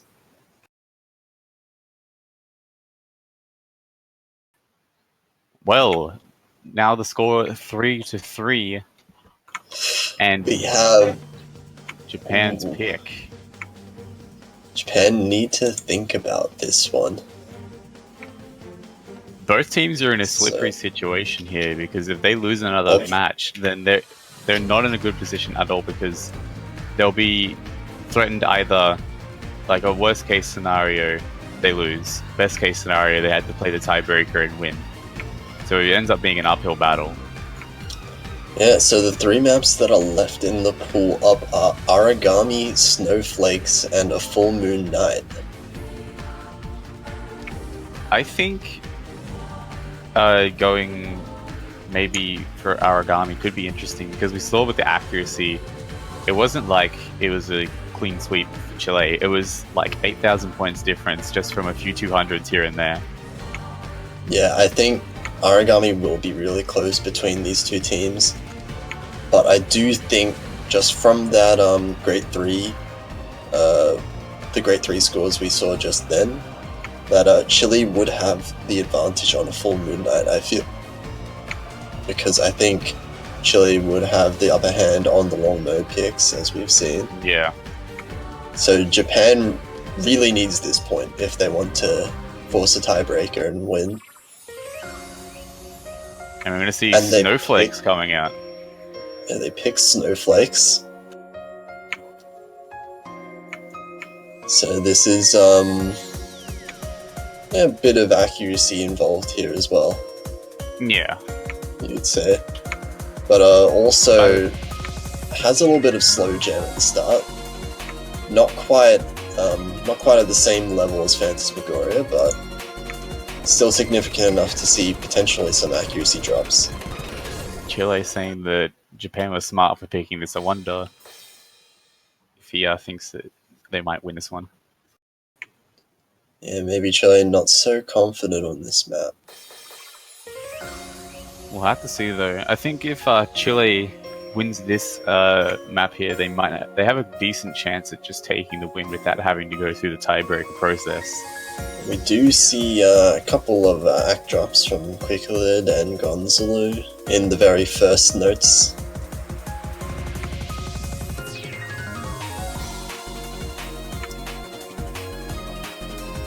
Seeing some layering here on the patterns here, and see if any players have trouble with accuracy here. Doesn't really look like it. Everyone's kind of around the same accuracy, 99.4.5-ish. Scarlam just we're bringing seeing ahead another really close map by the looks of it. Yeah, as we can see, Chile just has the edge here in their accuracy. A few thousand points. Most of that is on Scarlam. Yeah, it's holding just the purely on the 99.7. accuracy here.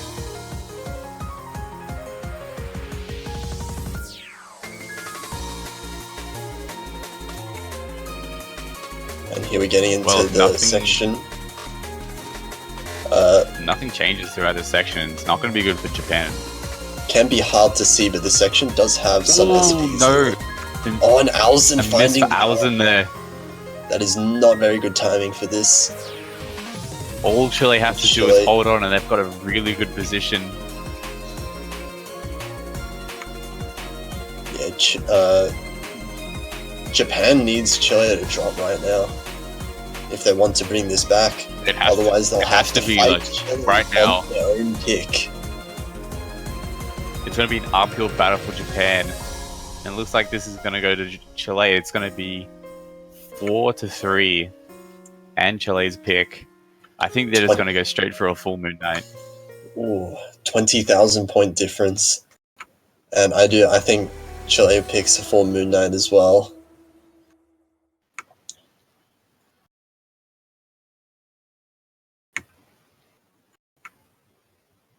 We'll see. We'll see if Japan can take another breakpoint from Chile's own pick. And it's on the nerves as well.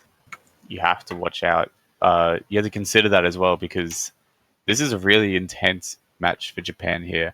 Because if they can bring this to tiebreaker, they have a much better chance at getting through, as opposed to losing this point and not getting through at all.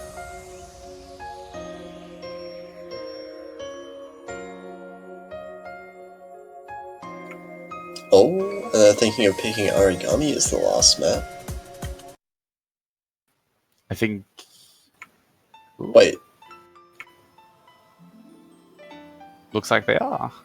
I think Scarlum didn't realize that there's maybe two he maps didn't know. left. I think he assumed that Origami Might was change. the only map that's left. I think if Chile doesn't have any drops, Origami could be another one that they could win. But I think Full Moon Knight is just a way better choice. Yeah, I think if everyone FCs across the board, Chile, I think, would have the upper hand on Origami. But Okay, it looks like they're not picking as we've Origami. seen, okay, yeah, that's understandable. Yeah, understandable. Have a nice day.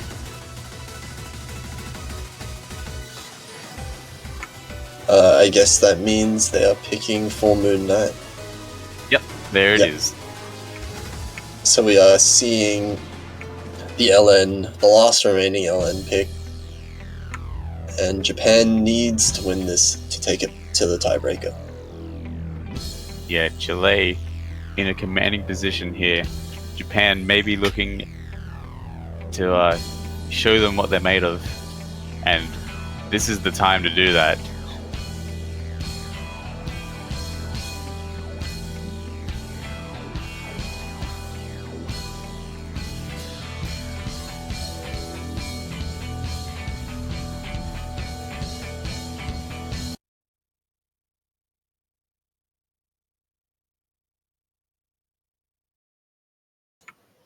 Okay, it'll be interesting to see.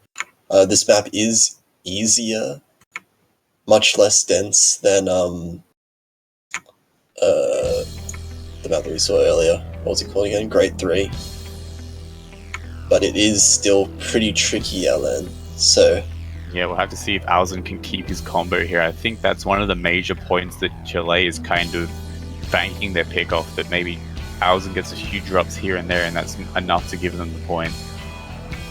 an interesting part about this map as well is the main chorus, because the main chorus, although it looks quite simple, just basic trills, if you mistime those trills, your score will be destroyed. Absolutely Yeah, 'cause destroyed.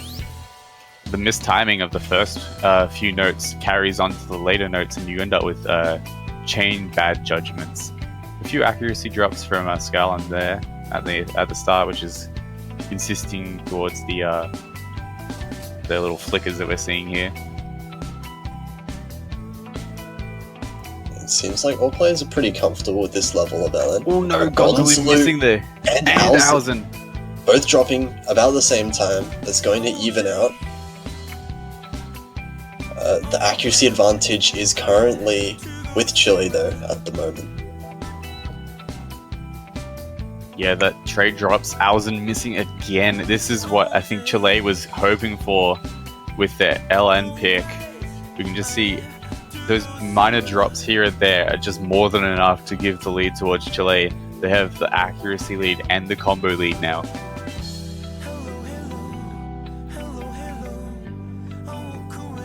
Japan's players both sitting just below 99%, reaching it right now. But down on both accuracy and combo. They will need Chile to potentially mess up in the trill section to come back. Yeah, looks like with the misses, the damage is done. Alzen back at the 400 combo mark, so his score will be about the same as what everyone else will be getting. However, if there are other drops, that means that it is going to be more impactful. Oh, and quickly dropping there. But Gonzalo as well. Those two misses kind of even each other out. However, Scarlem's still in the SC. Oh, Gonzalo dropping again. That'll get rid of some of the lead that Chile has made for themselves. I believe Scarlem this is going to really... bank on Scarlem's FC here. If he can just hold on to that, I think that's going to secure the win for Chile. And here we're getting into the trills. And the accuracy on Scarlem is just chain 300ing it. He's... Oh, and then he starts dropping in there. Oh no! Scarlem with the gigantic major drop! That's a huge drop, and that's exactly what we're talking about. Oh, now Alzen actually has the highest combo. Oh, Alzen dropping, Scarlem dropping. Japan now have the lead. Scarlem. Oh. Japan have the lead now. That was huge. Scarlem just dropped 1.5% of accuracy in one trill. That was huge. There was so many accuracy drops. And that Japan ended up coming out on top here quickly to 1,300 combo. Gonzalo not far behind on 1,200 combo. However, the accuracy drops on Scarlem just swung the score in Japan's favor so hard. I don't think it's going to be so hard to come back from that. Yeah, Japan now all of a sudden they were behind by quite a bit. Now they're ahead by like 40,000 points. They're in a huge advantage now. That's where the tournament nerves come into play. I think the mistiming and it just... this is the one map that you don't want to have those tournament nerves, because if you... It's not like you miss up one note, oh, another miss. But it's not like you miss up one note, you miss up the whole trill. Yeah, Alzen and Scarlem trading misses near the end there. But it looks like all the players will hold on to their combos now, and Japan will take Gonzalo the dropping break accuracy point. As well there. Japan will take the break point from Chile and bring this to tiebreaker. 29 misses. Oh, that's gotta hurt.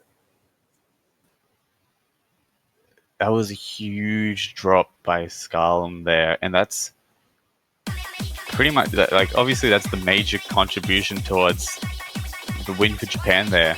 But the consistency from the Japan players, they couldn't afford to drop too much, so it was well played on their behalf as well. And we'll be seeing in the very first match that is not a sweep, we'll be seeing the tiebreaker. Yeah, this map will be Eclair or Chocolat. Much longer than the other maps we've seen.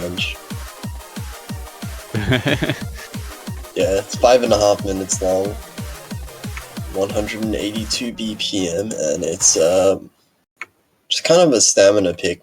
A lot of streams in it.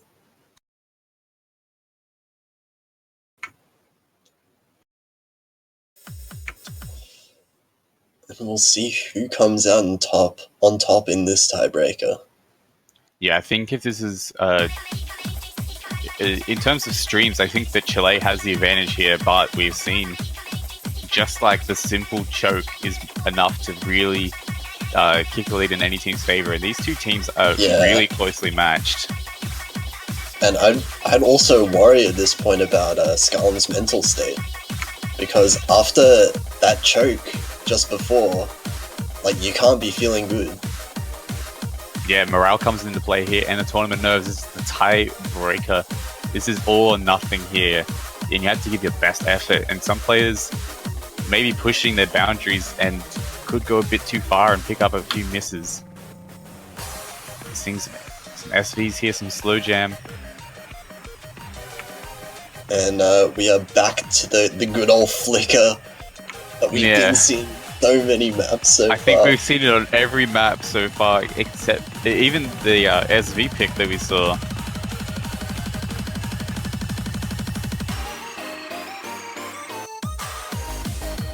Well, there's been... Ooh! Oh wait, no. That was my eyes tricking me. Yeah. Yeah, You I got thought tricked that... by the SV. Yeah, I don't know. It looked like for a second that someone had missed, but I'm just imagining it. But we're seeing everyone hold their combo at the moment, and accuracies are quite high. Gonzalo right now being the MVP at 99.6.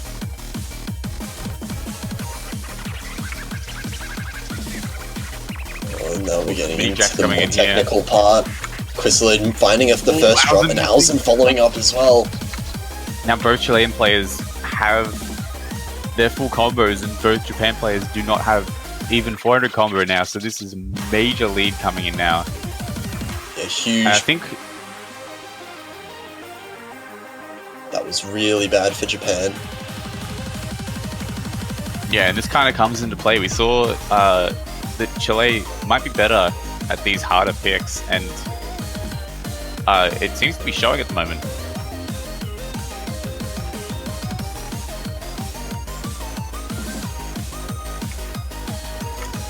But that said, the difference in points is only 10,000. So it Yeah, can... we're coming up. Japan is still in this, but they Coming up can't the win it roughly through halfway. accuracy alone.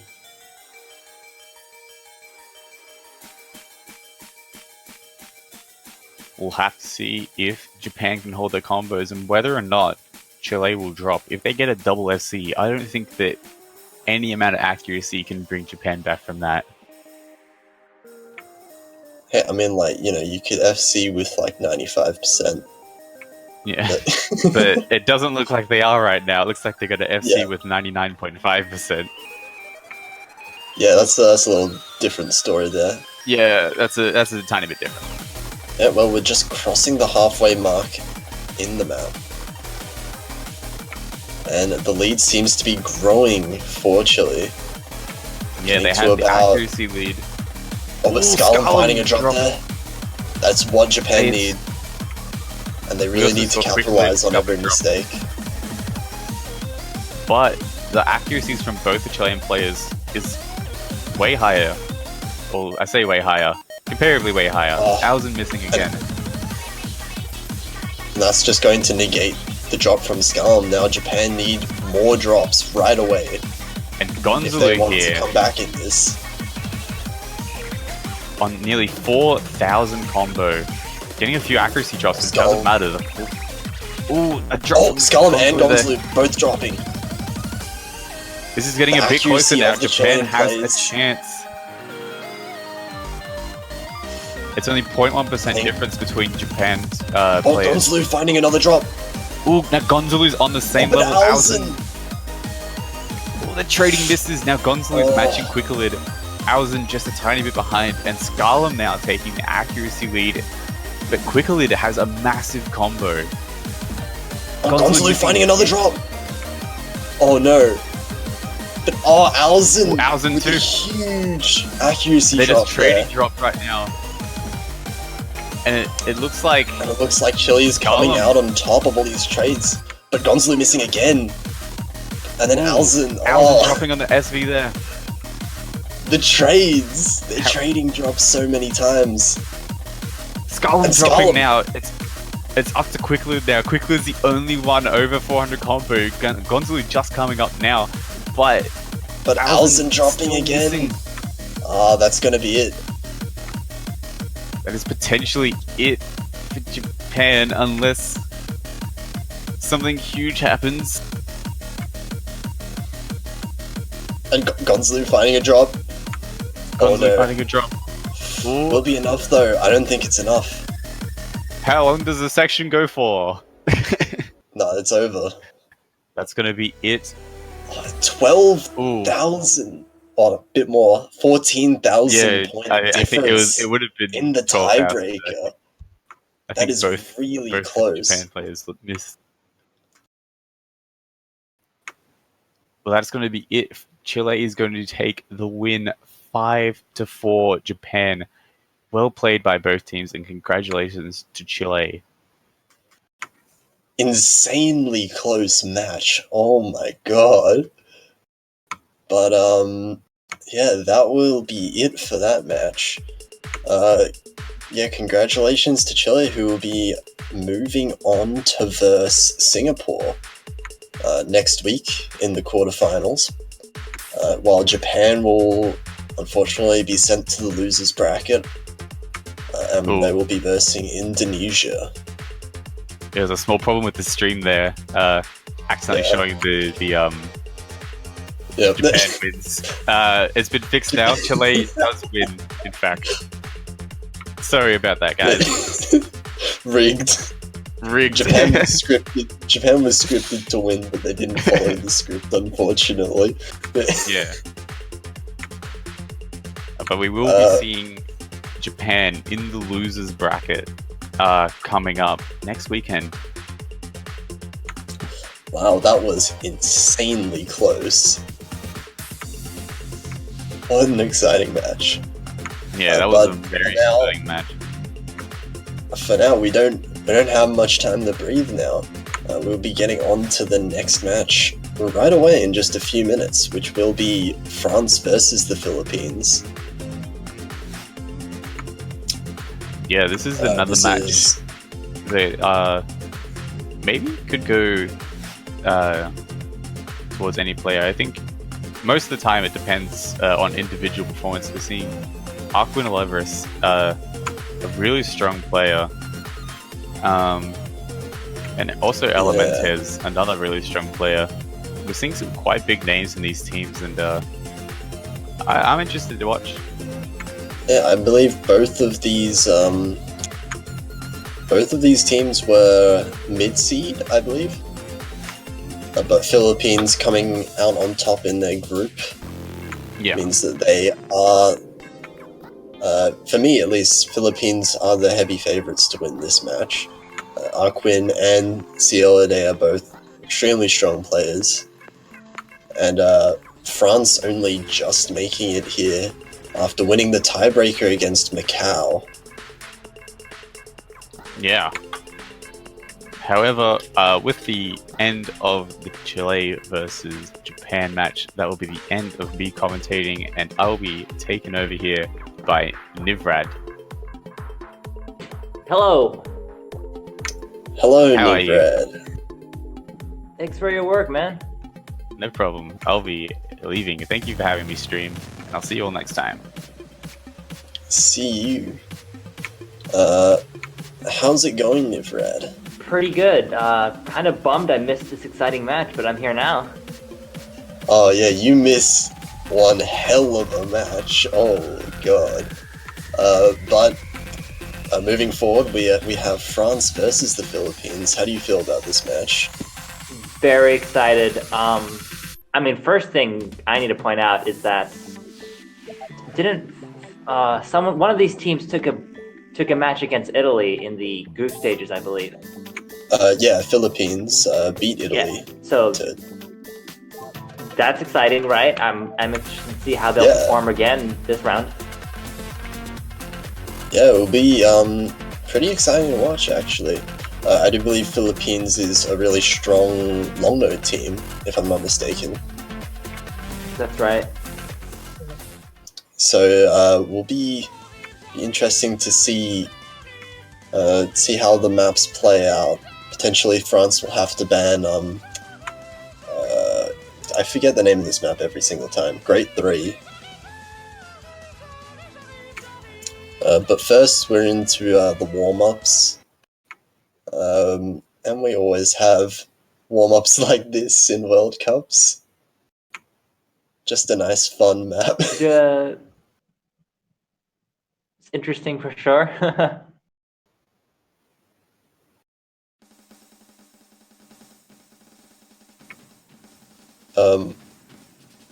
We getting any music? Oh yeah, okay, here we go. Yep. This is quite majestic.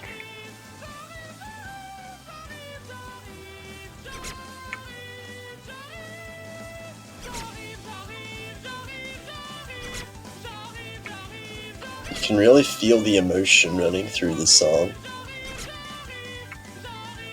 One thing that's always interesting when you have a team that's stronger on long notes versus a team that's stronger on single notes is that. Oh, what the heck? Yeah. Whoa, that caught me a bit off distracting. Yeah, but is that the trading when you're trading points? It's all about who can get the break points, right? Because if the long note team always picks long notes and the other team always picks not long notes and they always win their own pick, then no one can win until you get a tiebreaker. Yeah, that was an interesting one to pick out because with map pools like this one especially, you can't really divide every map into just straight long note and just normal rice. So you'll eventually be forced to play the ones that are kind of in the middle. So maybe like mixed maps that kind of have a mix of both, or even SV maps. Right. So you can't just, really doesn't let you specialize in one kind of skill.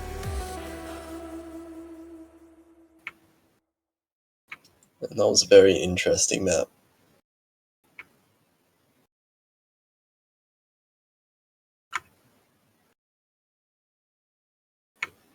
I'm willing to bet a lot of money that was France's warm-up.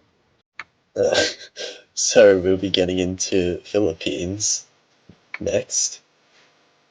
Self-control. 7K dance now. Arc.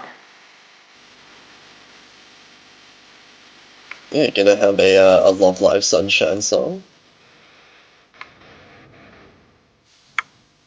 People be quite divided on this one.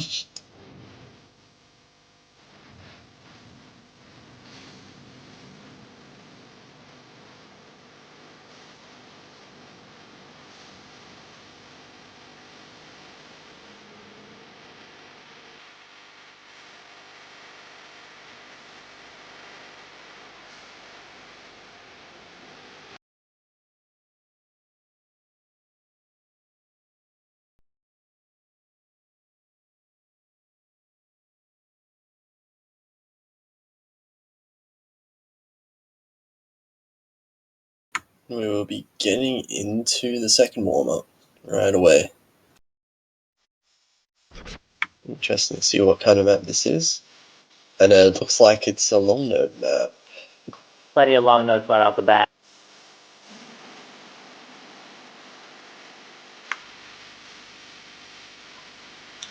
Well, it seems a bit more tame than other warm-ups we've seen, like in the Chile versus Japan, especially.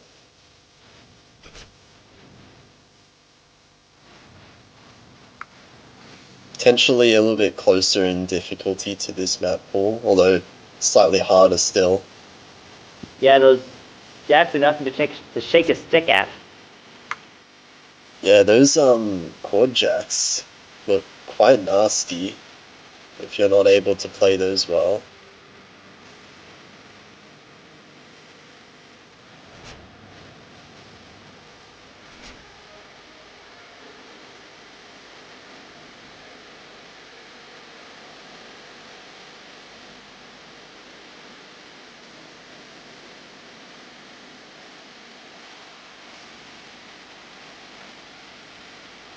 And we can see Aquanol Virus doing extremely well here. Until I said that. Of course. As is the tradition of cursing players. But they're still holding very high accuracy, especially for this pick with so many long notes. Yeah. Both Aquan and CLA especially, holding 99.3%. Not having much trouble at all with it.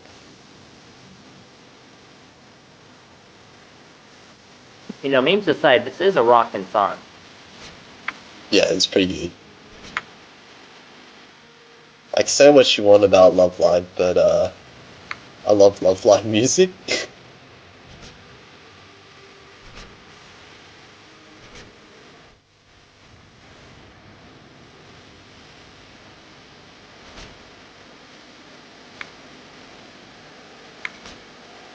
Yeah, we do see pretty good advantage for Philippines in terms of long notes here. Although Elementaires is keeping up really well, just shy of the 99%. I mean, we have seen France win their own warm-up and Philippines take theirs as well. I know the warm-ups, it's not always very a consistent way of matching teams against each other, but it's promising to be a close match. Yeah. So, we have to pray for at least a no sweep.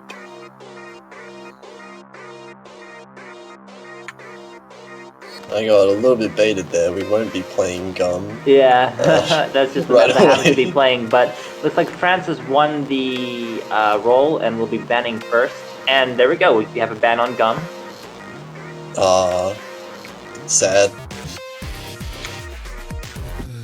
It's been happening. mean- It's gonna keep happening. And we have the Fantastic Okay. Aria ban. Huge surprises with the bans.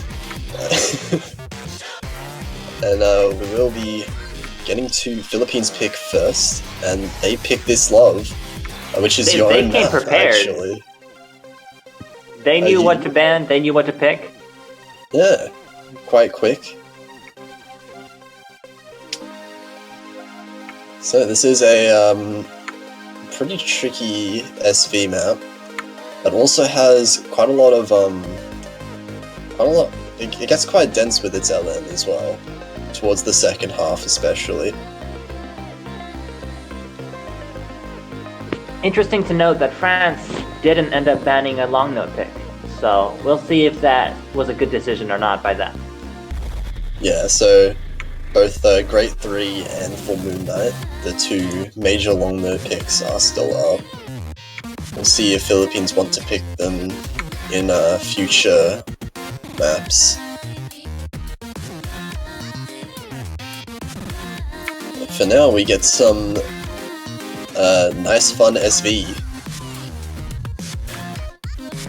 SV is one of the things that's always really fun to watch other people play, but Oh yeah. questionably fun for the player themselves. Definitely an enhanced experience when it's someone else. Yeah. Yeah, definitely.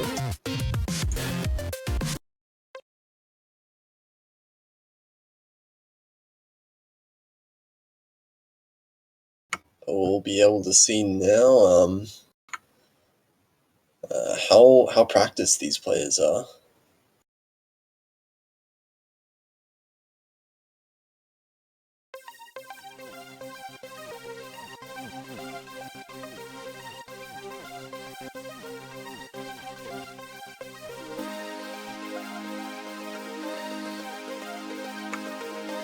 Just a little bit of accuracy drops from Elementaires at the start. Nothing too major. Just waiting for the intro to get finished. Yeah, nice and slow intro. Builds it up until you get hit in the face with SVs. And here we go.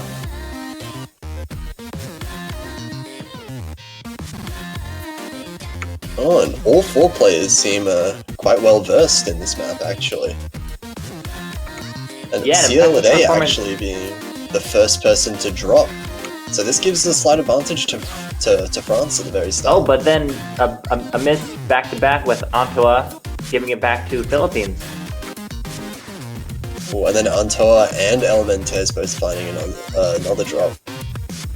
So Philippines is starting to run away with the first half of this map. Well, it is the Philippines pick, so it looks like they knew what they were doing halfway through the map, and they have taken a pretty sizable lead, at least 50,000. Yeah, 50,000 is that's the type of lead that you feel really good about getting. There are not that many really tricky LNs SVs coming up. Most of the hard SVs were at the start. That said, Antoa finding a miss on the teleport chord section.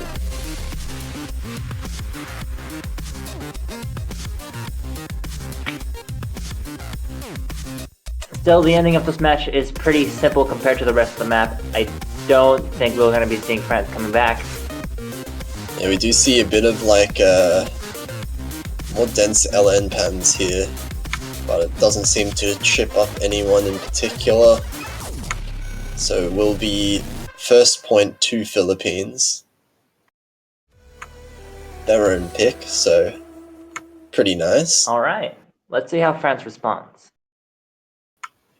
Yeah, it'll be interesting to see what maps they want to pick. Potentially one of the easier accuracy-based maps. Yeah, if I was France right now, I think I'd try to feel out Philippines, see how well they do on the accuracy picks. So that would be .357 Magnum and Origami, potentially. It's looking to be a long match, so they have plenty of time to get used to each other. And there we go, we have Magnum as France's first pick against Philippines.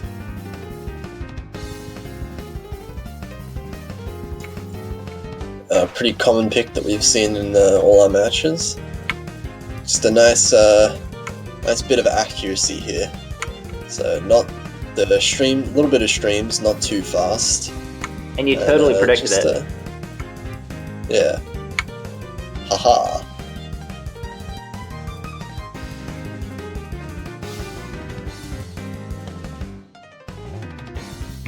So we'll see how well France does on their accuracy compared to the Philippines.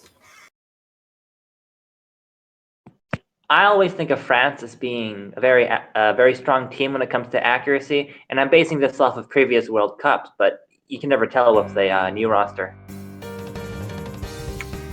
Yeah, with previous rosters, France has been quite scary in group stages. Obviously, new players, new team. And as we get past the introduction, Antoa gives us a little drop here, and Philippines take the lead once again. Antoa finding another drop. Philippines' accuracy is holding extremely strong, both with above 99.6% accuracy. Emontes matching it, but Antoa lagging behind a little bit, and also with those combo breaks. Unfortunate, he just managed to get back above 99%, but it's not going to be enough to get France the lead back. Still a good chunk of the map left, but France will be hoping for Philippines to have a drop here.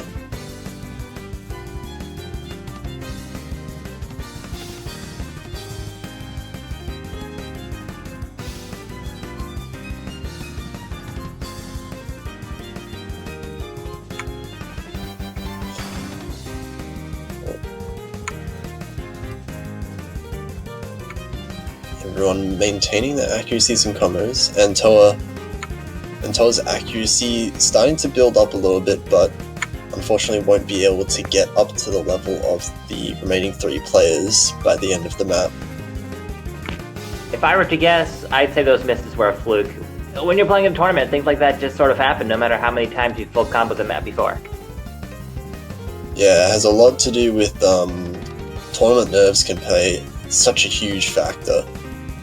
It's something that sometimes people don't quite think about, but when you are in a tournament such as Mania or Cup, it's just, you can get so caught up in nerves that it's hard to not miss at some point. But just like that, Philippines will take the break point from France's first pick. France is going to have to work twice as hard to come back now, but it is the Philippines' pick, so... Spaceman! Also, they're going with Rice rather than the long notes. Going for more of like the harder Rice pick of Spaceman. Yeah, Philippines are not pulling their punches. They start off with the SV pick, and then they go right to the dense Jackie pattern. Yeah, perhaps saying that they perhaps thinking that they are the better better plays when it comes to the harder maps.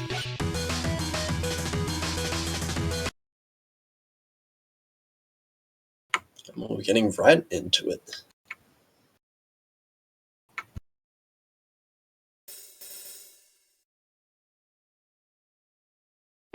Let's see if anyone has accuracy drops in this jack section at the beginning. Oh yeah, that's always fun to watch there. Can be extremely easy, and we do see Ciela Day and Antoa a little bit, dropping quite a bit of accuracy in the starting jacks. It's deceptively hard to maintain accuracy through them.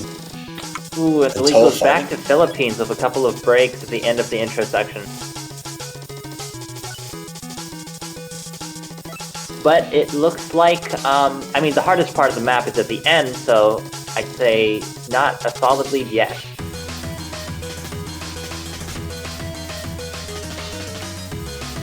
I mean, I remember...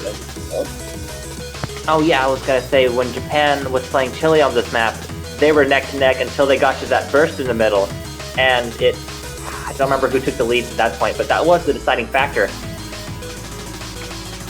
Yeah, it was just a couple misses from the Chile side, I believe, that put it back into Japan's favor. Now we can see accuracies between Aquin, Olivirus, and Elementez quite close, but Ciela Day has a little bit of an edge over Antoa, about 0.4. And that will be making all of the score difference alongside Antoa's combo drops earlier. And now. Just seems like he's not having a good day. Yeah, it happens. It's definitely not an easy map to FC. So. Ciela Day finding a drop, and quite a bit of an accuracy drop as well on the trill. That's the burst we were talking about, but it's not enough to give the lead back to France, who is still behind by a couple 10,000s, I'd say.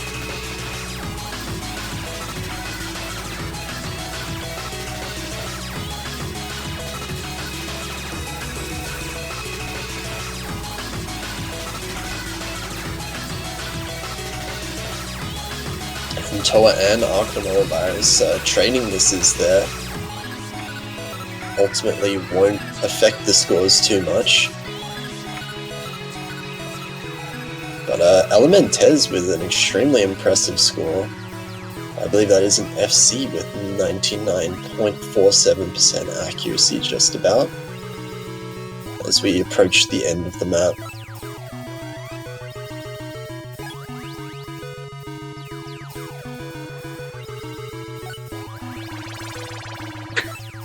Yeah, I think we can pretty much call it. Philippines taking the 3rd point against France. It's France's pick now. If they're gonna have a comeback, they're gonna have to start it right now. Yeah, definitely. So interesting to see what they'll pick. They tried Magnum, so probably time for something else. The SVU pick is banned. I don't think LN is the direction they want to go. So maybe they'll stick with something like Origami or Snowflakes. If I had to guess... Oh, predicting is always hard. But, yeah, maybe Origami? Yeah, possibly Origami. That is more of an accuracy. It's kind of a fast accuracy pick. It is quite high BPM, but pretty comfortable patterning. A lot of stairs for sure. Oh, but Kapatara. Okay, so they'll pick Tenshin Ranman. Oh, that's So the other one none of the actually I was picks looking that I at. mentioned. Yeah. This is also, you would say, is kind of an accuracy pick, but with a bit more tricky patternings to do with a little bit of mini jacks and some a small amount of long notes. One distinction that we can make between Tension and Origami as picks is that Origami has a lot of stair patterning, while Tension has more chord streams, which is a more familiar pattern, I guess, for BMS players. I'm guessing possibly France feels more comfortable in this type of patterning, but who knows? Yeah, I definitely do find Tension Runman more comfortable than Origami, but both of them are, you know, they're not like too technical, like you would see in Spaceman.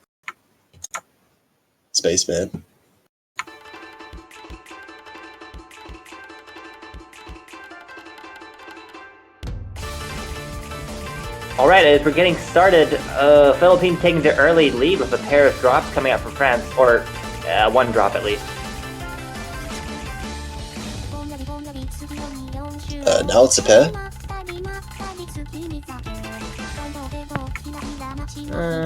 Guess I predicted that one, though it's not the type of prediction I'd want to be making.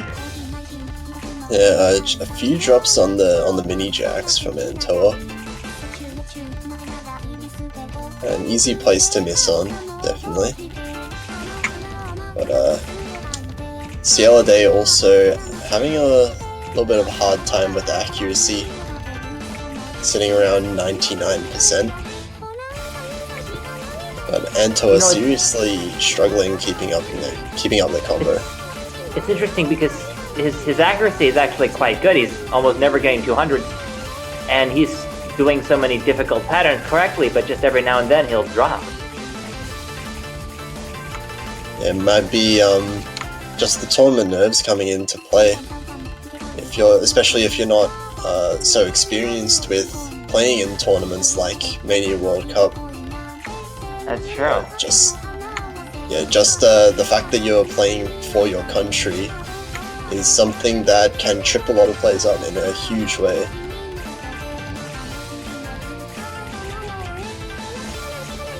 Yeah, there's a couple of explanations. You know, you can always have keyboard problems, maybe it's a bad day.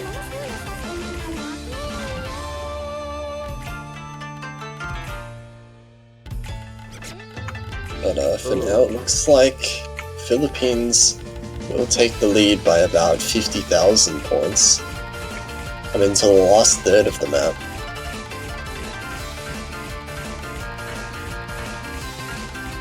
And you know, one problem that teams always have in Mania World Cup, just because it's one of the smaller, we have one of the smaller team sizes, is that when you have teams that, when you have a player who's not playing at their best, it's not always possible to substitute them out, because maybe there's no one else on your team that can perform at that level.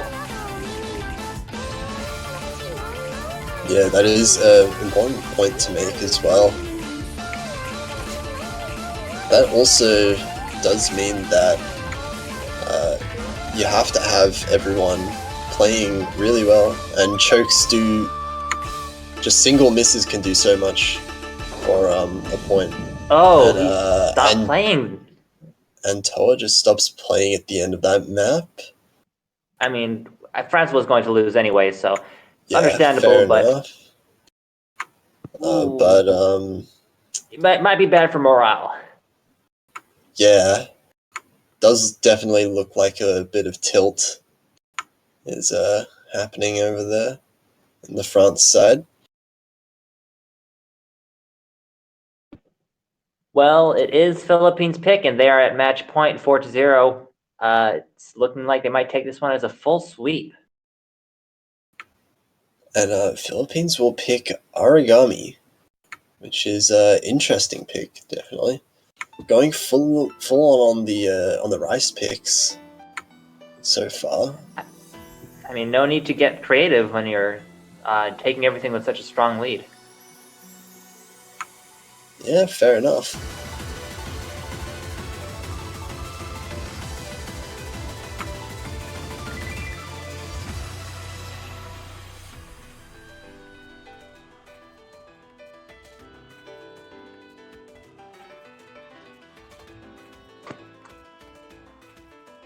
Of course, we're not writing off France quite yet.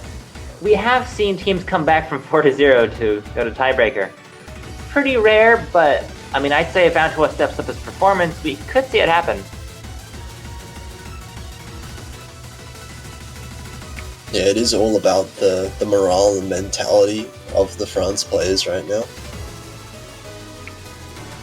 If you just stay positive, just reset your mindset and just just try to do the best you can, then it is definitely possible to win maps. But if you are prone to maybe tilting or just feel like you've already lost, that's when it becomes probably impossible to win any more maps.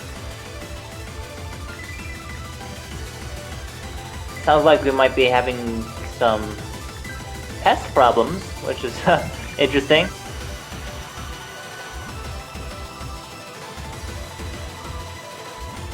We're just giving France time to regain their nerves. But here we go. We're starting with possibly the last pick of France versus Philippines, Aragami.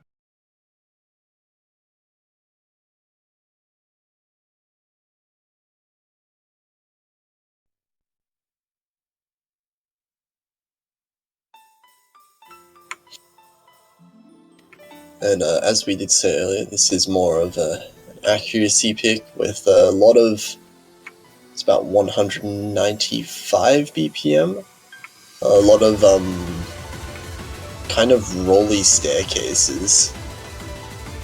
And these are the type of patterns where it's very comfortable to play, but not always easy to get perfect accuracy on because it's hard to tell how fast exactly you should be rolling. And we do see Anto with the first miss,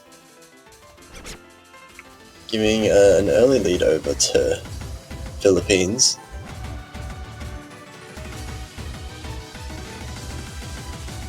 And it's not a long map either, so early leads are important.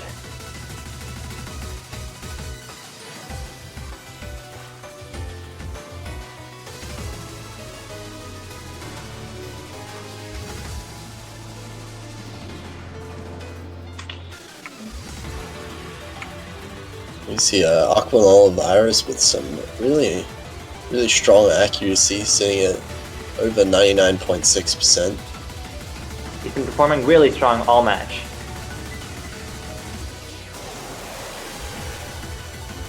And we're going to the final hard section of this map. And it looks like the performances are just kind of staying steady. Yeah.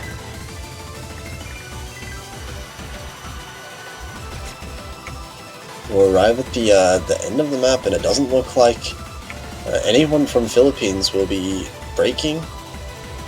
And we see a disconnect from Antoa at the end of the map.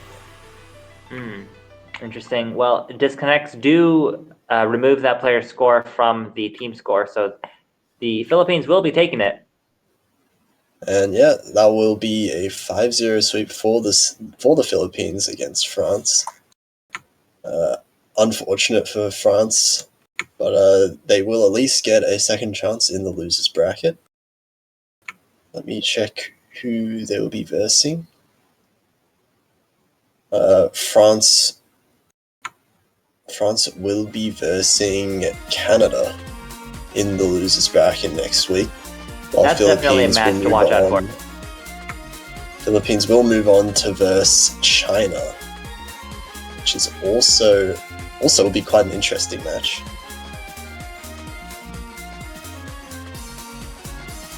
So we will be taking a quick break, but tune in again on the hour in 30 minutes for our last match of the round of 16, Brazil versus Argentina. Yeah, well, for now, enjoy some nice music.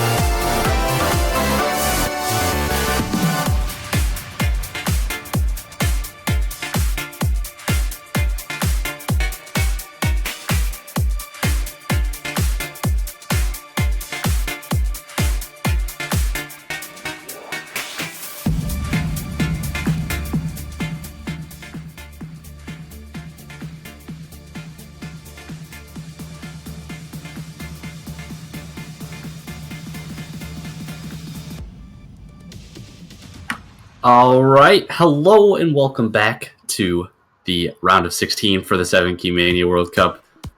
We have had a switch of commentators. Well, a switch of commentator. I am the toaster. I've replaced Potassium F, and I am joined again by Nivrad to commentate this next match as well as the quarterfinal showcase. How's it going? Hello. Going well. How about you? It's going well for me too. So we have this match coming up: Brazil versus Argentina. What exactly do you expect out of this match? Well, when you're dealing with a team like Brazil, who is, I think, seeded 5, but a very frightening team, it's hard to predict anything but a Brazil win, possibly even a sweep. But we always keep our minds open when we go into matches like this. Yeah, I mean, I think it's interesting. It should be noted that Brazil Brazil did go to tiebreaker against the mid-seed of their group, Canada. So That's true. although I believe Argentina is a low-seeded team. They got the upset against their mid-seed of their group. So this is actually one of the only low seeds that made it out of groups and into the round of 16. That's right. I believe they took the win against Switzerland. So, already a stronger team than we were expecting. Yeah, so I think they could definitely put up a fight against Brazil.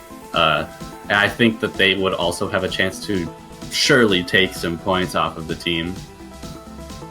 But given how most of the matches today have gone, the top seeds seem to have been just dominating their respective mid seeds that they were facing today. So it's not necessarily looking too good for Argentina, but like we've said before, anything is possible.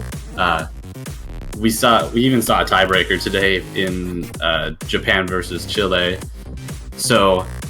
And Chile's a pretty dominant team by themselves, so the fact that they were taking the tiebreaker just tells you how volatile these kinds of matches can be. Oh, for sure. I think that one kind of leaping off point for Argentina is probably their accuracy. Part of the reason they did so well in group stage was I think that they were very good on the easier accuracy war style maps, and that could be where they get the points off. Yeah.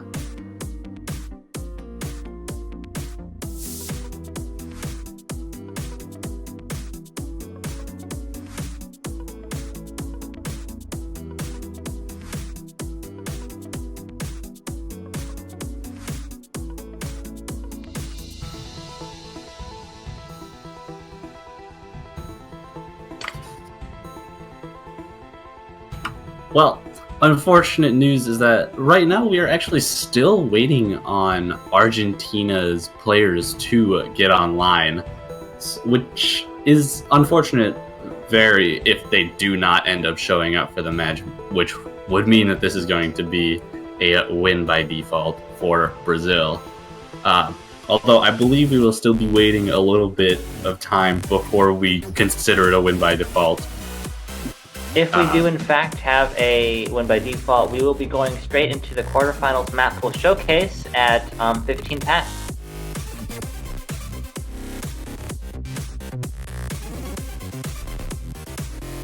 So let's take a look at the bracket here. If Brazil does take it from Argentina before they even have a chance, Brazil will be going on to face South Korea in the winners bracket. Oof. And Argentina knocked down to the losers bracket to face Italy. Also kind of oof. That's actually an interesting matchup because Italy was the only other team in this round of 16 who also lost because they didn't have a full team available. Yeah. So they gave the win by default to their opponents. Double default.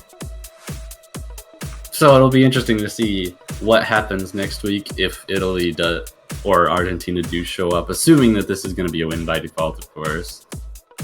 There's going to be several interesting matches next week, I think.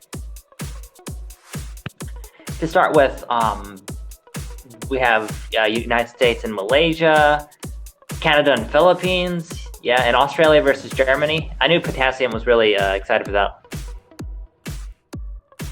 Yeah, I think I think next week is actually going to be a lot more interesting, perhaps, than this week. I have the fewer sweeps and much more dynamic matches.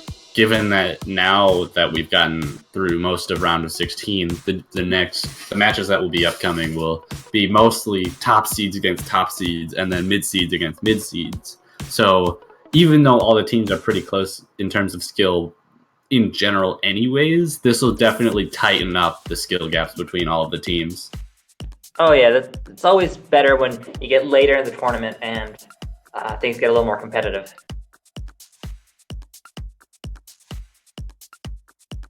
And they'll even be using a tougher map pool. The quarterfinals is interesting. I'm excited for the showcase, actually. I'm also very excited for the showcase.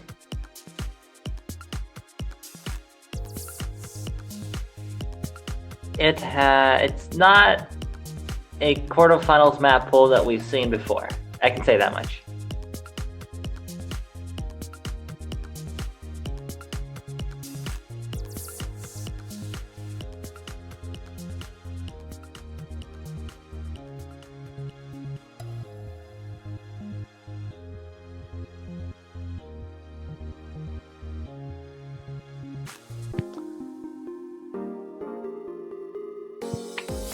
We still have about 15 minutes before the showcase starts if Argentina won't show up. If there's any questions in the chat, feel free to ask them. Otherwise, we're just going to be chilling out for a little bit.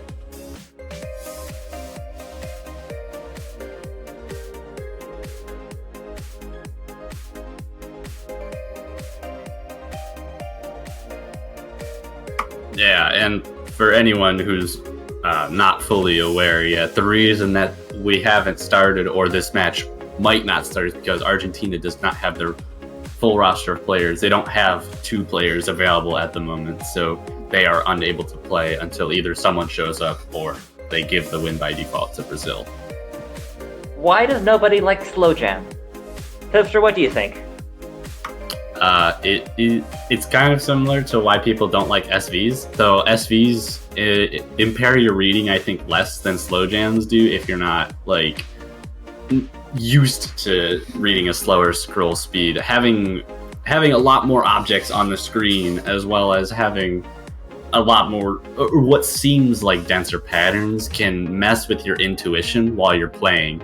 So you'll end up playing things faster than you need to, or playing notes as hands or jumps or doubles or triples when they're really just single notes and you can't tell the difference because they're so close together.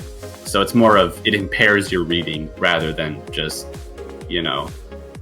affecting the scroll, like affecting how things look, I guess. It's kind of similar to SV, I guess you could say, but it has this certain element of unfamiliarity with a lot of players that just throws people off. It's not something you practice a lot, I suppose, which you could say opposed to SV, people do practice that. Oh yeah, I'd say that it's kind of up for debate whether certain things should be part of the challenge of Mania. So everyone agrees hitting notes, yeah, you gotta be able to hit notes well, but should you also be able to hit notes at any given speed, Like if you're a Taiko player, you already know how to do this because you can't change the scroll speed in Taiko, so you have to be able to read really slow and really fast. But in Mania, not so much. Yeah, I mean, there's always, I think, the argument of whether constant scroll speed should be allowed for specific maps. Like if BPM changes, should Mania players have to adjust to a faster scroll speed for stuff like that?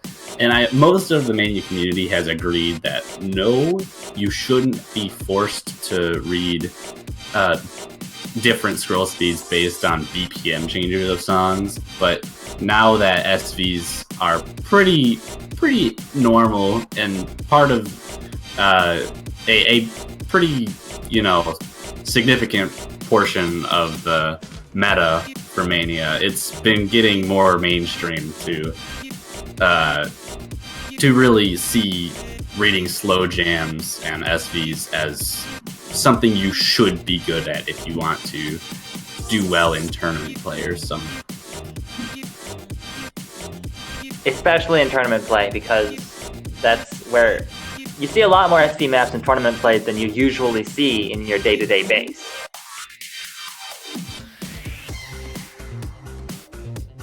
Yeah, I think a lot of people in the Mania community see tournament play as one of those end game type things, where if you're really good at tournament play, you are on a very high pedestal for a lot of people.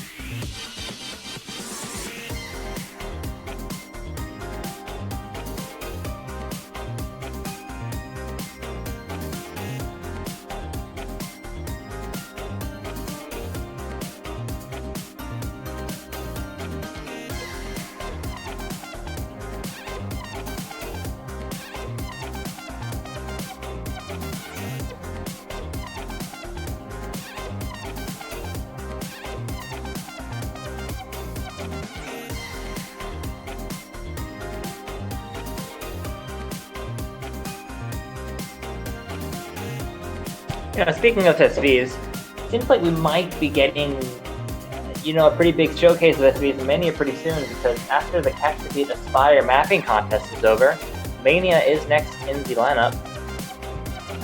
Yeah, actually, I've been pretty excited for the Mania Aspire for a while now, but as it gets closer, you start to think about what could possibly be done for the Mania Aspire that is different from stuff that people like Evening or Jakads or Pokehead have already done. Mm-hmm. Like, there's stuff you can do with the measure lines, red lines, that could be to give cool effects, but since that's already been done, it almost puts it at a lower level from what Aspire is trying to do.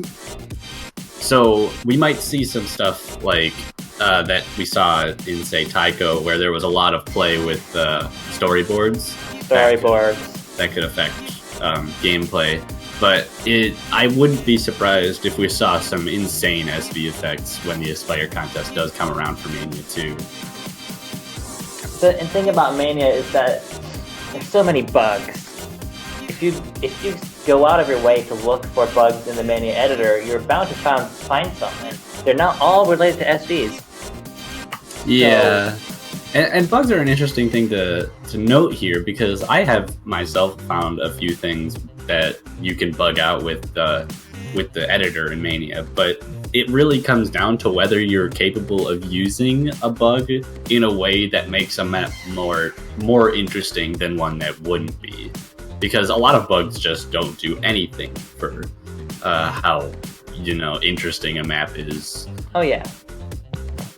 You've said that we've all seen the red line effects before, but unlike other game modes where, like, before Aspire came around, no one had tried doing, crazy Aspire gimmick maps, I think Mania, it's more like we've leveled the playing field.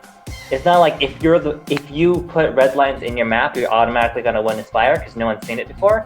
Now it's more, you actually have to create a work of art using the tools that the Mania community has developed with red lines. Yeah, and I think that was, like, just in general, the big idea of Aspire anyways was to sort of inspire major creativity with what you have available and using that in a way that no one has seen before. So if someone were to use red lines in a way no one has seen, that would put them at another level in terms of Aspire voting or their ratings from the judges, perhaps.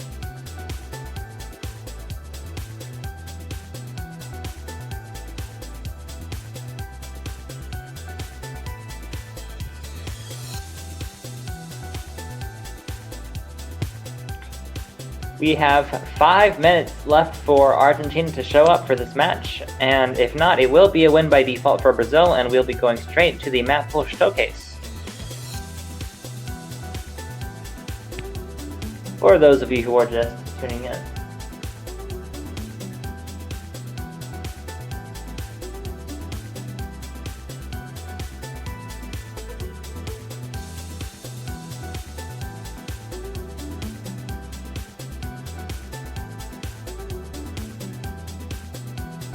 It looks like we have one Argentinian online. I don't know if we have two of them, which is what we need for the match to go on, but we are halfway there.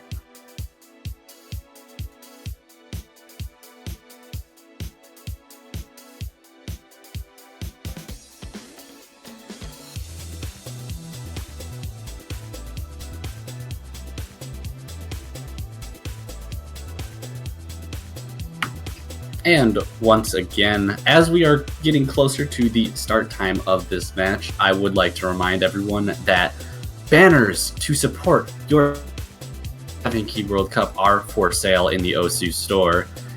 You can buy one, support your team, support this tournament. I believe the funds gotten from that will go to the prize pool for this tournament, or at least they have been in the past. So if you want to support your team, support this tournament, go ahead and buy one of those. And if you choose the banner of the winning team, you get to keep yours for a little bit longer than everyone else does after the 7Key World Cup ends. Take from me, these banners look absolutely beautiful.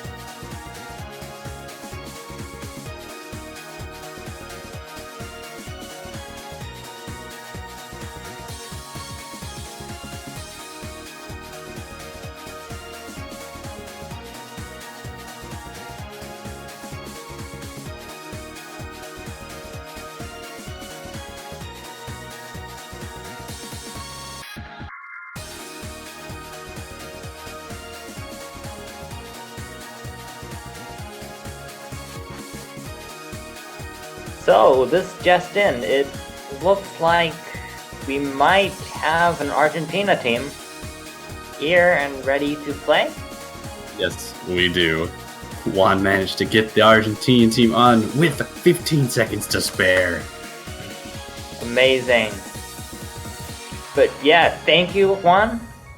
Let's have a little bit of a thanks, Juan, in the chat. but we're going to be seeing the match Brazil versus Argentina, just a little bit delayed.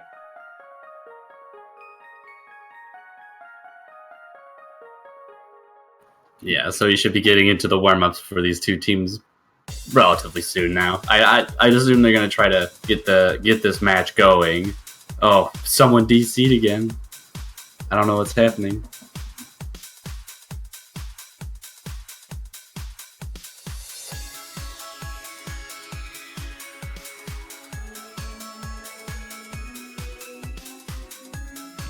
Top 10 anime comebacks.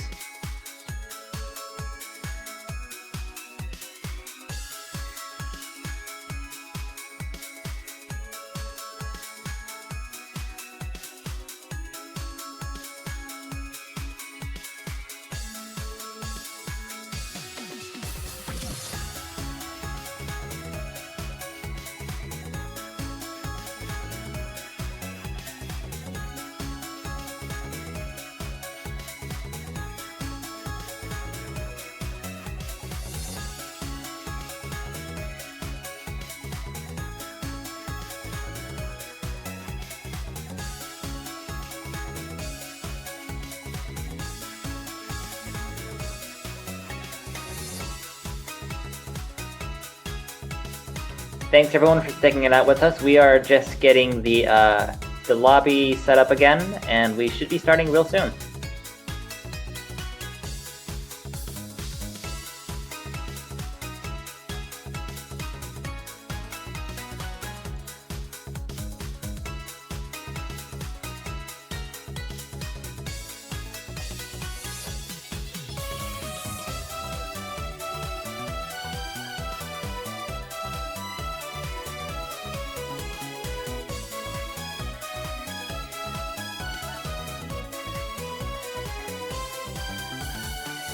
Yeah, so now we can actually speculate what's going to happen without the possibility of a win by default happening. So, I mean, obviously at this point it seems that Argentina is at a relative weakness just because it seems they just got on and haven't been preparing, at least for today. So they're probably not particularly warmed up for this match. So I immediately give the advantage to Brazil for the time being, but I mean, these aren't particularly, physically draining or anything like that, or as physically draining as some of the later maps are gonna be. Oh, for sure. So, you don't need to be fully warmed up, but having that capability is definitely something that you don't want to give up.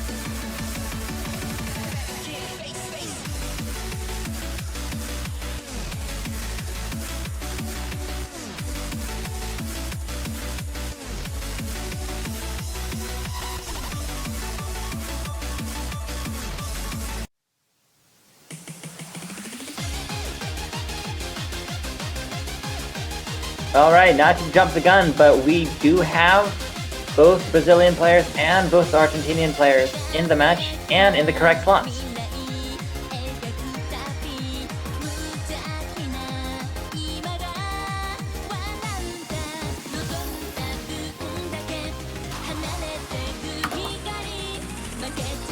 Yes, we do. So we should be getting into this match. First warm-up has been loaded, going to be Darkflight Dreamer.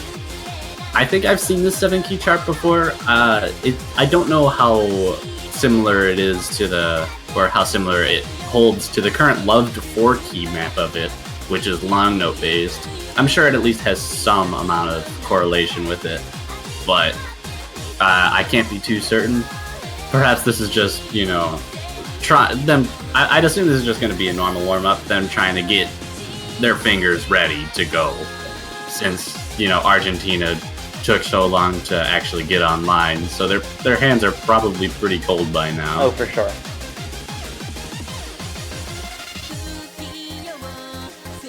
Something's worth mentioning on the side. This is the last chance for Phantasmagoria to be played on stream. Yeah, it is. It's been banned in 6 of the 7 matches that have happened for the round. Or, sorry, it's been banned in 5 of the 6 win by default. So, and then in the one match that it wasn't banned, it was ignored. Gum is in a pretty similar situation, except that got banned 5 out of 6 times, but then got picked in the one that it wasn't banned in. So we'll have to see if either of these two teams are brave enough to leave it open one and then also pick it. All right, we are starting the first warm-up. It's happening.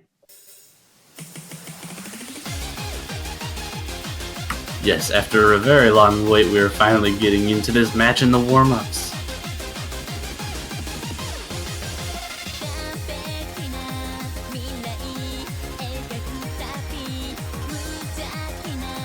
Just from this opening, it seems that the two teams are relatively comparable in terms of overall skill. Brazil has just a slight lead right now, but that of getting unwarmed up because of the long wait. So I guess we'll have to wait until warm-ups are over before we're able to fully, capture how close these two teams are in terms of skill. I gotta say, they're doing pretty well in these interesting double stare patterns.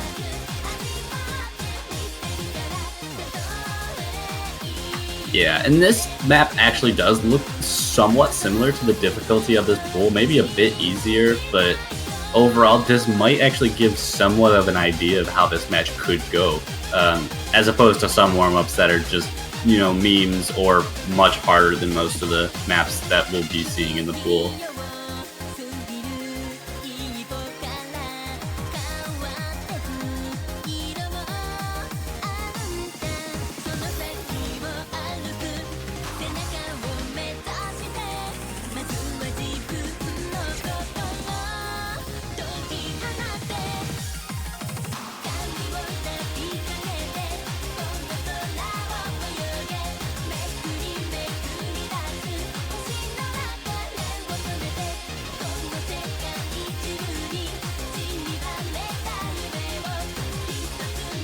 Yeah, but if we look at the accuracies of all the players, 3 of the players right now, despite either being cold from the wait or just not having warmed up at all, are above 99%.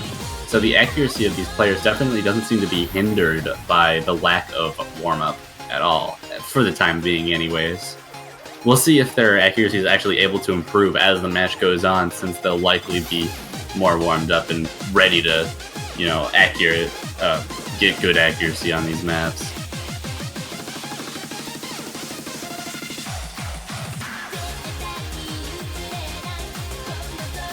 A couple of breaks in that interesting fast chord stream section, but we shouldn't be seeing anything like that in this map pool.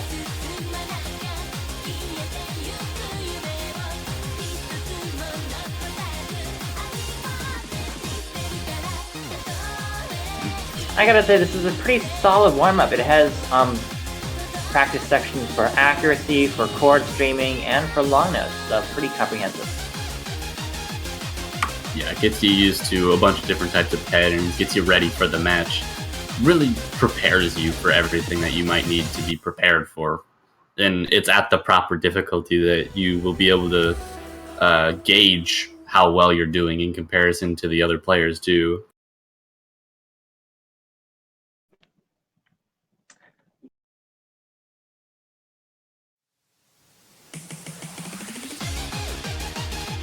And that was Brazil's warm-up, so we will be getting into Argentina's warm-up, which they just went, so we should be getting through this quite soon.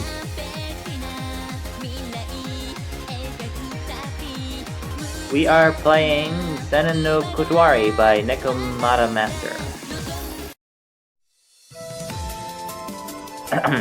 Yes, Japanese. I know how to speak it. Got some sound Voltex up in here. The classic.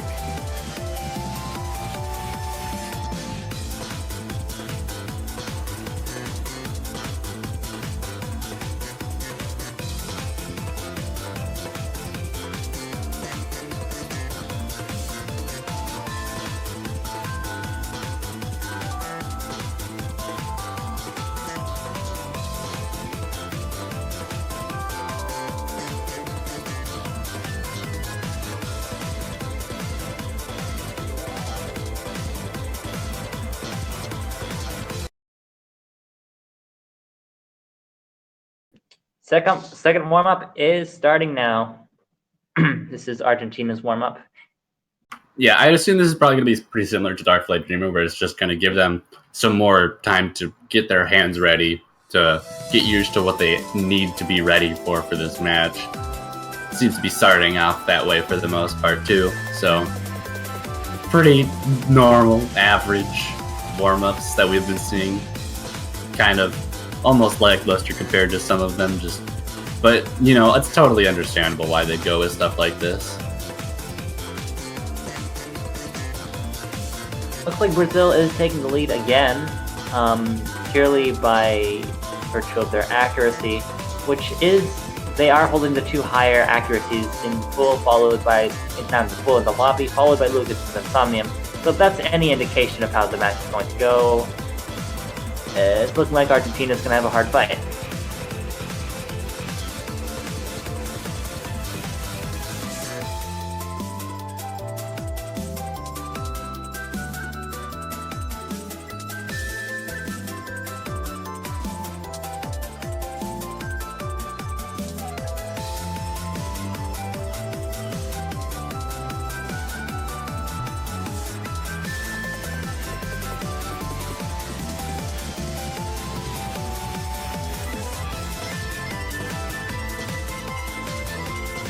About halfway through this warm-up, and Brazil seems to have about a 50,000 point lead right now, which is pretty significant for a map of this difficulty. Though with Ursa Mansa dropping there, that is going to, you know, lower the score gap between the two teams.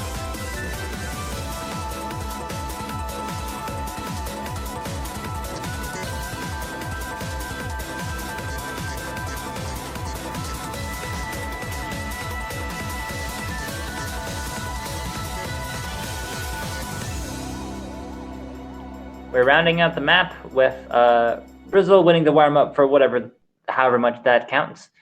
And we will be going into the roles to decide who bans first and who picks first. Yeah, so what do you expect out of the bans from these two teams? If I'm going based on precedence only, Phantasmagoria and Gun. You know, the ones that no one wants to play. But I mean, I'm secretly hoping Phantasmagoria stays because I really want to see that played, even though it's almost guaranteed to be banned for the most part.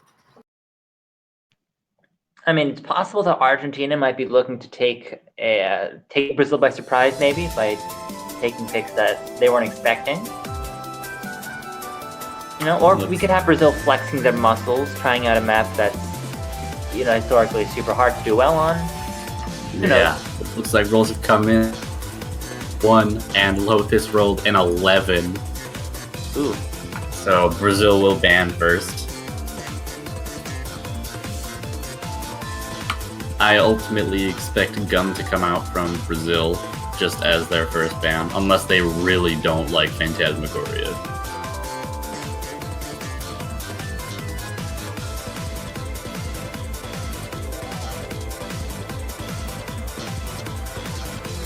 I think Brazil is thinking it through.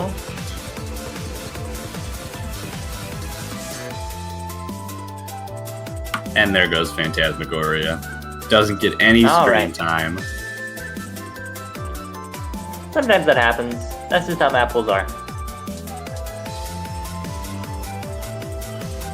Lucas is now going ahead with the Gum ban. So there you go. We have our pair of bans as very expected bans. So we've had 6 bans on Gum and 6 bans on Phantasmagoria. Exciting.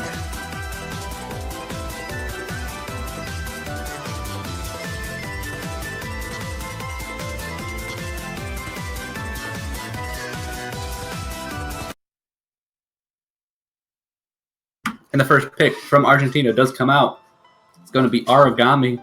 Not necessarily unexpected, given that this is considered arguably the easiest map in the pool. Yeah, and Argentina as a lower seed probably going to be looking to focus more on the accuracy, where the difference between teams is not quite so great as if they played a super hard map like help me out here. Maybe Greek 3, some of the long node maps. Spaceman, I'd say Argentina probably wants to avoid Spaceman.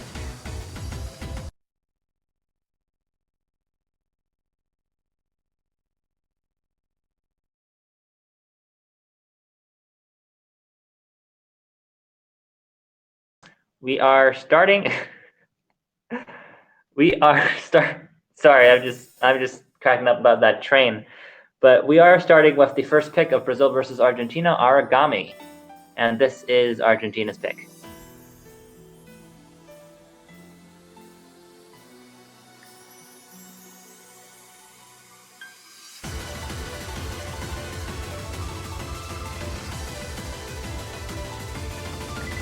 Yeah, it looks like right out of the gate, Brazil does take an early accuracy lead as well as a combo lead with Somnium breaking in that intro.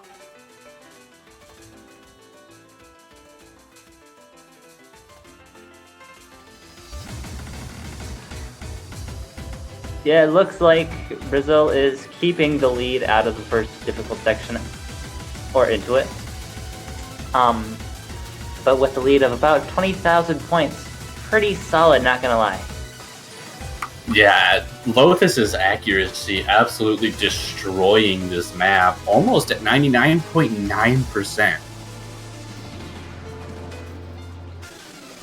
Proving that his accuracy is really strong even through harder maps. We saw him crush the group stage pool with accuracy that was pretty similar to this, but keeping it up on maps of this as they get more difficult is extremely impressive. Especially on this map with all the stairs. But Lucas is currently matching Urso Manso, but it's not enough to carry Argentina because Lotus is still up in the stratosphere of his 99.7% accuracy. Yeah, and especially with Somnium down at the 97.4 range, that is giving a massive lead to the Brazilian team.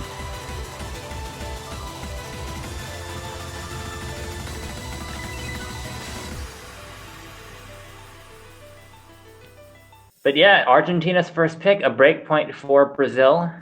Let's see how Brazil responds.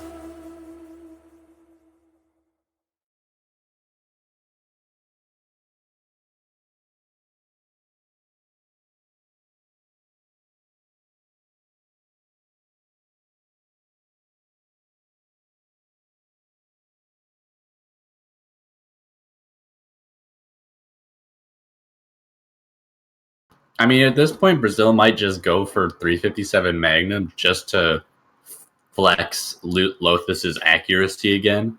I would not be surprised to see that at all. Well, look at his accuracy there. 1,200 perfect 300s and only 150 normal 300s. as a 7K player who personally has a Rainbow 300 to normal 300 ratio of like 1, I'm just always blown away by these players. Nice pick. They're going for Is This Love? We've seen this map a lot more than I initially expected to see it. Yeah, it's interesting because the other SB map no one wants to play, but this one everyone seems comfortable with. Yeah, I think the difference between them is mostly that these SVs are very intuitive with just how you're going to play the map anyways. The spacing doesn't go insane for the most part, so you're able to predict what's going to happen even without practicing it too much. Right, the notes aren't distorted, I guess we can say, which is kind of ironic because the difficulty name is Space Distortion. But, that's how you do. So a lot of people might compare this to just a normal accuracy pick that just tests your reading at the same time. Which is definitely something I think that teams are very capable of, especially a team like Brazil, who's shown absolutely insane accuracy throughout every single one of their matches. We have a question: how many times has this map been picked? And I'm checking it now, so I'll get back to you on that.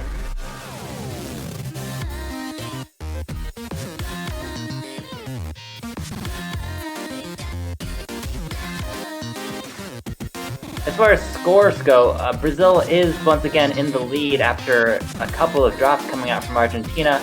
Their accuracy is not holding up, and Lucas, who was holding very strong accuracy before, is now dropping all the way down below 95%.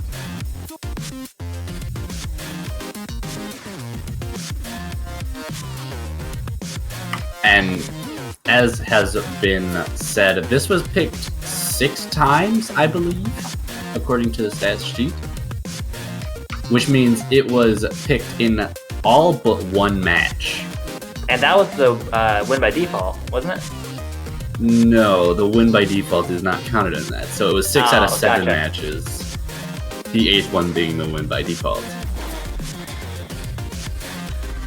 Now, going into the third 3/4 mark, looks like Brazil has a huge lead right now, with Lothis again showing absolutely inhuman accuracy, 99.62 accuracy.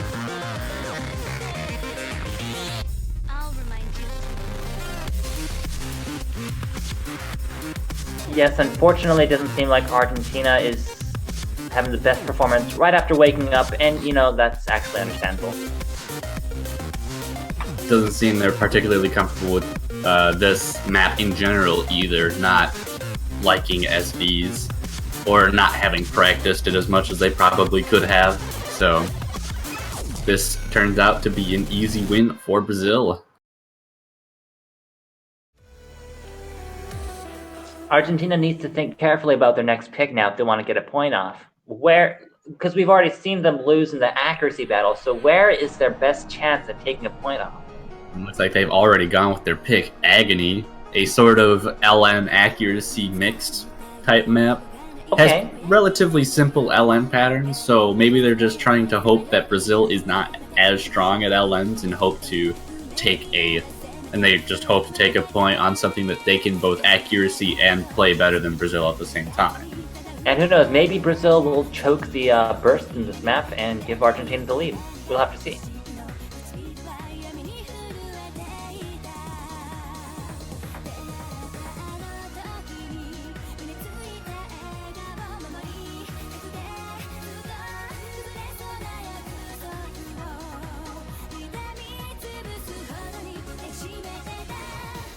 Not sure what's happening in the match chat right now because I do not speak Portuguese.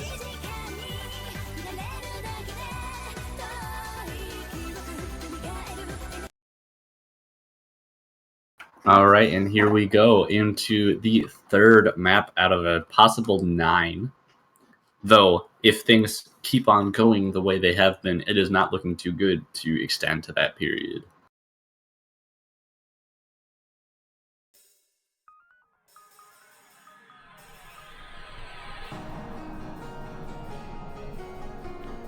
Alright, we're starting the map and the scores are flickering. But of course, it's just the intro.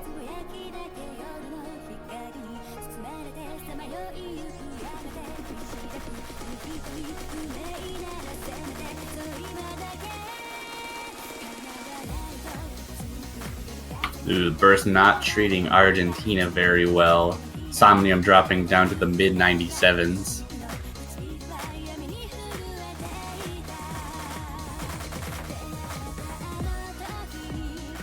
Though Urso Manso is at the 98.5 range, so there is a possibility for a comeback if there's either a drop or Somnium's able to improve his accuracy. The lead is only about 20,000, less than we have been seeing in other songs.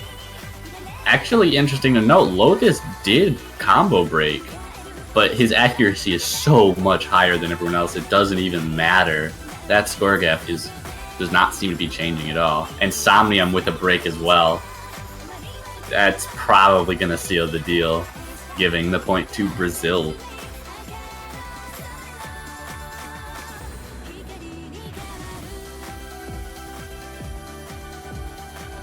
Yes, and we are nearing the end of the map, and the hard sections are... Also, I made a mistake. That's Coeft with the 98.5, not Urso. Oh, yes. We had a swap there. My bad for not noticing that. But that is Brazil's third point. 3-0 currently.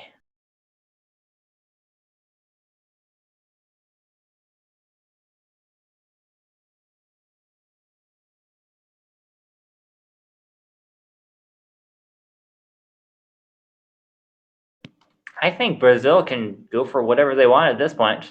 Oh, and looks like they're going for Full Moon. You know, I'm not totally surprised. It does seem like a pick that Brazil would like. It's got those long notes, which can trip up some teams, but I suppose not Brazil. Yeah, although I don't necessarily like this pick overall, just because of how chokeable it is. Like, the main Kai, I guess if you could call it that, with the LN trills is so easily rushable that if Brazil ends up making the mistake and Argentina doesn't, that could just swing the lead in their favor. But I suppose if you are 3-0 in the lead, if you're the favored seed, then, you know, you can flex a little bit. Yeah, I guess it has a less risk than it would be if they were, say, 3-2 or something like that. But it's still not necessarily the best pick in this situation, I don't think.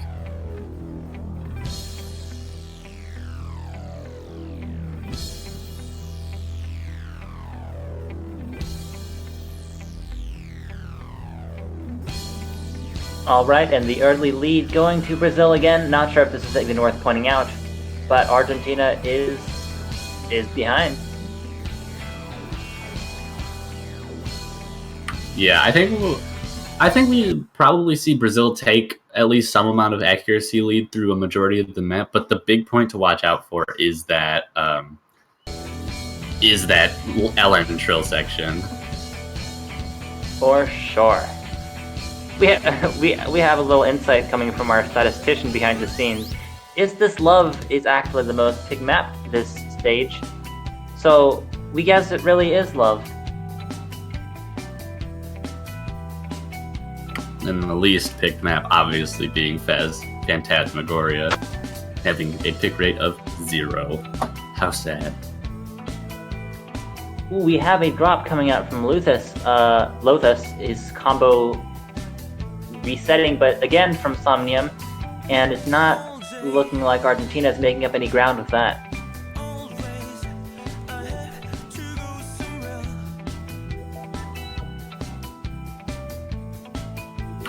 Somnium not very comfortable on this, though Lothus also fighting another break, but his accuracy is so much higher than Somnium that Brazil is taking a noticeable lead through a quarter of this map.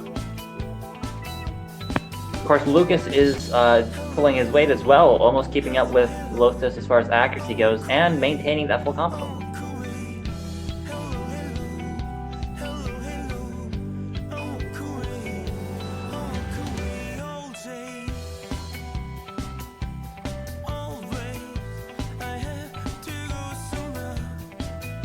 And hitting around the halfway mark, we see about a 30,000 point difference, which, even though this is a long song, and 30,000 points for a long song is kind of a lot, I definitely think it's close enough that a choke from one or both of the Brazilian team members on that long note trill section would be devastating. And Kawef with a combo break right there, following Somnium as well. But that leaves Lucas with the only full combo in the room. I mean, I gotta say, I feel like Brazil know what they're doing since this is their pick, but we're almost at the trails now, so we're gonna see.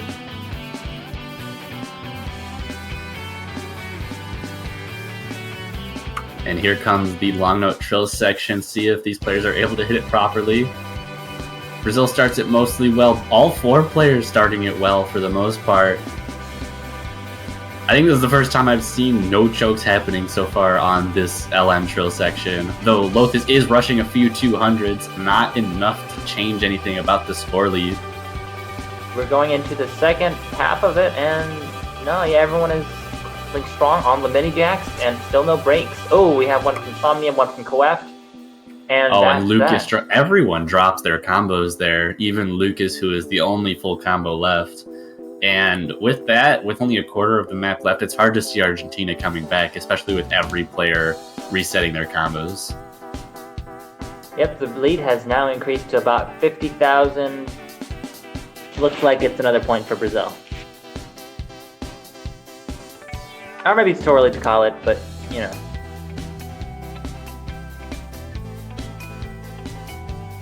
Yeah, I think the rest of this map is pretty negligible in terms of overall difficulty compared to that trill section and the long notes that came before it.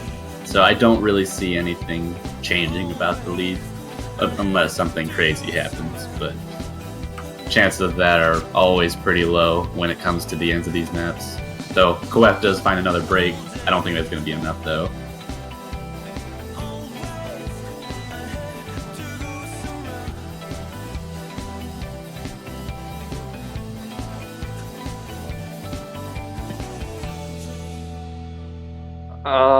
Interesting. It looks like we have a DC perhaps? I do not believe that's a DC, it's just a client error. But regardless, Brazil does win this map. And they are now on break point, but it is not their own choice. Argentina has to pick something for their life now. It's worth noting that Lucas did have the highest score on Full Moonlight, so kudos to him.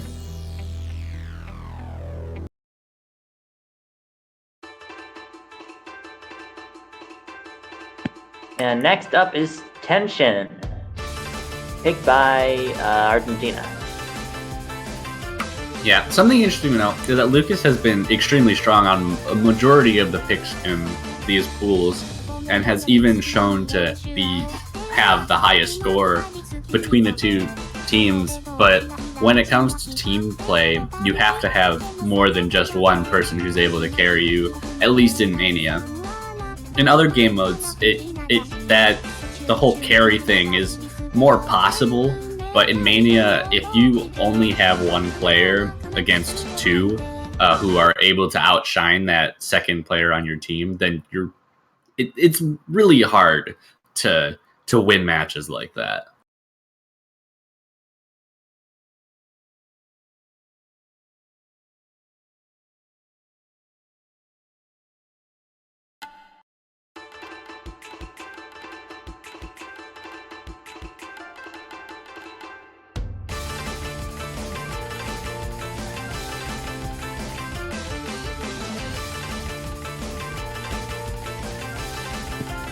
As we get into Tension, possibly the last map of the pool, especially if it keeps going on like this, Brazil once again taking their early lead, not letting up at all in consistency.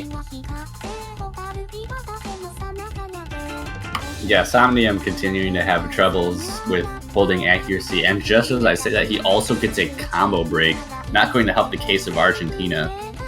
Man, why do we even say anything? All we do is make people miss. What's the point? But yeah, with that drop, actually Lothus also dropped at the same time. I didn't even notice, but so those combo breaks are just going to cancel each other out, and the accuracy is going to take a majority of the precedence in the overall score, though Somnium does find another break as I'm saying that.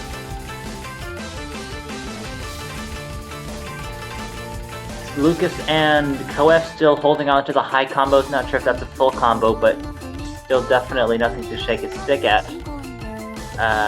Not quite anything in Argentina's favor. Yeah, it seems Somnium's not particularly comfortable with the mini jet patterns in this map. Not necessarily the best pick I think Argentina could have gone for if Somnium's so uncomfortable with stuff like this.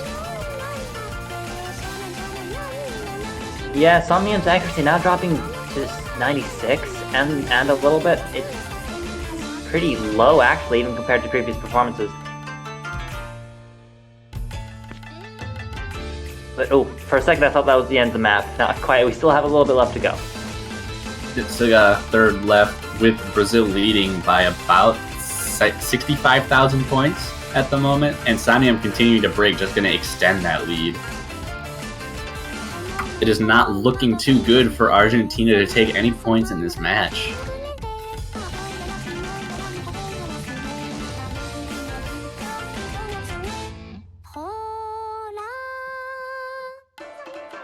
And here is the final section of Tension. One more court stream left to go. And that is... Oh, yeah. I thought it was ending again. Not quite. We're almost there. And that is... So we have this little bit here. And now it's over. That is Brazil that. does take the 5th point in the match, bringing it 5-0 and winning their round of 16 match. But as we've said for all of the matches in this round, neither of these teams have been eliminated yet. Brazil just moves on in the winner's bracket, and Argentina will fall to the loser's bracket. And do you have who these two teams are facing next week? Yes, of course, Brazil will be facing South Korea in the quarterfinals, while Argentina faces Italy in the loser's bracket. Both of those extremely difficult matchups. Yeah, South Korea, obviously, as we've said plenty of times before, the favorites for winning this tournament. They've shown time and time again that their skill in Mania is absolutely absurd. So Brazil's going to have a really tough time next week. It's actually an interesting series of events that led to Brazil facing South Korea so early on. They're both extremely high-seeded.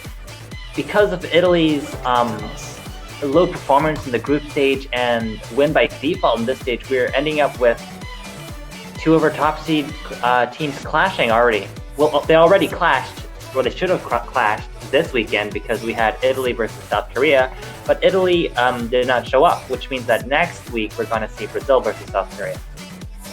Yeah, I think it's pretty normal to note that the matchups for next week are going to be mostly the top seeds versus top seeds and the mid seeds versus mid seeds, just because most of the matches went in favor of who we expected to win, as in the top seeds were winning their matches against the mid seeds they were placed against for round 16, and so the top seeds would be moving on in the winner's bracket, and most of the mid seeds would move down to the loser's bracket. That's right. So now that we have the results of the round of 16, that was the last match of the weekend.